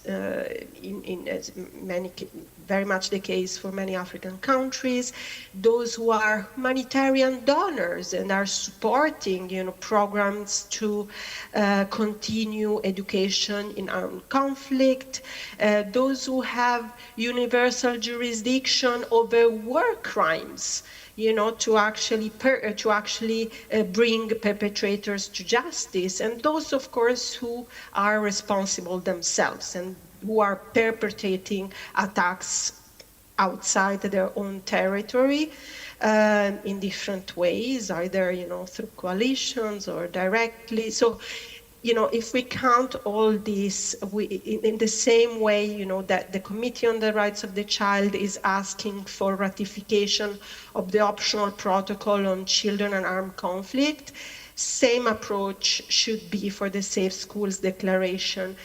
Furthermore, we have seen that conflict can erupt at any, in a very sudden ways. And so another strong arguments that we're making is that it's much better, to work on implementation of the Safe Schools Declaration during peacetime, as opposed to wartime.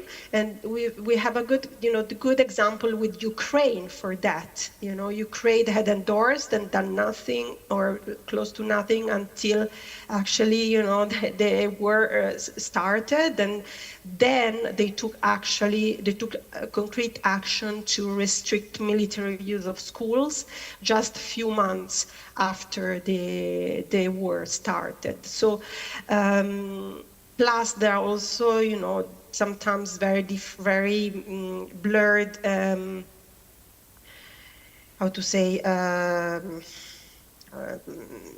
frontiers blurred lines, between armed conflicts and insecurity, a situation with high level of insecurity. We have seen, for example, the situation of Haiti being even included formally, in the report of the Secretary General of Special Representative of Secretary General on Armed Conflict. So. I hope that this gives an example of, why we were making this strong call for everyone to come forward. Plus, I wanted to comment on, what the concrete questions, what can we do with the countries who have endorsed, but hard to, there's no one recipe that fits all, other than, trying to take the Safe School Declaration, use it as a roadmap, assess each of the commitment and use it to understand what are the main barriers to progress, where is the resistance. It really varies. It varies as well, unfortunately, with changes political leadership.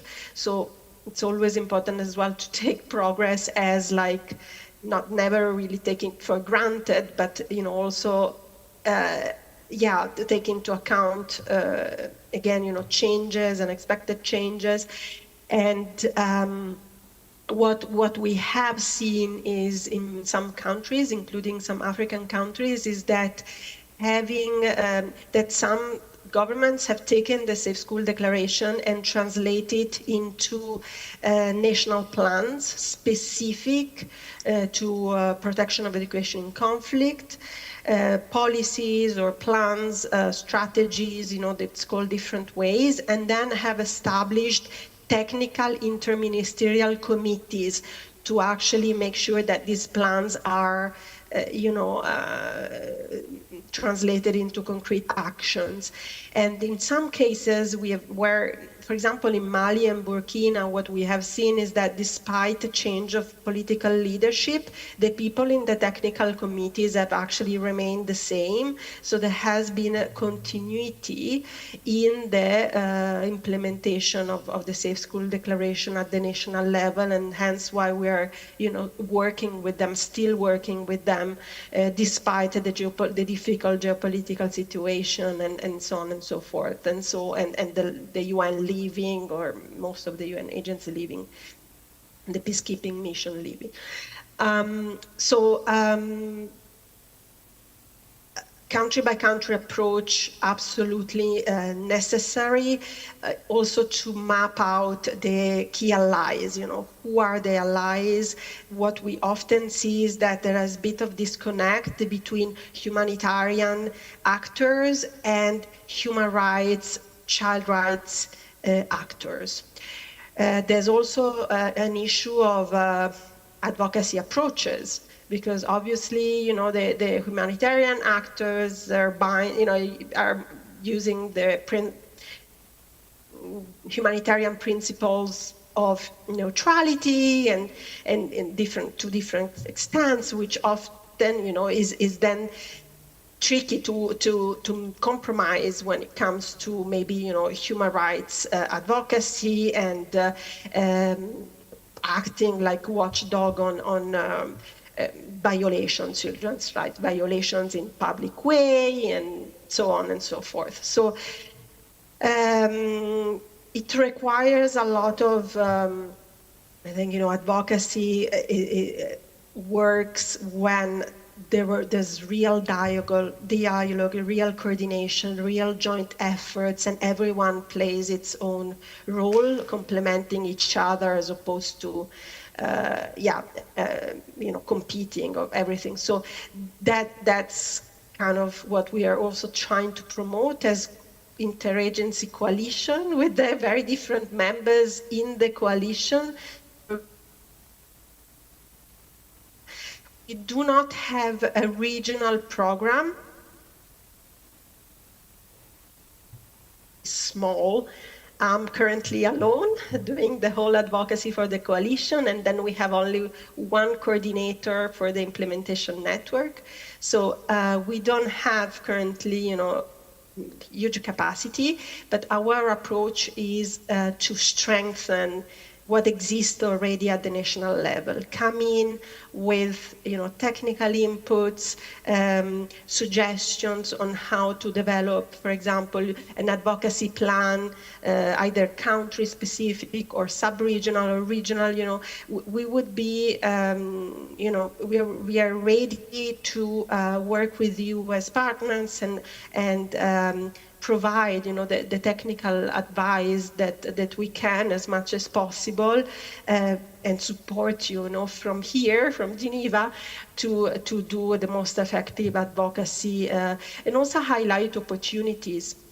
To be honest with you, I don't see, I don't see systematically, let's say, information and recommendations on the Safe School Declaration, for example, reaching the Committee on the Rights of the Child or other UN mechanisms, human rights mechanisms. Something, that we do as well is to highlight these opportunities with different actors on the ground and saying, please, it would be important to send information. We are currently working on a report focusing on children in armed conflict that the Office of the High Commissioner for Human Rights is preparing ahead of the Human Rights Council annual day on the rights of the child and resolution on the rights of the child in 2026, which will focus on children in armed conflict. So we're preparing a submission, we're going to disseminate it broadly,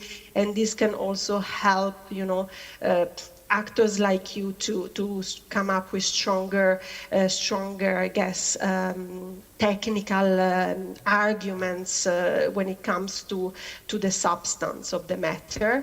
And I think this is really what, the child rights coalitions like you can play a key role in strengthening the understanding that, you know, the right to education of children, the implementation of the right to education of children in conflict settings is really under threat. And, you know, this has a multiplying effect on many other children's rights. You know, we're looking like a myriad of children's rights violations. It's not only about the right to education, but it's also, you know, about the violations, the undermining of the whole Convention on the Rights of the Child, of many of the articles that are enshrined in the Convention. And so I think that, you know, you can really bring this expertise as like, you know, what does it mean, a child rights-based implementation of the Safe School Declaration in your context, and, you know, what does it mean, you know, looking with a holistic approach at the different violations resulting from attacks. Finally, I want to mention that in the implementation network that we are coordinating, we currently only have 2 states represented, which are Somalia and Kenya. So we would also appreciate the opportunity to see with you, you know, who from the government could be best to include in the network. And these are technical people, they're not really political. Work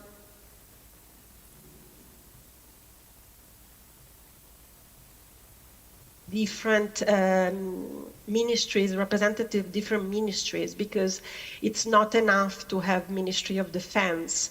You know, they only look at the issue from a humanitarian law perspective, military perspective. They don't have the rights of the child perspective. So as much as we bring as well, you know, people in the network, the more awareness raising and we can do as well, you know, even if we don't have like a program in the way that Save the Children does on the ground, for example. But, you know, from GCPA side, I think we can have bilateral discussions as well, you know, who to target for your own countries and trying to bring them in this implementation network. And do activities, you know, support some activities in that context. And I think like this, I should have more or less reacted to all the comments, but if not, please let me know. Otherwise, let me conclude by saying that I'm really happy that Commissioner Timothy has been elected a member of the Committee on the Rights of the Child.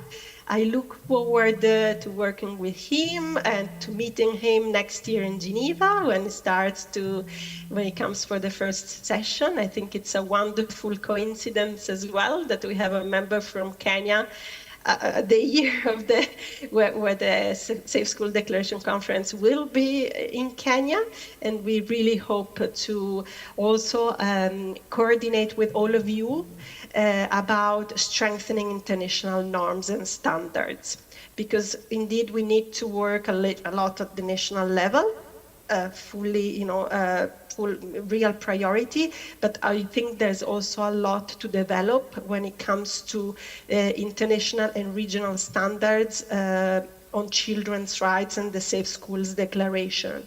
Again, what does it mean looking at the issue? For example, military use of schools that are attacked in a lawful way according to international humanitarian law. What does it mean from a children's rights perspective? Just one example, but there are many more. I think there's many, still many gaps in terms of strengthening, the UN recommendations on this topic. So I'll stop here because it's speaking a lot. But thanks so much. It was really, an important opportunity for me.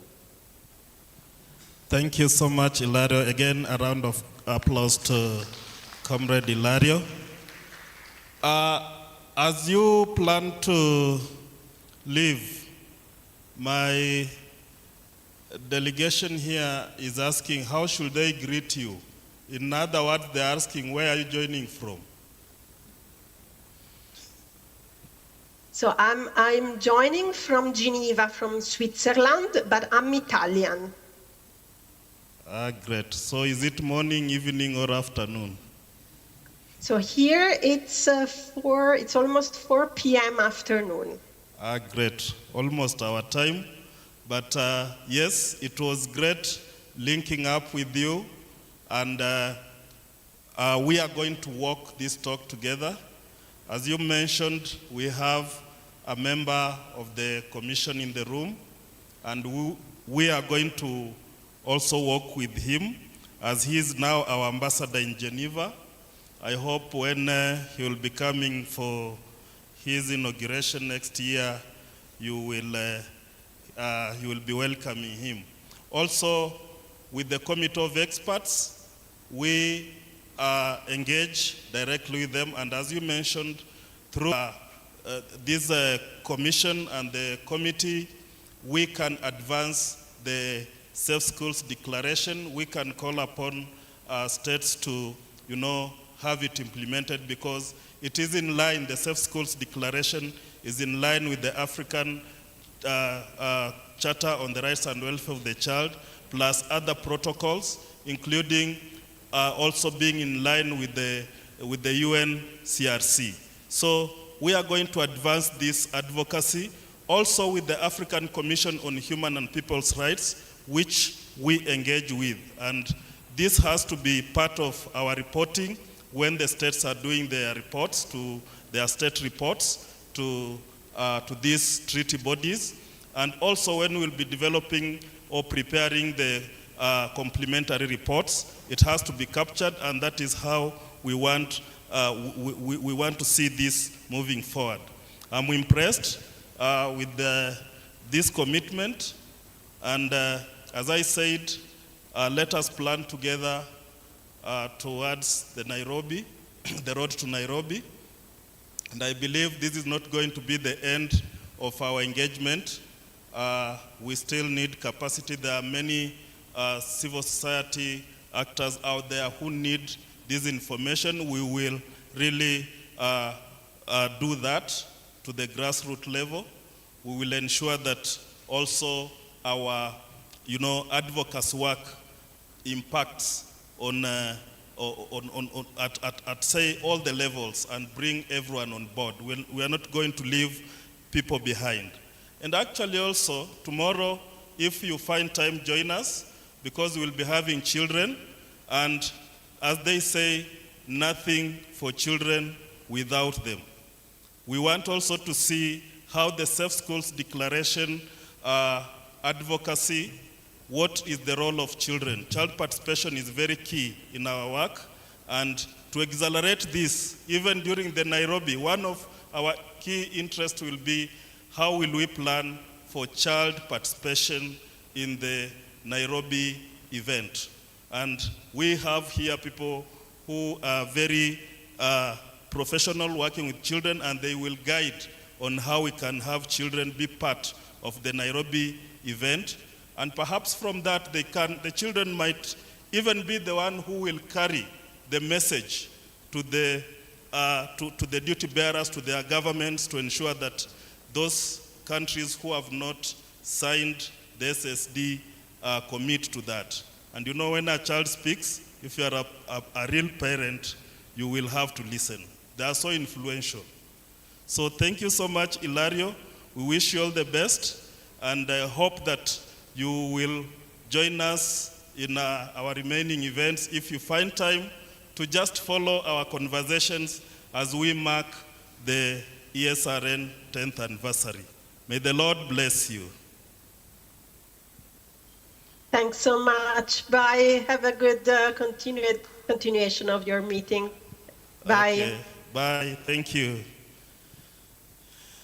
Okay. Comrades, that was a very impressive presentation and a good way to end our conversations today by the Safe Schools Declaration. I just want to briefly state that our day has ended when it comes to capacity building session for day 1. Then day 2 tomorrow, we will have a panel discussion on child participation led by CVT from 9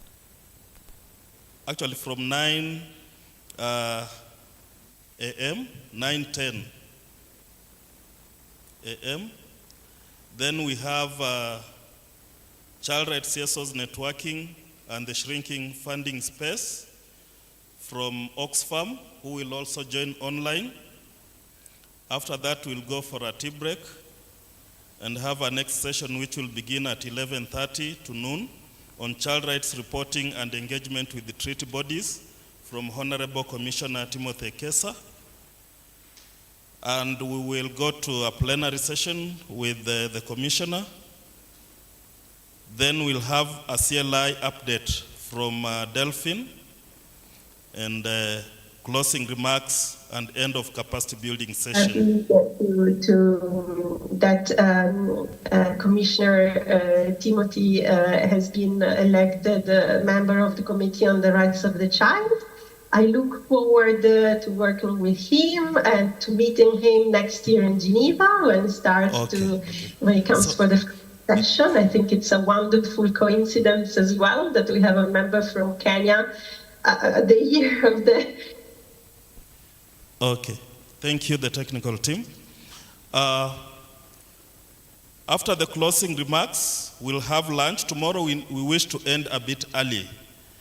We'll have lunch at 1 to 2. Then from 2 p.m., there'll be a visit to the Genocide Memorial. So that will be led by Coalition Umwana Kuisonga, who will give us the plans. However, also, on the last day, we'll be having a dinner for celebrating the 10th anniversary of Eacrn, and you will be informed by the logistics team and Coalition Umwana Kuisonga on the preparations. So that is how our tomorrow will look like. Otherwise, we are here with the board, and we will also be having some other meetings alongside the board meetings, the management meetings alongside this event.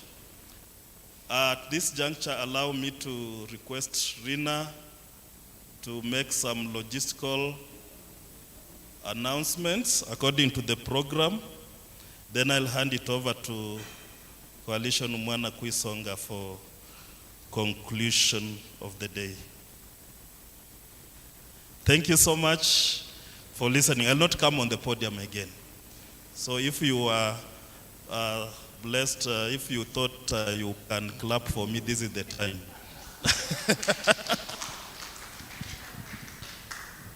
Good evening, everybody. So we are now at the end of the session. There is tea there, and after tea, our host has decided that we've been seated for the whole day, so it's time to walk. We'll walk back to the hotel. He will guide us. And then those being accommodated at 5 to 5, there is dinner at 8 p.m. That will be dinner and one soft drink.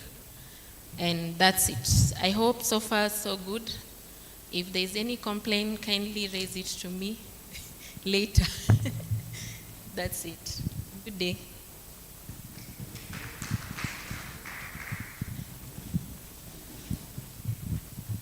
Hello. I think we are at the end. I want only to emphasize the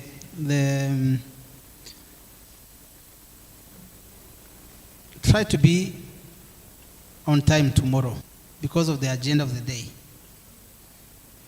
Be on time. Why?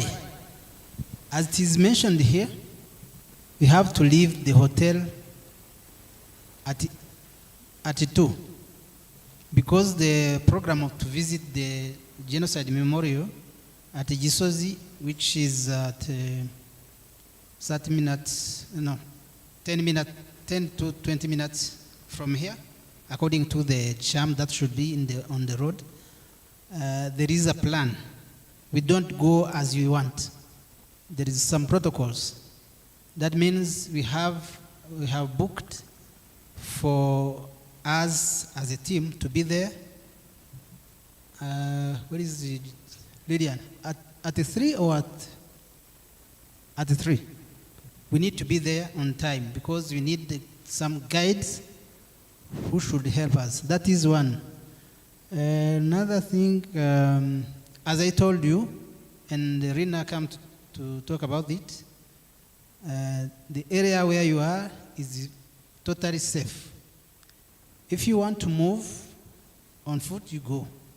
If you want to be driven in a car, someone can help you. But it's better to not to sit all the day and you go again in the car. You can go.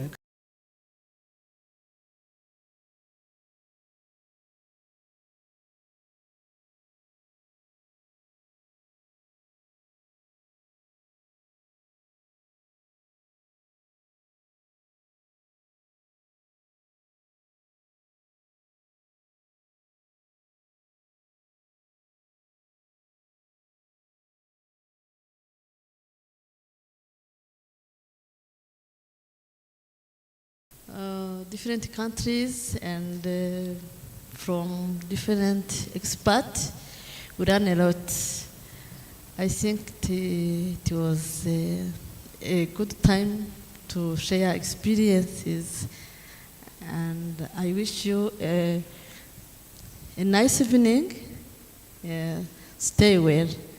I think my chair can say good evening. Good evening.